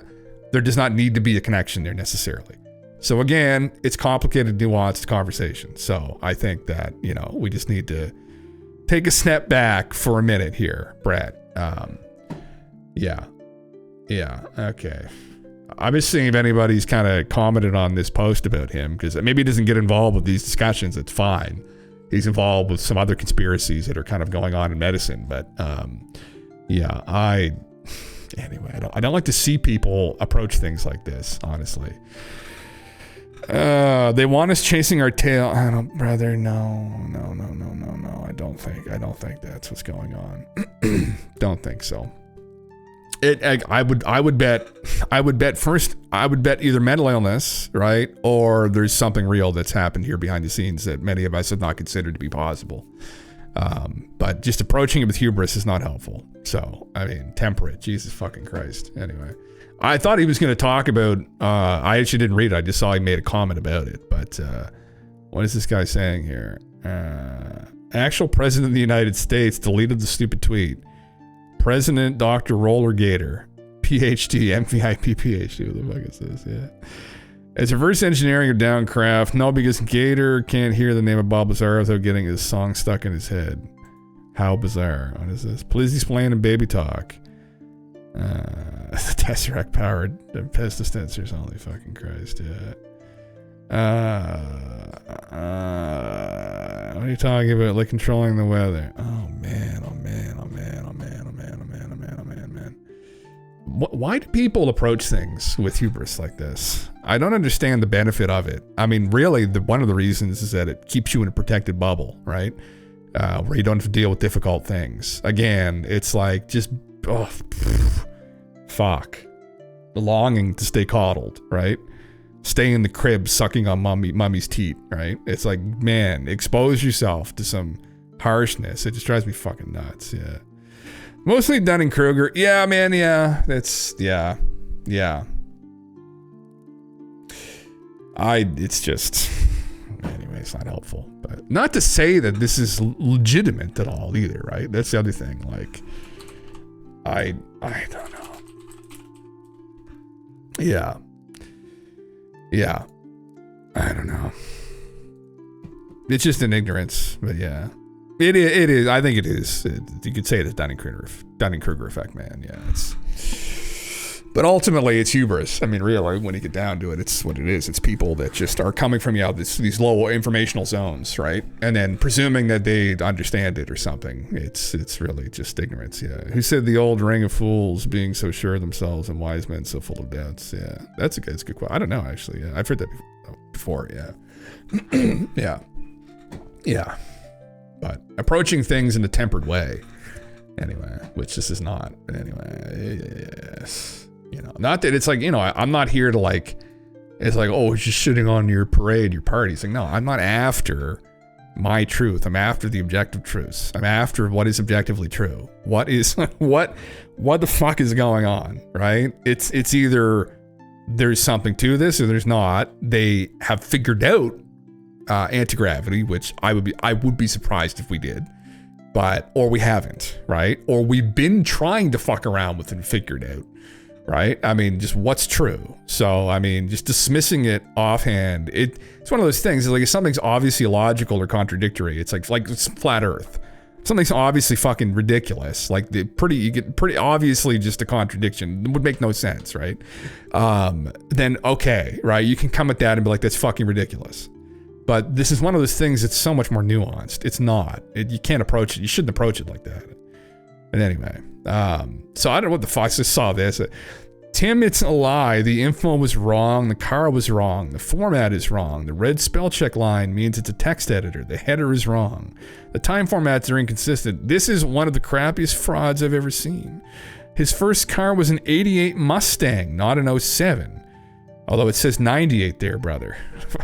He never owned an 07 Mustang in his life. Check this image of the emails with a space in it. Check the format of the Times. This is a hoax coming from a guy who was CIA. 8 vehicle records someone found. A 1998 Ford Mustang base, color unavailable. So this must mean that it's inconsistent, right? It must mean that he was wrong. Well, someone made a comment down here, which is a good comment. Type 98. The 88s were sweet as fuck. Was it under his name? Was it under his name? Is that his first car, right? That might have been car his parents got him, right? I mean, you know, how the fuck? It's like people just hone in on this one thing, then they're all in that it's all bullshit. And it's like, when you think, it's called critical thinking, right? So when you look at a thing, you look at it critically from all angles, right? And detach any emotion from it, because you might think there's another conspiracy involved here that you're trying to support by doing this, that everybody's a CIA agent, and anyone involved with the CIA is automatically involved with the PSYOP. But when you're going through these ideas, so you're going to propose this and say, well, no, look, here, 1998 Ford Mustang base. Okay, what's another way to come at that? So that's your thesis. Okay, well, this guy's a CIA agent, right? This is a PSYOP. His first car is a 98 Ford Mustang, not an 07. Okay, what's the antithesis to that? Try and think of a counter argument. Okay, well, maybe his parents bought him the car. It's like, you're not doing that. You're not thinking properly. You got to think harder.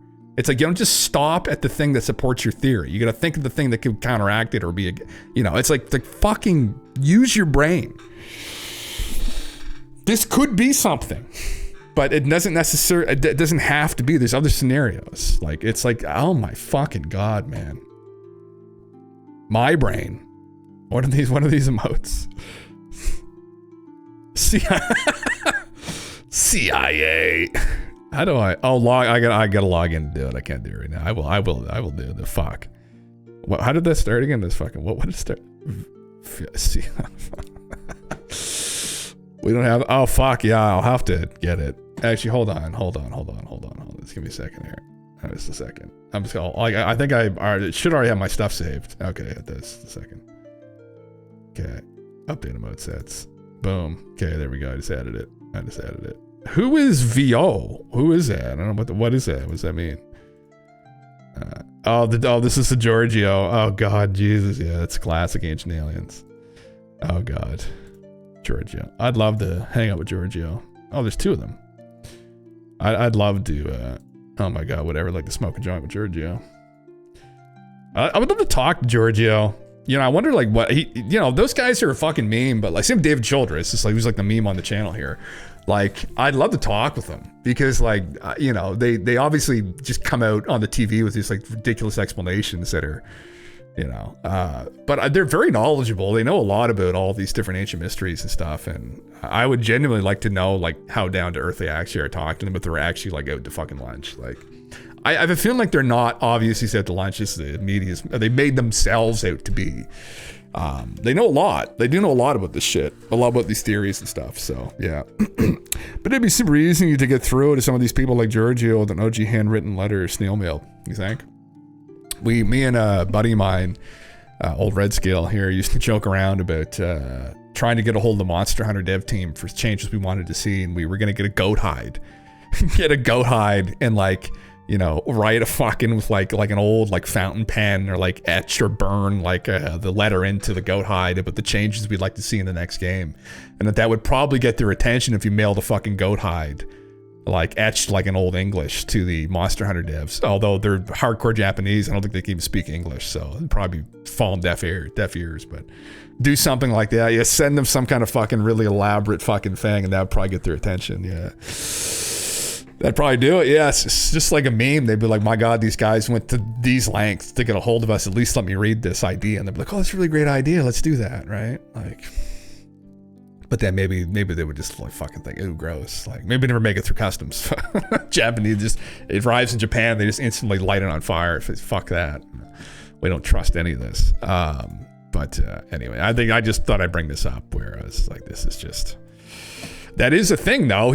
Someone was able to get the vehicles, his like registry of the vehicles and register under his name. So maybe there's something to that. I don't know. I don't think that necessarily automatically de facto means the guy's a fucking CIA fucking operative. Like I'm like, Jesus, it's like PSYOP. It's like, man, there's clearly something fucked going on with it. That's undeniable. But I think what we need is like more confirmation that this is actually him. I think it's pretty. The guy presented the evidence that he's already submitted all this to the FBI too, supposedly. So they're very convicted this was literally him. So although there's been like a counterpoint recently, the release of the manifesto on his phone that the police found. I mean, you know, you got to think, unfortunately for some people that don't like to crawl out of their little fucking box, a bubble that they live in, there's a reality here with these fucking UAP, USAP fucking programs where, now, I mean, this would be a hard one to digest, but that maybe the FBI, CIA were involved in that new manifesto where none of this shit is mentioned because, Jesus Christ, the U.S. military, probably in the government, do not want this to get out. So they might try and whitewash this and be like, no, this was just a fake email, or they're undoubtedly going to try and downplay this. They're not going to be like, oh, well, yeah, I guess it just came out. It's like, no, man. They're obviously going to try and fucking downplay this. I mean, that imagine the fucking panic from the general public. If this guy literally just tells him he was in maybe a position where he knew that the Chinese has these advanced fucking drones that are doing something with gravity level propulsion, which is crazy, however that works. And you know, they could checkmate the White House at any point, he says. Like, that it just incite fucking panic. They're obviously going to downplay this, right? I mean, 100% they are. If anything, I bet that the CIA is actively engaged in some kind of downplaying of this information. So his manifesto that leaked is probably going to be one of those things. So let's see here. This is another thing too we have to consider. So Kevin, who I follow, this might be a good point. Why is the smell checker still highlighting text in a received email? This is not a received email. It's one in the process of being fabricated in a text editor that is smell checker turned on. He's pulling your chain. That's a good, now there you go. So that's some of the logic we might need here. Although this is it. Respectively, please familiarize yourself with the military accountability trusted voices. They have been consistent, solid, and I'm going to give a fuck about that. We want to know what the fuck's actually going on, Michelle. He has skin in the game. I don't know him. Trust is earned, not demanded. He should open the email up for more forensic inspection by the public. Can't leave this to government agencies. That's exactly it. Yeah. Editing for redaction. Oh, that's a good point. There you go. Possibly, but if they're going to edit documents, they should just hash and statch original email in a chain. To prove date of arrival and authenticity, other words, all bets are off with the email fidelity. Open timestamps is a good tool for this. Yeah. Very sus. Yeah. That's something to consider. Interesting. Yeah. Yeah. Yeah. Base Chinese forcing disclosure by buzzing the U.S. has stolen anti-gravity tech drones. Brother. What the fuck are they going to be doing now? Xi Jinping says, fuck it, let it loose, let them loose. I don't know. None of it makes sense to me still, but, you know, obviously, who the fuck am I? I'm not expecting that it will. I have no fucking idea what's going on. You know, they could very well pull a psyop right over my eyes, right? I'm well aware of my own ignorance, you know. It's very possible, right? I mean, it's like, why are they flying around with their lights on? Like, it's confounding to me, but I'm a fucking dingus. I'm not involved with this spy game shit, you know? So, I mean, you know, it's like, fuck, you know. It doesn't have to make sense to me. And if anything, I mean, it's just not going to, probably. I'm not involved with this. So I'm just presuming already that I know nothing, really. But some people think that they do, I guess, that they've figured all this out and that this is all impossible or this obvious. It's like, man, like fucking Christ. Like, I know nothing when it comes to these kinds of spy games. You know, you have to just be honest with yourselves, right? It is, well, yeah, it literally is, man. Undoubtedly, this just chess game is beyond us. I know, it's a thing. Like, I'm able to admit that to myself, you know. But anyway, everyone's trying to figure it out. It's just no one approach it with hubris. Oh, this is him here. His name is Shu. Oh, that's a cute doggy. Is that a pug or is that a bulldog? I love bulldogs and pugs. He's got a fairly big following on Twitter. All right, let's see what he's saying. Holy fuck. Oh my God. All right, so update. Let's see what he's talking about here. Sit here. I knew taking this public would insert me into the glowy boy conspiracy cycle. Conspiracy cycle, especially since I'm an intelligence officer. I had no choice. Dude dumped into my inbox. When I saw his name in the news, I had little choice but to hand it over to the feds. I knew the FBI wouldn't release it, or at least would without an agenda attached, so I took it to Sean Ryan because he's a platform to handle the magnitude of this information. I'm glad he did, so long as this isn't some elaborate ploy to blow up his channel. But to be completely honest, I don't know if he's going to sacrifice the following he has right now on something that will inevitably be proven to be bullshit. So, how confident are you this came from him? Considering he emailed and sent a message on Signal that matches the other leaked messages of someone changing his safety numbers after he died. Pretty confident, yeah. So that's a pretty, again, you know, we'll take this guy for his word here right now. So that's pretty good, yeah. The anti-gravitic comments might be related to the work of T. Townsend Brown, who was working on it decades ago. Yeah, people have been posting this. Thank you all. Okay, I can hear me, so I guess you can hear me. I have no idea. Author of the Man Who Mastered Gravity, Paul presents an astonishing succinct history. Is he a professor of physics or biographer of obscure 20th century scientists? Oh, brother, I don't know. Yeah, okay. Well, let's go. What's his other posts here? Okay, good. What's else? This is in real time. He's talking about this shit. I don't know who that guy is. The more threads he shared this morning. Okay, I don't think people are doubting the email exists. I think they're doubting whether they were sent by Matt or someone impersonating him. From what it's worth, here's the chain though. Initial contact. I mean, I can't discern. This is him, I guess. It's his Proton email, sending with a VPN active on Wi-Fi only. He kind of showed this on the show. There's the email there, okay. This is obviously a very big deal, but I don't have anything to verify this information with. Talking about gravitic propulsion systems without evidence just makes me another UFO talking head. Yeah. Okay, yeah. So he admitted that. Can I get a Fox News contact on Signal as well as Sean's show? Hexworth would be good too. Okay, yeah. New shit pop up, Bones? Same stuff from last night. Just kind of covering it, man. Yeah. It's kind of going over it. I have Proton Mail on my iPhone. It's fine, but if you look at the signature line on the last photo, it says Proton Mail for Android. Might want to dig into that a little bit. That might be a thing. Hell yeah, brother. Okay. What is this guy? You were caught last year spreading fake emails on Terminal Wow. It wasn't a fake email. It's a real email, and this guy accused me of Russian disinformation because the guy who sent the email still had Fort Rucker in his signature. Pretty dumb. Yeah, okay. Yeah, this guy seems like a fucking dipshit, this Bone guy. You can follow our military stuff. Okay. You might see a portly individual running around in social media screaming about fake emails and says I fabricated them before. The email below is a story done on, I don't know what the fuck, the Terminal CO back in April, May. It's a time was briefed in a staff meeting. I got absolutely smashed with the story, calling something Russian disinformation because someone hadn't updated their signature block. Is pretty bizarre, but here we are. I just wanted to get a different perspective. Okay, good enough. All right. Here's a detailed header for the email from Matt Livelsberger. Go to work. Oh, there you go. Okay, well, for people that are, holy fuck, there you go. Well, There you go. I guess people can dig into that. Yeah. People are obviously just having a hard time, obviously, because he talked about anti-gravity. Yeah. Here's the header line of the email. This does not contain a manifesto, but it's the initial email to me if this helps techies, and I'm happy to provide it. Well, he's been very transparent, so good.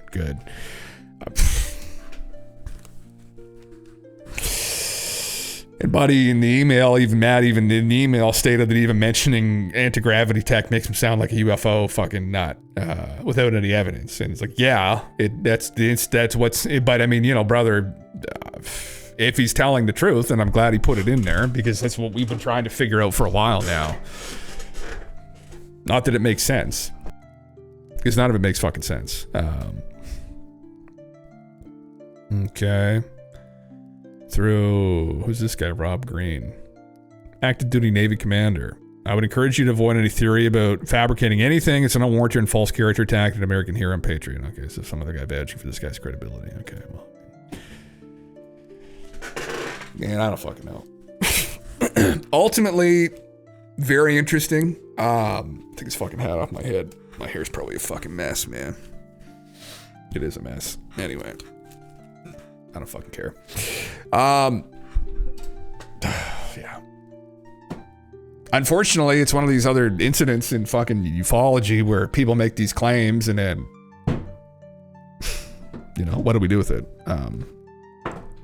Nothing. We just wait and see what's going to happen. Obviously, out of the whole chain of events, like the idea that the drone incursions are China is the most concerning scenario that I think a lot of people are worried about, whether they are powered by anti-gravity or not. You know, that's concerning in and of itself because that implies like something that a lot of us probably didn't even comprehend was possible. But it's just as concerning that they were coming from Chinese submarines. So wildly speculative, of course. Yeah, that's all we can do, I guess. Right? That's just the meme. It's enjoy the meme. Enjoy the meme while it's here and fresh, right? It's succulent meme meat, right? We must enjoy it while it's fresh before it starts to rot and stink, which inevitably it will soon rot and stink, and then people forget about it and move on to the next fucking meme. But maybe this one will get spicier, more interesting as time goes on, man. We'll just have to wait and see. We'll have to buckle up and wait and see. I do not fucking know. I genuinely do not fucking know. Yeah, well, fuck. All right. I'm gonna go put my soup in the microwave. I'll be right back, guys. So just give me 1 second.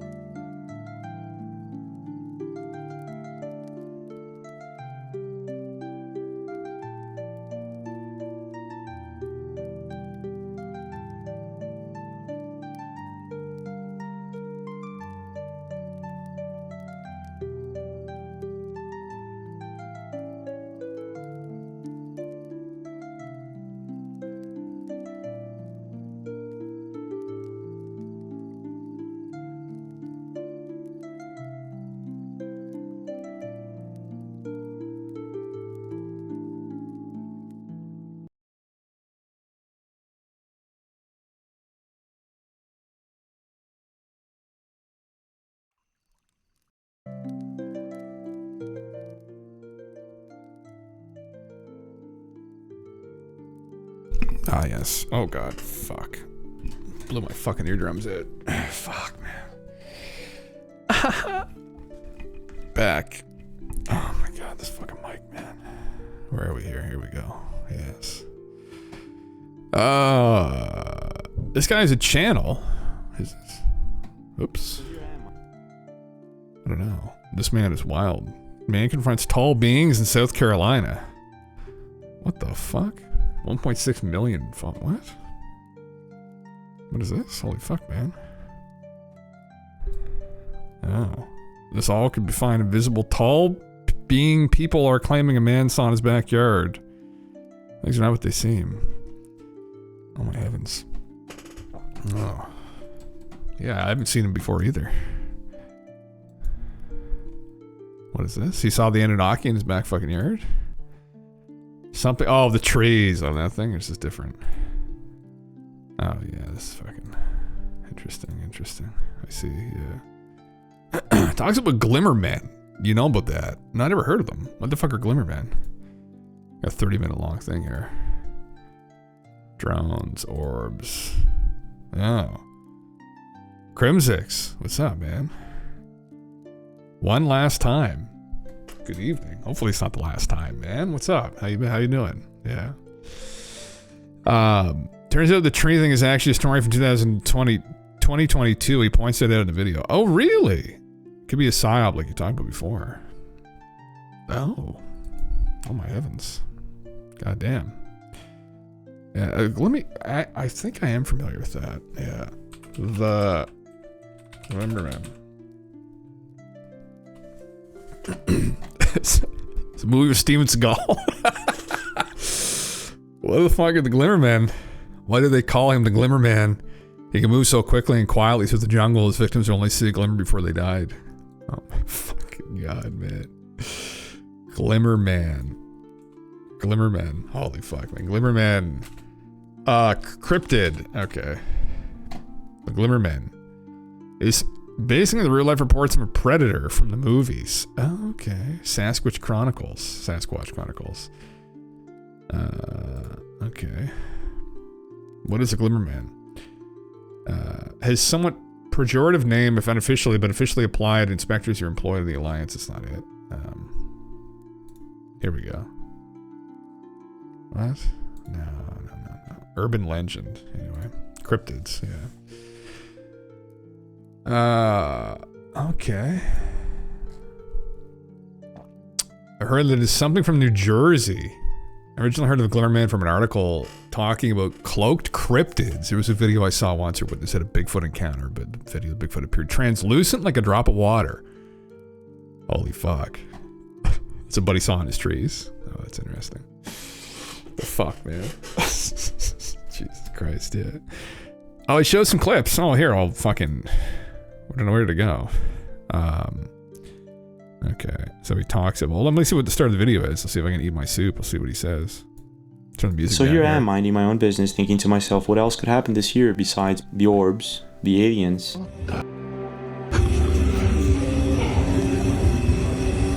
Yeah. Well, Yeah, it looks like a fake one. That looks fake. I don't know if it is, but... going on, and it started in South Carolina. Fuck, man. This is what I'm talking about. I hope you can hear this. They're breaking limbs bigger around than me. Fuck. What in God's name? I've never seen anything like it in my life. I mean, look at that. So a man in South Carolina is claiming to have seen a massive creature climbing up one of the trees in his backyard and taking it down in a matter of seconds. Of course, this led a lot of people to believe that there's some sort of massive alien-like creature roaming around. I'm not sure that this is the case, but I did check the video. It's a 3.5-minute video, and it's kind of weird. The thing is, there are hundreds of people already freaking out over this because it is being said that this is a predator, alien-like creature that is able to cloak. And it's all over social media right now, and after watching the entire video, you may actually start thinking the same thing. I would not be surprised if after all these sightings we start getting to see more videos like this. Oh! What the? Oh, what the is Babe!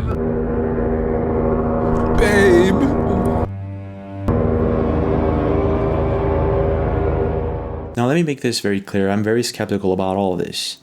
It could be a very elaborate psyop. And this is why I decided to make this video, to take a closer look at all the possibilities. So in this particular video, let's take a look at some things. The full video. Why people are freaking out over this. Is it really some sort of alien-like creature that can cloak? Are there other videos suggesting that these cloaking creatures exist?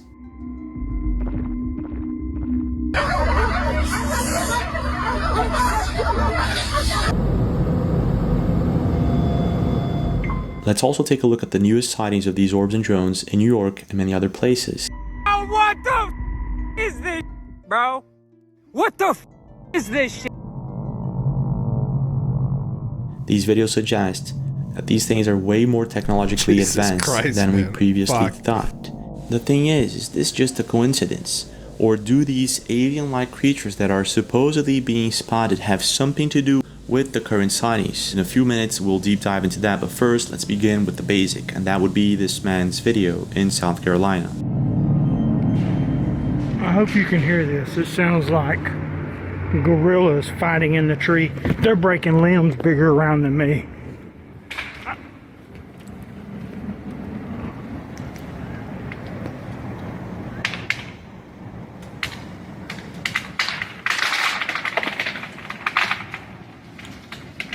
Oh boy.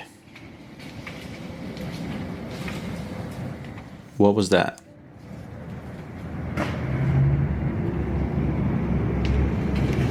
I've never seen anything like it in my life. Why did you...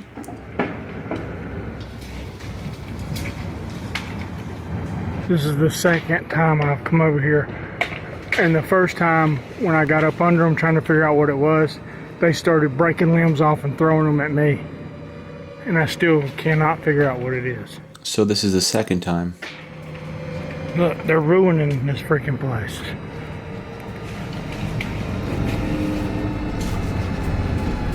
What in God's name is it? It's bigger than me, whatever it is. Because it's breaking limbs off that it would take me 2 minutes to saw. Yeah, but it's an old video, then it wouldn't be the monkeys, I guess. Interesting. What was that noise? Look, see, he's coming right above me right here. He's fixing to throw something at me, whatever it is. Yeah, they don't like you messing with them. Look at that.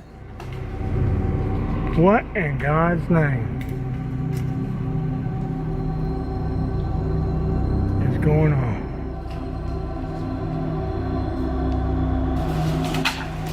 Look, that's bigger than me. Look at that, look at that, look at that, look at that. Look at Oh my gosh. that. What in Jesus' name is doing this? Oh my God, he just took half the tree down. Wait a second, I saw something. Oh my God, oh my God. Oh my gosh. Oh my gosh. It's gotta be a... I don't even think a bear would have a chance in Hades and it doing this. It's something stronger than a bear. Yeah. And he is pissed. Yeah, that's a healthy tree. About Yeah. 10, maybe even 12 inches in diameter that he just broke because he's pissed because I'm getting close to him. Not sure it's pissed because of that, but whatever it is, it's I pissed. think I'm gonna bounce because I think he just hit the ground, which means he's about to face me on foot. And I don't really want to wrestle with somebody that can tear trees down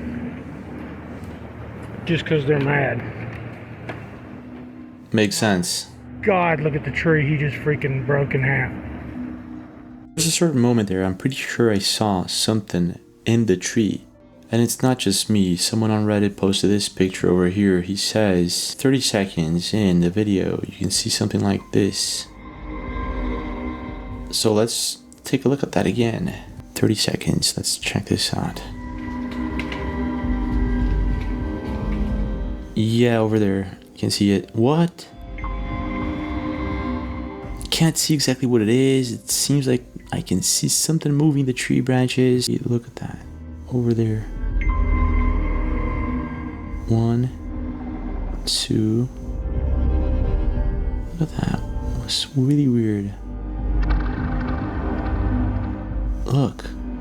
I saw the Dundee in the fog. It does Dundee. look like it's throwing Dundee in the fog. wrenches. Now, look at that. And then there's this other moment when he lights up this tree. Look at that. Now, over here.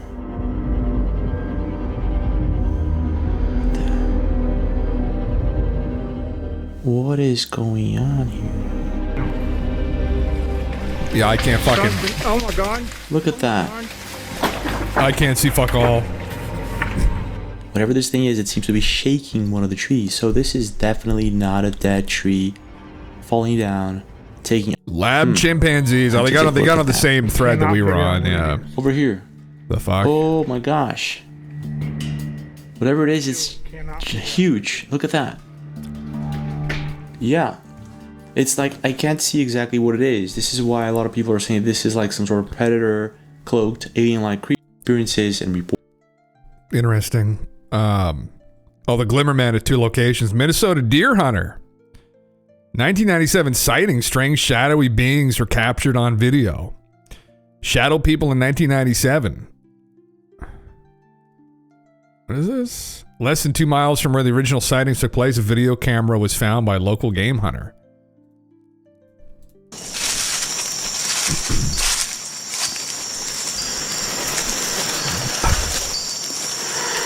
Do you see that? Oh. Over there, look, over there. Do you see that? What the hell?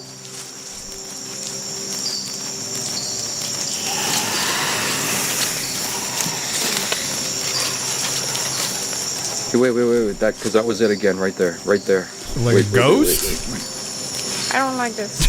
Chop it. You see that? Right there. Look. Oh my god. That's not an animal. I don't like it. Oh shit, you can see him crouch down. Oh, he's coming at him.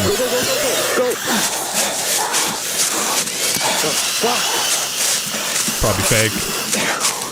Look at the sound effects.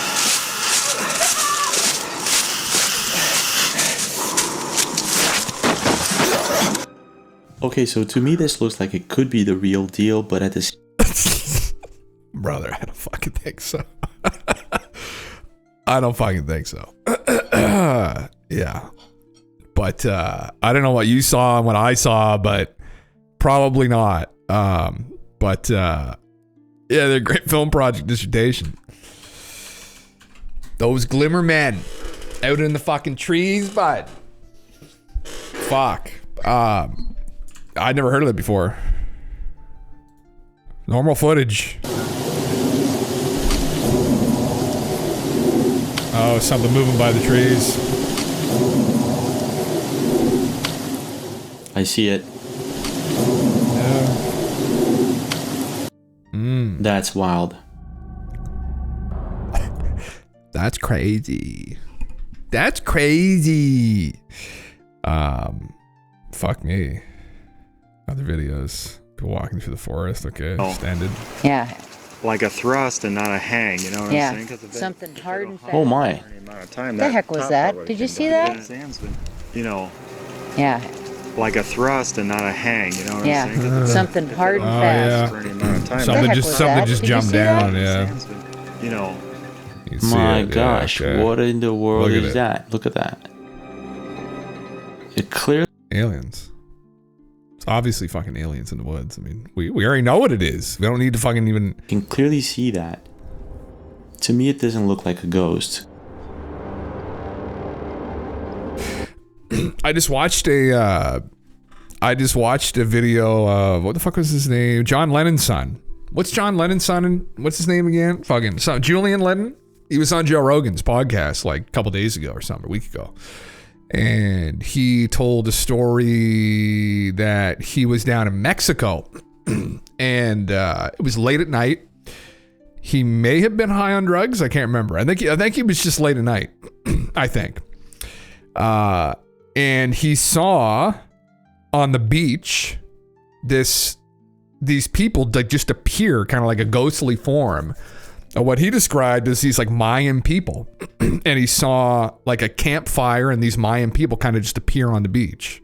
And they had the headdress on and they had the, like a gown on, and they were dancing around the fire. And this had freaked him the fuck out. He watched it for like a minute or two.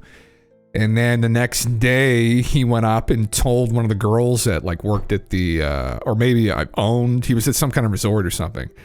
And she said, oh, yes, people have seen this. And then she gave him a book of like, local, like the indigenous history or whatever. And he flipped through the book, and then he found on a page almost the exact headdress and gown that the people were wearing. The same colors too. He said it was like sky blue and like earthy colors like brown. It's like, holy fuck, that'd be trippy. I've heard people talk about ghosts and shit before, and whatever the fuck that is, I don't know what it is. Is it people's spirits, or is it like energy that was imprinted into the area and that's fluctuations, and the magnetosphere or something? Something causes that to come around again. How does it work? I have no idea. Maybe it's beyond our understanding. But I've heard tons of stories of people having weird experiences like that. So maybe even in the woods, they see these ghostly figures. Maybe undoubtedly in those woods, all over the U.S., there's a civil war. Probably it's all these fucking dead people probably still under the ground in a lot of those areas, right? So maybe it's like someone from a time long past, just like their energy walking through, and who knows? I mean, I have no idea.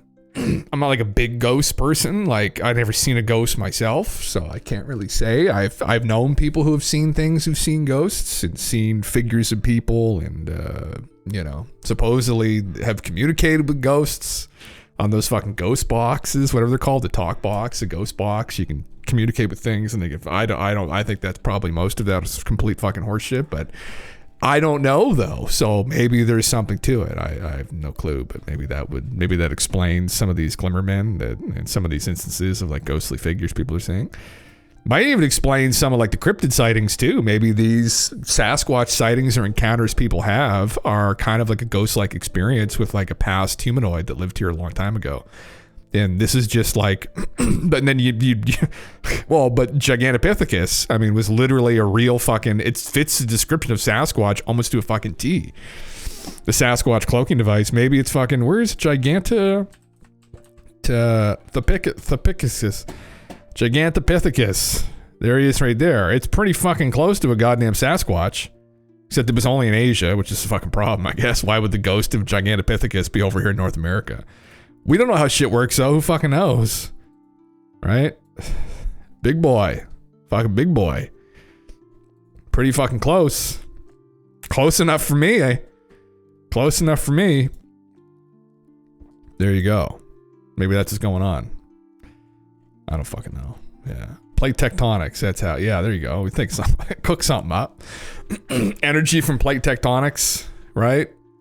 Fucking causes the echo of like these giant monkeys to come back, and like what the rock throwing is the only weird part of that equation. Supposedly people get rocks thrown at them in the woods and whooping and knocking and shit, and then there's UFOs, and it's like, who knows, maybe the UFOs and shit are just it's like some future vision, right, of like people. I don't think so though, but some people like to think that, but that maybe you see these UFOs, it's like just some overlap in the future, but who knows? So there's a clip of a security guard who appears to have a full conversation with the person who was in there. Oh, really? Oh, fuck, where's that at? Let me keep going. When's that at? Oh, probably this one here. Oh, this one here. I'm assuming. Not sure if this is real. Check this out.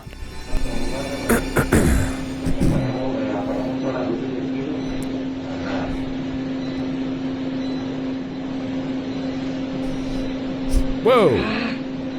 Jesus Christ. The fuck? The fuck happened?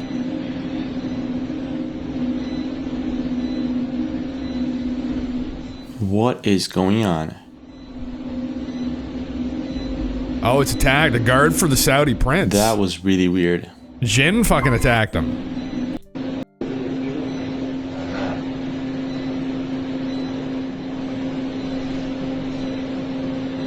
Look, he just had a fucking brain aneurysm and fell into the fucking sign. Oh. Where's what timestamp's that at? Oh, right here. The creepiest videos ever. And the list goes on. Okay, watch this, y'all. This man, he called his boss asking him, why didn't y'all tell me they had a new employee, right?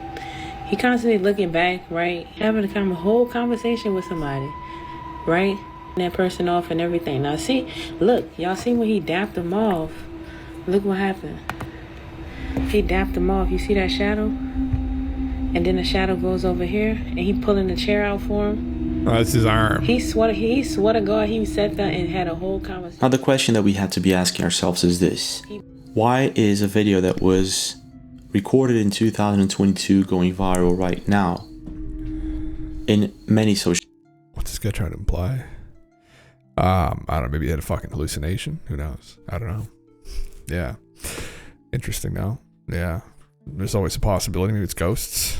Yeah. I've heard those stories. I've never seen videos and anything of it, but I don't think there's videos of it, but people that supposedly have talked to people and... Oh, what was the story? We read this on a Sunday a couple months ago. Buddy, go on. Get it here. No chicken left. And it was this guy who was down this road, and supposedly this girl, I don't know, she fell off her horse or something. She was standing on the side of the road. He picked her up. She was like just standing there, like all wet, like soaking wet. And he said, "You need to go anywhere." And she got in the car, and he was trying to talk to her. And oh no, it wasn't a horse. It was and she was looking for her horse or something. And anyway, I forget what happened, but ended up he was driving her and trying to talk to her, and she wouldn't really talk to him. She just kept talking about how she was trying to run away from somebody, and she's looking for a horse. Probably getting this mixed up.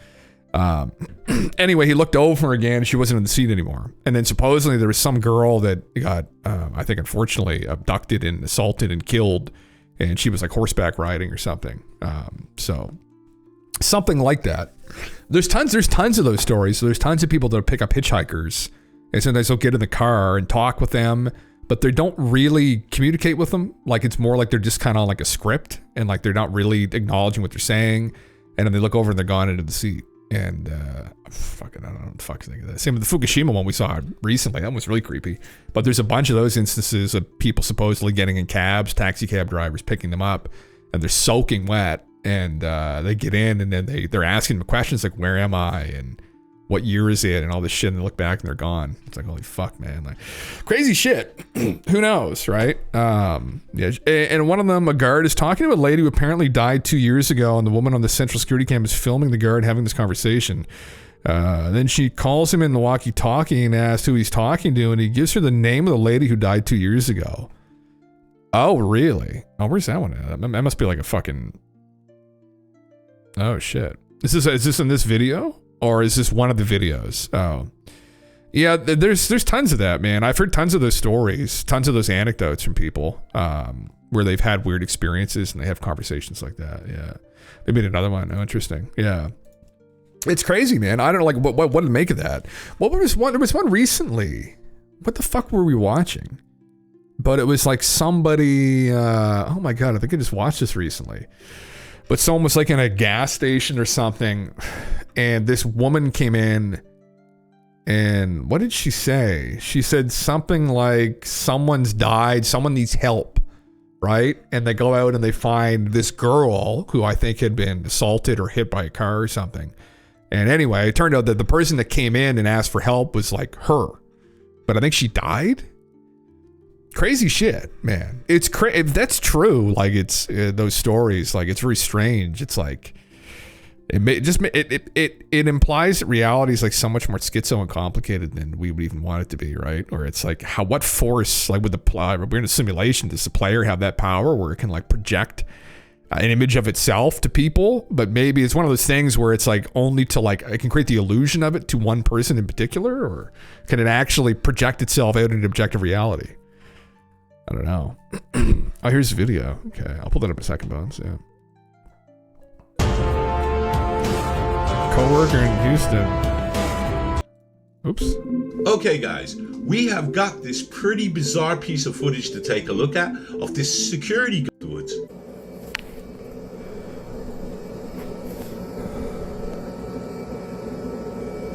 Oh man. Who is he talking to?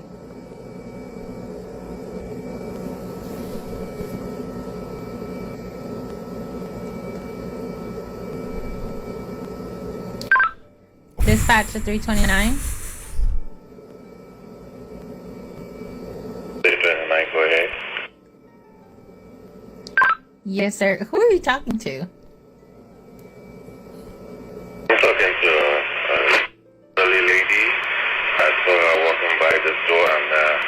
Service is looking for Mr. Griffin. Her name is Miss Abigail.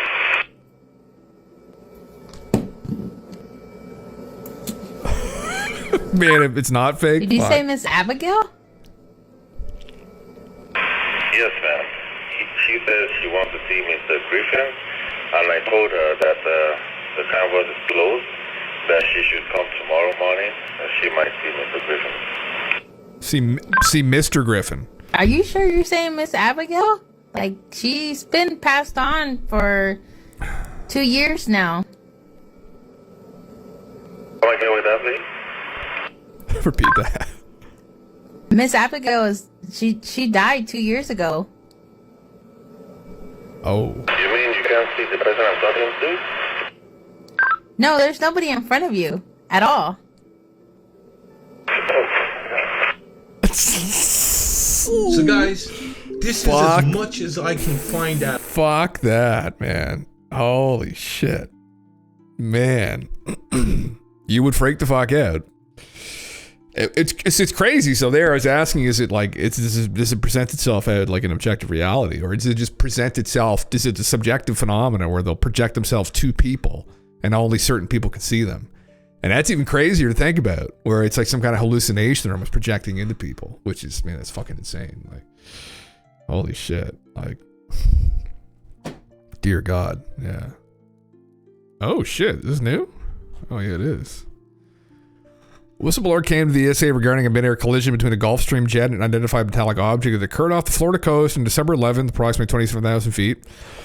Resulted in engine failure and emergency landing. There are indications the identified object may have been a drone operating off the East Coast with atypical characteristics. Whistleblower is concerned because the altitude is highly regulated Class A airspace. Oh shit. We can largely eliminate the possibility of common objects. Yeah. I'm concerned the incident is being downplayed by FAA. The report is being classified as an incident and not an accident. Ooh, there you go. Tag fucking Donald Trump, for Christ's sake. Fucking tag Big Don in there. Oh, there you go. And FAA News. Major air safety event should be handled transparently. Oof. Hit a drone. Crazy, yeah. Can't fly drones in there. It seems like the kind of shit Ryan Grahams was worried about and why he spoke up originally. Yeah, off the East Coast. Man, yeah, absolutely. Fuck. I mean, that's literally it. I mean, like, fuck. Was there any debris from the metal object left in the plane that could undergo analysis to help determine the source? Yes. So I'm assuming it wasn't a UAP or Skinny Bob be all over the fucking plane, but maybe. Yeah. Mick West will solve it within a few minutes, yeah. Yeah, you didn't actually hit something. It was a seagull. Well, the metal in there is just metal from the plane, remnants from the plane itself. The seagull was blown into a million pieces. There's no remnants of it anywhere to be found, yeah. Because there are no drones. It's all mass hallucination or some smooth take like that. Yeah, holy fuck, man. King of the smooth takes. Jesus. Oh, that's interesting, huh? Fuck, man. I mean, you know, concerning for people that are flying around the East Coast right now, flying into Newark or JFK or, you know, any of the airports into New York or into New Jersey, you know, get a big fucking, and that's just a small one. You hit one the size of a fucking bus, school bus, or a small SUV that's gonna take the whole fucking plane out, man. God, Jesus. Yeah, that's fucking, that's pretty sketch. Oh, fuck, what did I just do on my phone now? On my phone, my thing. The stupid mouse is like a switch, and it changes the speed of the mouse. And it's in an obnoxious place where normally you'd have like a keybind, like on like a MMO, and I keep hitting it and fucking it up. DPI setting, yeah. Yeah. That's obnoxious. I hate, man. I do not like this. I have used Razer Nagas for a long fucking time. And this feels like the cheapest piece of shit Naga I've ever had. Good for sniping. That makes sense, I guess. But this is a fucking Naga. It's MMO mouse, for Christ's sake. Like, I got another one of these not that long ago, like a couple of years ago, and I hated it so much, I fucking returned it and bought off eBay an old Naga Epic from like 10 years ago. And then that shit to bed finally not that long ago, so then I had to get this one, which just feels like fucking garbage, man. They used to be so good.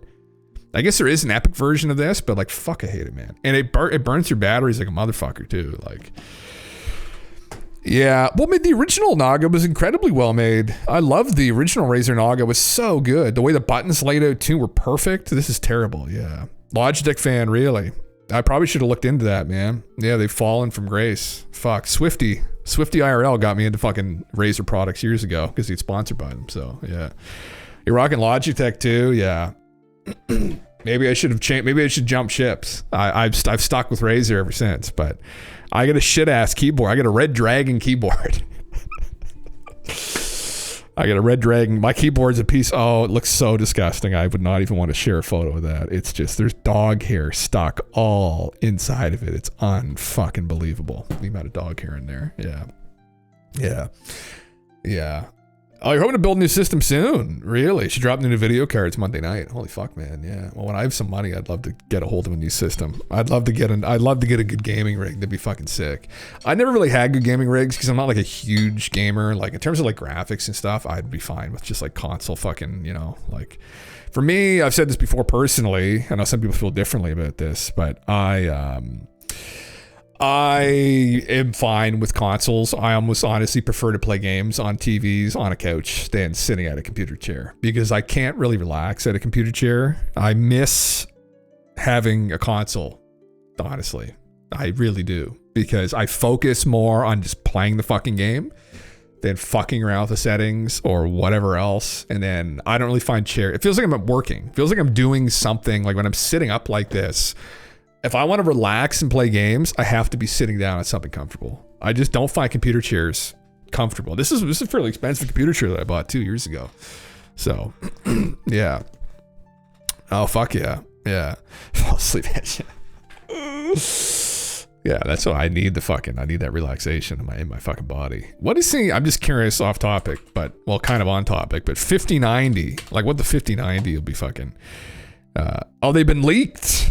Suggesting it's a little less power hungry than we thought, though still massive. That's interesting. Holy shit. I mean, those cards are a lot of money, man, but that'd be a pretty good long-term investment. Like you wouldn't really need to upgrade for long. Even if you got a 4090, like, holy God. I mean, overkill probably for what I would be doing, but although if you're streaming games, I mean, you would probably be able to off one system do a pretty good stream. So yeah, console peasant, I thought bettered me. I always played consoles, man. That was always my thing. Or I had like a laptop, but I wasn't like a huge gamer. I played WoW, but WoW wasn't that intensive, so I could usually play that on I had a MacBook years ago. But yeah, I had an Alienware as well, laptop later on. I had a 14-inch Alienware laptop that I upgraded to from my MacBook, but yeah, I enjoy it more, man. I just do. I just enjoy, like, there's a lot of nuance with like the PC stuff, and some people, it's their hobby. They love that shit. For me, it wasn't really a hobby. I want to push a button with a controller in my hand and just play. Like, I don't want to deal with bullshit. I'm not super tech savvy. I just don't have, it's just not my thing. Image generation stuff. You need the 90 series for more RAM for larger images and larger LLM models. Yeah, you nearly were PC years ago, hobbyist and career. Well, yeah, and you guys, yeah, some of you guys are like, yeah, it's like it's your knowledge base, like it's something that it just wasn't like my thing, I guess, like it's like buying Mac, which you also did. You feel oh man, I was a huge fucking PC normie. Yeah. Huge PC normie. I was like, fuck it. I was still in university when I got it because my MacBook, I dropped it. Actually, you know what fucking happened was kind of funny. I told the story before. It's fucking, this is a fucking meme. But I got the MacBook to go to university, and then I ended up dropping out of university, the business program I dropped out. But when I went back, I still had it. But what happened was I was looking for the time lost proto-drake. And WoW. So this would have been like a year or two. This would have been right when I think Cataclysm was launching. It may have just launched, but I was still trying to get it. And what I was doing was I was keeping my laptop in my bed, and then I would be at the in Northrend, in the area where it's found. I forget what it's called again now. But I would have my character set up there and I was waiting for it. And so what I would do is I would open up my laptop and I'd set my alarm for like 3-4 in the morning when it might appear. And one morning I did that and I dropped my laptop out of my bed and cracked the fucking screen. It took the computer out. And, you know, at that point, I didn't have any money at all. And I was like, fuck, I can't really get this fixed. And it was cracked so bad, you could barely, like, make out what the fuck was on the screen. Like, it's a huge crack. So the time-lost proto-Drake essentially killed my MacBook. And then I think it was like a year later, I was working and I saved up and I got an Alienware. But the Alienware had, like, a payment plan. You know, like students, I got a payment plan with it so I could just like put a couple $100 down and get it. And I was like, fuck, man. Yeah. Terrible. Yeah. You have an M1 Max Mac. Oh, for music. Yeah. And that's the other reason why I had it, because it had a GarageBand on it and I was a musician. So, yeah. Yeah. Oh, yeah. Scrimsix. Yeah. The time lost proto-Drake. Yeah. Yeah. Fuck. Oh, could have become a server. Yeah. I could have done that. Actually, I was too stupid though. Yeah. To do that. Yeah. But because it's mad expensive it was stupidly expensive, man, to fix the screen. I was going to send it to Apple, but it was ridiculously expensive. I was like, I could go fucking get a new computer almost. Like, anyway, yeah, I think I still have it somewhere. It's kicking around somewhere. My mom would fucking throw it in a box somewhere. All of our, there's 3 of us siblings, and like all of our shit is like stored. Well, all of my stuff that we're in between here, my mom's place right now, is stored and everywhere. It's a mess. I'd fucking probably sitting around somewhere. So yeah, man, fuck yeah. Yeah, just plug and play. Yeah, this PC that I've got, what do I have in it? I have a 4060 that I bought on sale, which is like, you know, I had a 1060 in here before. So I just got a 4060 on sale. I got a really good deal on it, actually. I think I only paid like $300, maybe $400 for it. It's pretty good. I don't know, I forget what processor I have. Something. It's an i5 something. I don't know. Whatever. It's hefty. It allows me to stream this. Streaming games, not so much, but yeah. Fuck, man. Yeah, I'm gonna move from a 2080 Ti to a 5090, but it'll be big cost. Oh man, I imagine it'll be fucking, yeah, it's not gonna be cheap. Well, you'd have to upgrade a lot of other shit. You have to upgrade your motherboard too, wouldn't you, to do that? And you probably need you might not need a new power supply, but I guess that's what they were saying here, huh? Like, how much does it draw? Like, what's the specs on it? Okay, interesting. Yeah, very interesting. Big dick PC setups. All the other boys, and I know, I was just at Terrain Beast's house and he showed me he's got a big dick PC setup. My brother does. All the guys have like some pretty powerful PCs, but that was their thing. Like, they liked building PCs and shit, and like, I don't know. I'd have guitar amps. I've got a fucking now guitars, that is where all Papa's money went. All my monies, man. Oh my fucking God. Like, I wouldn't even want to know how much money I've dumped into that over the years. I'd probably puke. So much fucking money, man. Building amps, building custom made amps, buying expensive guitars, pedals. Oh my fuck, man. It's just scary. I'm just going through the list in my head right now, and it does scare me. Thousands and thousands and thousands and thousands and thousands of dollars. Yeah, I get a 4080. This kind of power, 1590Y. 4080 is pretty good. Yeah. Fuck, man. Yeah. Yeah. Like, I've got I think I'm still paying for it, actually. I've got a Friedman amp right beside me now. What is it again? It's a Runt 20. It's $2,500 amp. So I mean, it's the price alone of a high-end PC. Actually, it'd be probably $3,000, close to $3,000 actually in Canada. I think you can probably get them. I don't know what they're going for now. Maybe $2,100, $2,200, but new they were like $2,500 Canadian. So yeah, and that's on the lesser end, man. If you want like a full-blown hand-wired fucking amp from Friedman, like the big dick ones, like the 50 to 100 watt hand-wired ones, are like fucking $6,000, man. The new guitars, like, it's just fucking stupid. Like a custom. I had a 58 Rishi Les Paul that I got for $3,000. I went in and put it on my credit card years ago, and I was an idiot. When I was working though, I just got out of university to start working. But first thing I fucking did, got a big credit limit on my credit card. Went to Long and McQuaid here in Canada and found one, bought it. I was like, fuck. Irresponsible. And the new ones, man, are fucking like 10 grand for Christ's sake. Those new reissue Les Pauls. Just fucking crazy money, man. And musical equipment, you get fucking ripped off so bad, man. It's just, oh my God, they just scalp the fuck out of people. So, yeah, anyway, yeah. They only have 16 gigabytes of RAM, the 4080s. Oh shit. What does the 5090 have for RAM? Or what is the old ChatGPT? What are the specs on the 5090 GPU?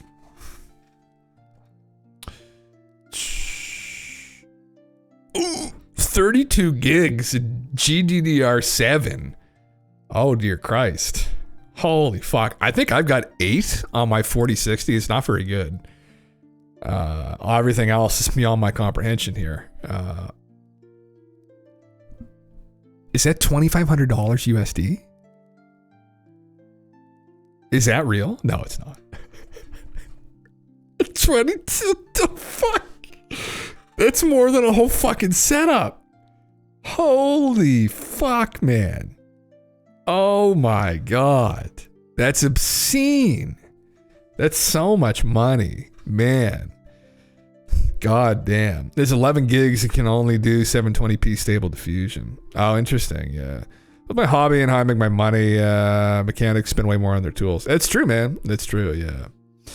Yeah, it's very true. Yeah. Yeah, it's the same thing people do, musicians too. Same thing. I mean, you dump all your money into fucking like, you know, you got $30,000 worth of gear, but like, it's like, that's how you make your living. You want to have something that's good, and there's complicated too, where like, you know, well, you know too, that you with the DJ stuff, but like when you're performing, you want something that sounds good too. Like sonically, you want it to sound good, and you want to perform. Other musicians will, like for guitar players, just like tone is a huge thing, and you want a good tone. And you only can really get a good tone really off good high-end gear. Really. I mean, really, like people that know will be able to discern between something that's like bad and good. Like they'll be able to know what you're playing. I can listen to a lot of people playing a guitar just on a record, and I can discern probably what kind of guitar they're playing and sometimes what kind of amp they're going through too. So it's like, but that's only people that are involved with that will pick it out. But that's really why you're doing it, because all your friends are in music and like they know, and like, you know, it's like they're like, you know, they're listening, and it's like you want to have a good tone anyway. Yeah, I mean, that's exactly it. Yeah, DJ shit is secondary, but I have Rocket 5s and a nice 12-inch Rocket sub with high-pass crossover. It blew my mind when I went from stereo speakers to monitors like 15 years ago. Oh, really? Oh, fuck, man. Yeah. Oh, yeah, speakers make a huge... I mean, I've had cabs. I know a bit about speakers, like guitar speakers. But, yeah, like Alnico speakers, so make a huge fucking difference, depending on your style of music versus just ceramic. And they're stupidly expensive, too. Like... oh my God. Yeah, anyway, I'm not going to go through the list of stuff I've had because it's just fucking embarrassing. But I've had like, oh my fuck, I don't even know how many guitars. I don't know. Fuck. Dozens and dozens of different guitars. And I've gone through at least a dozen, or actually, well, probably almost like 15 plus, maybe 20 different amps, and then cabs, and like, and those are small numbers. If you're actually out like doing it for a living, you're going to go through way more than that, man. Like some of like professional musicians, the fucking stack of stuff they have is just disgusting, the amount of fucking kid gear they have. But again, yeah, there's one thing, but having speakers that can produce a full audio spectrum with proper clarity is game change for mixing. Oh yeah, absolutely, man. Oh yeah, it would be. Yeah, fuck, yeah, god damn it. Well, this is fucking insanity. $2,500 USD. That's fucking insane, man. That'd be way... You could get a fucking pretty beastly rig for $2,500 USD. Jesus Christ. But again, this is like the cutting edge, right? So I could see that people were doing it. I would love to, considering I've been doing this so much lately, I would love to, I haven't turned this amp on, to be honest, in quite a while. If I play, I'll usually just grab an acoustic. I mainly have it so if I go out and play with the guys, I haven't played with them actually in a while, like again, like a couple months, I'd have something to play with. And I sold my main guitar too a little while ago to fucking pay rent, essentially, like when I lost my job the first time, my first job. So I just got some, Frankenstein guitar beside me right now. But yeah, fuck, man. Anyway, yeah, it's a tragedy. Man, if I have money, I could spend money. So You give me money, I spend it. People that have money and don't spend it, I'm like, you guys don't even fucking know. Like, I could spend money like nobody's business. Yeah. The guy makes some money. Yeah, no, I know, man. I know. Well, I gotta still look around and probably find something that some decent. I have been looking at. I have to. I have no choice to. Right? I can't sit on EI. That doesn't fucking work. So, yeah, a point where things I like are like big purchases. Yeah. Oh yeah, nothing I wanted. Like, oh man, well that's a problem. Well, any hobbyist, as you progress through it, though, I mean, anything that you do, cars are the worst one, man. Like, and that's why early on I got out of. I used to be a huge like car kid. My dad used to race cars. He used to do autocross like professionally. And he was a huge motorcycle guy too. And I'm glad I didn't get involved in those things because the fucking money pits you end up in with cars and bikes, like, holy fuck. But yeah, guitar is the same thing. It's like, you know, once you're used to playing high end shit, like high level stuff. There's a term for this, but like once you're used to playing with like custom stuff, like 59 reissue Les Paul, it's you can't go back to playing cheap shit again because it just feels in your hands. It's just better. Like the feel of it is better. The finish is better. The sound is better. Everything works better. It looks better, which helps too, right? It makes you want to play more. And you just can't. It's like fine wine or whiskey is another example too, right? Like although whiskey I kind of have moved back on, but like it's like once you start getting a taste for something that's expensive, wine I think is a better example, honestly. Once you get a taste for expensive wines, it's hard to go back down to cheap piss. It's almost impossible.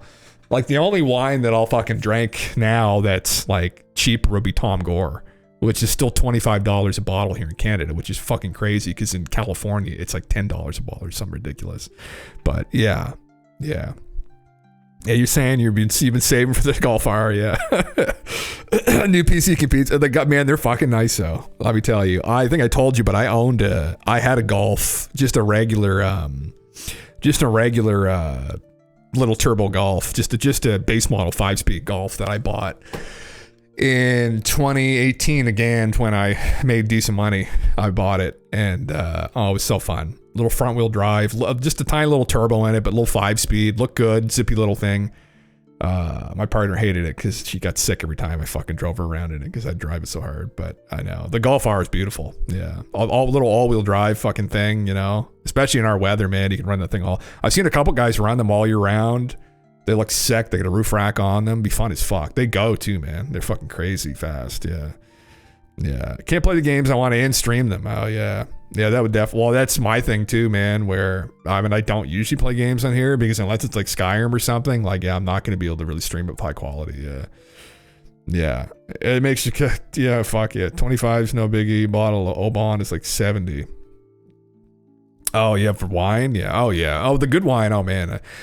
You know, wine I really love is Artemis. Artemis wine. Wine. Stag's Leap. The Stag's Leap Artemis is really fucking good wine.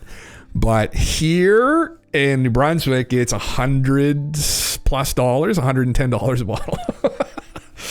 Which is fucking insane. I think it's probably in California, I think like $60 for a bottle. But it's up there. It's a really, if you wanted to get like a really good bottle of red, that'd be a good rack. I've had some expensive wines myself over the years. Yeah.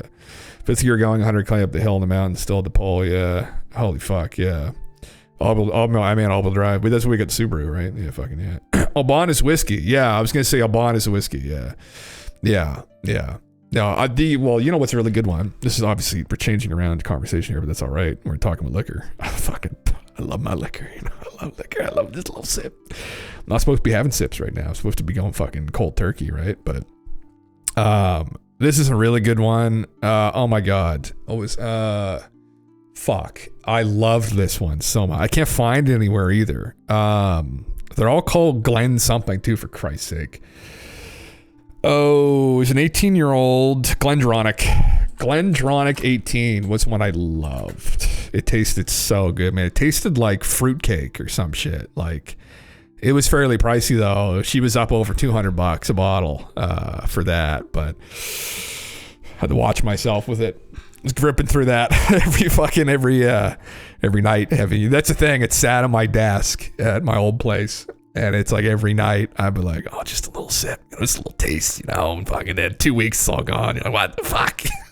You reach for a little sip. You're like, fuck, where the fuck should all go? Fuck. Just a little sip every night. You get through a fucking 750 ml bottle pretty fucking quick, man. But oh, it's so good. I loved it. Oh. I kind of stopped.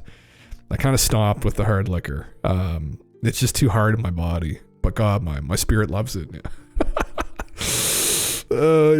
For grape juice? Oh man, wine guy? Steaks Leaf Artemis. Oh, it's 144 where you are. Yeah, no, not the cab here. Yeah, no, the Artemis is 141. That's fucking crazy. Yeah. Oh, 224 2019. Oh yeah, man. Yeah. No, it's I would much rather invest into a nice bottle of scotch though. I'd be the same though. I do love wine. My dad's into the whiskey stuff. He buys and sells expensive bottles as a hobby. I'm not really into it. My favorites are the Galloping Goose from Canada. Is that actual real one? Yeah. Is that actually true? I don't even know. Fuck. Is that real or no? Oh, it is. Oh, I never even heard of it, man. Never even heard of it. James Bay. Oh, you know what? Actually, I think I fucking have. Someone told me about this recently. Bourbon. Okay, $49. Interesting. Yeah. I kind of fell out with Scotch whiskeys, or Scottish whiskeys, like Scotch, because I don't know what happened. I started drinking bourbon. I went back to whiskey for a little bit, like Scotches, and it had kind of like a medicinal taste to it. It was weird. I don't know. Yeah. If you have any friends dealing with depression, try to help them even though they seem happy. I hope you are still around to witness disclosure. Yeah, man. How you making now? You're all right, man? What's going on? Yeah. Yeah. Hey, man. Yeah, you're all right? Yeah. It's Pokemon cards for old dudes with cigars and pipes. Willow Park, local wine spot. Tullamore Dew is your jam. Oh, so I don't think I can see it. Why doesn't it? Oh, this is a search bar. Okay.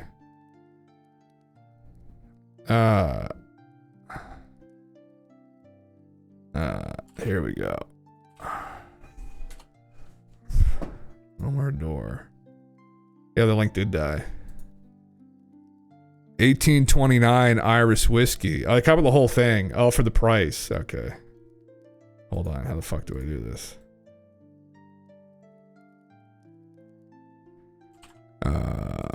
Let's see here. Oh. Fuck. Actually, that is the bottle that I bought too. It wasn't that much. That's because it's from the 2019 vid. Yeah. Yeah, it was $100 here in New Brunswick. It's probably because they may have had a bad season last season and they might not have produced. That's from 2021 vintage. Yeah. Crazy, man. It is really fucking good though. I've over the years I bought a couple bottles of like 100. I think the most I spent was around $120. I can't remember. But I bought some and they're complete piss. But this one was really fucking good. I actually shared this with my brother-in-law. We had this one night. Someone gave me $100 gift card to the liquor store, and I said, again, back when I was making a bit of money, I was like, I don't give a fuck, that's just sorry. I was just gonna buy a $100 bottle of wine. Someone recommended this to me, and yeah, it was really fucking good. It was one of those ones that's probably worth more than that, but yeah. For grape juice, that's not for me, dog. Goddamn, who cares? That's COVID wine. Is that what it probably would have been, huh? Goddamn. Yeah, fuck. No, it's depends how much you love wine, right? Same thing with whiskey. Like, there's a diminishing returns though with this too, where it's like, how much better is this than a bottle of Tom Gore? I don't know. I would say that it's probably twice as good as like a $25 bottle. So then by that logic, it should be $50, but it's not. It's $100+. And that's usually how it follows. But like twice as good too is kind of subjective. But like for me, I would enjoy this twice as much if that's any kind of a metric. So then, there was actually another good one too. This obviously we're talking about wine now for Christ's sake. But this quilt, if you can get a hold of this is up there. Artemis is up there. This would be probably my second quilt. This would be my second recommendation for probably the second greatest bottle I ever had. Actually, that's it right there. The blend, not the Cabernet, the blend is unfucking believable. In New Brunswick, they were bringing in these special wines, and they didn't bring it in anymore. But if you can get a hold of this, it is so fucking good. It was $40 here, which is pretty reasonable. So again, if you're in the States, you'll probably get it for half that price. But holy fuck, that was amazing. That's up there with one of the greatest wines I've ever had. It'd be up there with Artemis. So fucking good, man. So amazingly good. If you never had good wine, it doesn't taste like cheaper wine. Cheaper wine has like a really distinct flavor to it, which is like kind of acidic and it isn't smooth. There's no like floral or like fruity notes aren't really obvious. It's hard to describe. So yeah. Kind of like graphics card. It's funny how you spot the issue of diminishing returns when it comes to whiskey, but not to tech. Yeah, I know. Well, there you go. Yeah. So yeah, anyway, this is really fucking good. I didn't try the other. That's the Cabernet, but the blend's really good. Actually, same thing with whiskeys. I've heard. Not that I'm not an expert in any of this, but blends are a good safe bet to go with, as opposed to getting like a Cab Sav or getting like a what are they called again? There's another term for it, scotches. But the blends are like really good to get because you get kind of a best of both world kind of situation going on where you get some good from one, you get some good from the other. So yeah, but yeah, yeah, fuck man, it's anyway. It's such a rabbit hole of liquor. It's one of those things you go spend like fucking $100 on a bottle and it's gone in 5 minutes. But hey, it's all but the experience, right? That's what life's about, right? You spend fucking, $70,000 on a car. Teenager swipes you, writes the fucking thing off. Now it's gone. Then you buy another one. Though you get insurance on the car at least, right? You really get your value out of it. But then the experience in the moment, right? I literally still remember the night that we bought that bottle, and I still enjoy that night in my mind. Same with Artemis. I remember the time I took my first sip out of it. It's etched into my brain. Yeah. Yeah. Stick with what you know, brother. Amen. Amen. Brother. Yeah. Holy fuck. Anyway, yeah. Fucking liquor. I gotta stop looking at it because I'm gonna go fucking have a sip. I still got some Long Branch in the fucking cupboard up there. And I shouldn't because it was my bane because it's affordable. Although it's $60. It's $60 at the LCBO. That's gone up in price. Fuck, it was like 45 or 50. It's Matthew McConaughey's bourbon. But it's really fucking good, man. And coming from somebody who has sucked back a couple expensive bottles of scotch, more than a couple, it's good bang for your buck if you can get a hold of it. Give it a try for anyone that likes whiskey. It's a good drink. That's a good sip. Yeah. There's a difference between diminishing returns and hitting hard limits. I've hit the limits of my current understanding. My current hardware is partially another future proofing for this next several years. Yeah, I think that's it, man. Yeah, that's what, well, not that I've done that with my PC, but it'd be nice to just like get something like a 5090 and then you wouldn't need to worry about fucking upgrading for years. Like, same with people who have the 3090s and 4090s right now, where it's like, you don't really need to fucking upgrade that other than just to flex on people and be like, oh, I get the best thing again. It's like, it's like, oh, okay. But if it's your hobby, still, that's fine, right? That's the thing. If this is a hobby that you do and you want to keep up to date with the latest tech, it's like, you love fucking around with the newest stuff, right? It's like, that's fine. That's all right, For me, like, I'm not in that. I would like to get something that I can just like have that'll perform well. And fuck the power supply in this computer is from my brother's first computer. I think it's like, oh my God, what year is it? 12 years old, maybe, the power supply in this. I'm waiting for it to just go up in flames one of these days now. Probably not far off from that. So it's still fucking going. One day, that I said that when we finally just fucking died? Like, Jesus Christ. Yeah. Yeah. Imagine a picture frame. You could press a button, speak to the image, and it would generate the image you want and display it until it was changed. Holy fuck. Yeah, that's the future, man. 12-year-old power supply. Yeah, man. It's something like that. It's very old. Or 11 years old or 12 years old. It's something like that. It's very old. Which is very, very sketchy. Yeah. Takes the power. I had stable diffusion, but I accidentally deleted it. But yeah, I noticed a little bit of a difference in my 4060, but not massive difference. Yeah. Incomprehensible. Liberate your AI by running it locally. Man, well, that's the thing. I mean, that's, yeah.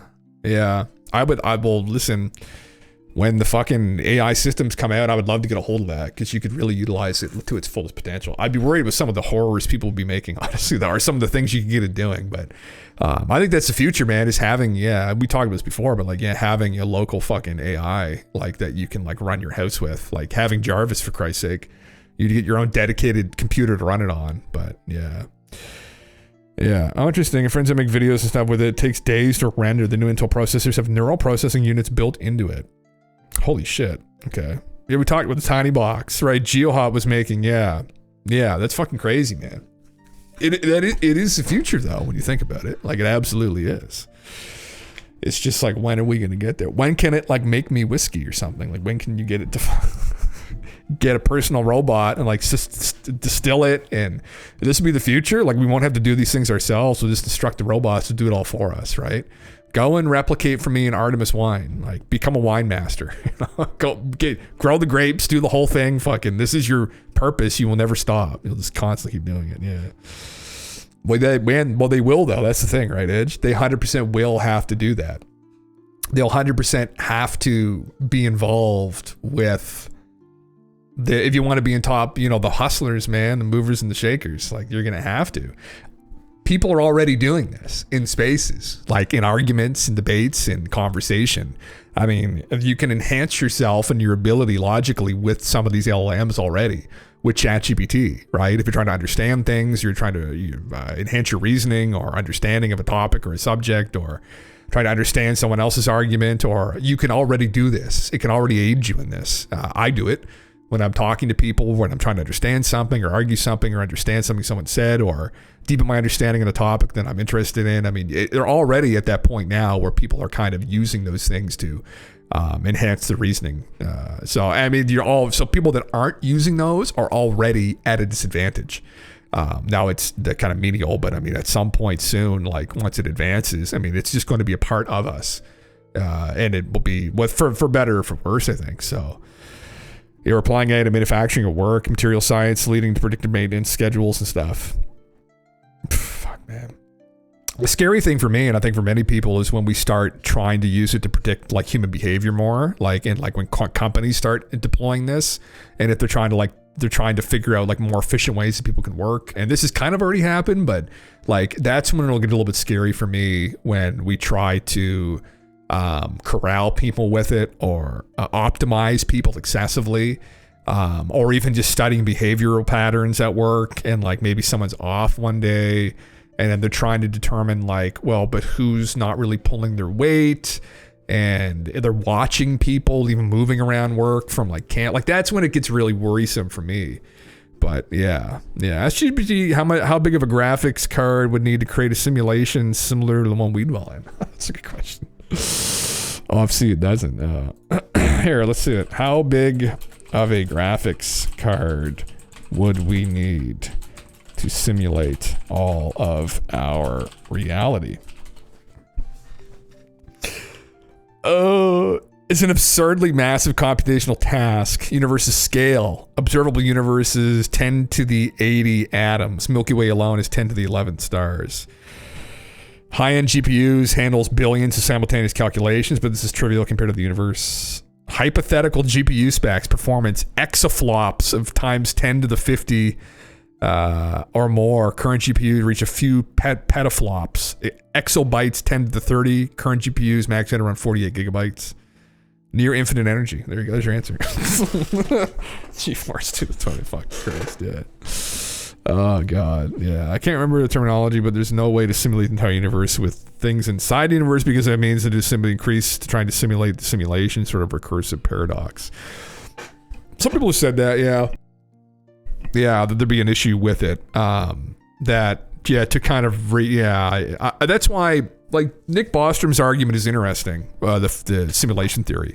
I think there's still maybe something to it, because we could ourselves be in a simulation created by some other universe, but it wouldn't be at the scale of this one, I guess. But you could create like a smaller scale simulation, I guess, and then you could have those cascading downward. But I think it would be difficult. But yeah, Yeah. Petaflops. Jesus Christ. Yeah. What do you got for us? Yeah, it's true, man. Well, listen, we were just recovering here this afternoon. What happened with this whole fucking dude that supposedly blew up the fucking Cybertruck? So, man, I don't fucking know. Yeah. Earlier, Jammies or whatever also made a video where he shows a clip of a guy who claims to develop an experiment that allows you to see the code of our simulation. Oh, yeah, that's the DMT guy. Yeah. Yeah, I've seen him, yeah. There's DMT plus a laser on a wall. You can see the code. Yeah. Yeah, I've seen this guy, yeah. Yeah. Yeah. Back to current events. I think he killed himself or was killed. The Cybertruck. That's a good question, man. I don't know. Well, he literally said in his manifesto that he made a car bomb, so if anyone approaches him, he'll blow it up. So, I mean, he was threatening the FBI and Homeland Security, and that they came near him. He's got an improvised explosive car bomb. So maybe that's what happened, where they like kind of pinned him down by Trump Tower. Maybe he just went there. I don't know. Good question. Hard to say. I mean, people were speculating this guy would probably have the skill set, the toolkit to like probably fake his death. Maybe someone approached his vehicle and he shot them and he put their body in the Cybertruck and drove to Trump Tower. Maybe he's still alive. That's something to humor. I mean, we're not going to know until they do an autopsy and confirm it's him. I don't think they've done that yet. So, but if they confirm it was him, then he probably killed himself. He shot himself with the Desert Eagle in the face, I think. So, yeah. The camera's inside them. Good question. Elon might know. Yeah. He could have faked his death. He could have. Yeah. Didn't they show tattoos? Oh, did they? Well, then he's probably dead. That would put that theory to rest. Some of that speculation was probably before we had some of those images. I didn't even know. Yeah. The self-shot thing doesn't add up. Why doesn't it add up? There were people around outside the hotel. One of the theories is that he shot himself and then programmed the Cybertruck to drive him to the location. So by the time the Cybertruck had arrived at Trump Hotel, he'd already shot himself. So he shot himself on the drive over, and then the explosives were programmed to blow once the truck arrived. Yeah. No one heard the shot prior to the explosion. Deagles are loud. Yeah. So one of the theories was that he shot himself on the drive over. Yeah. Yeah. Which is like sad, man. I don't fuck. It's just very sad. Very sad. So yeah, I don't know, man. I don't fucking know. Literally don't know. But hopefully we find out soon. So yeah, there's that. Yeah. 2025 Golf R can pull itself over. I think a driver isn't paying attention. Can it actually? Oh, that's fucking scary. Yeah. It is an evil world out there, guys. Yeah. Yeah, it is mixed feels. I want a Gunther Works 993. My dream, but where the fuck is this? Here in a second. Gunther Works. I will never in my life be able to afford this vehicle. Because they're worth about $500,000, $2 million. My favorite car ever, right there. That's my. I have to have a dream car. That would be it, and it is stripped of almost all technology. It's just a driver's car, 100%. And oh, that was fucking beautiful. The gray and the black wheels. Oof, oof, oof, oof. Vanity, yes, brother. We all have our dreams, you know. Fucking go real fast. But yeah, I love that fucking thing so much. Ooh, it's my favorite one, man. You ever heard it start up? Man, the flat six fucking engine. And I forget who the engine builders are, but oh my god, it sounds fucking unbelievable too. Yeah, they're just a little zippy little fucking thing, you know. Christ, I don't know if I'd be able to fit in it for Christ's sake. It looks like it's quite small, but I probably would. Yeah. Anyway. Yeah. BMW X6 SUV. Oh yeah. Fuck man, it's a nice one too. Yeah. Yeah. Anyway, that's my dream car. But yeah. Something stripped of like tech. Yeah. Something that like you couldn't hack into. Although, you know, let's be real, you could just fucking get a drone strike and blow the car up on the side of the road. So yeah. Beautiful fucking vehicle. Yeah. Yeah. Fuck, is what it is. Well, anyway, guys, I guess I wanted to come on here this afternoon and just go over this and get into it a little bit. So ultimately, TLDR, interesting. We don't know really any more than we did to begin with, but at least we have some of the information now that this is a strange story. The guy, that was a real manifesto. The manifesto was real. He did talk about UAPs and anti-gravity. The question is, was he insane? Did he go insane? What did he actually know? considering he might now be dead, or more than probably dead, we probably will never know. But that's the disappointing part about all this in the end is, again, more hearsay. More people saying things exist, but at least maybe we have an idea, framework to go forward with, right? Maybe the Chinese are flying anti-gravity drones everywhere. That's not fucking good. More the reason to buckle up, buy some rice, buy some beans, buy some water, buy some iodine, maybe.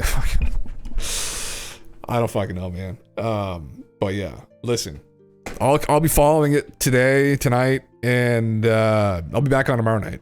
So Mr. Galen TV will probably be joining us as well. So maybe he'll have some take on the whole China drone situation. But it's not the worst thing. Yeah, fuck, man. You know, maybe.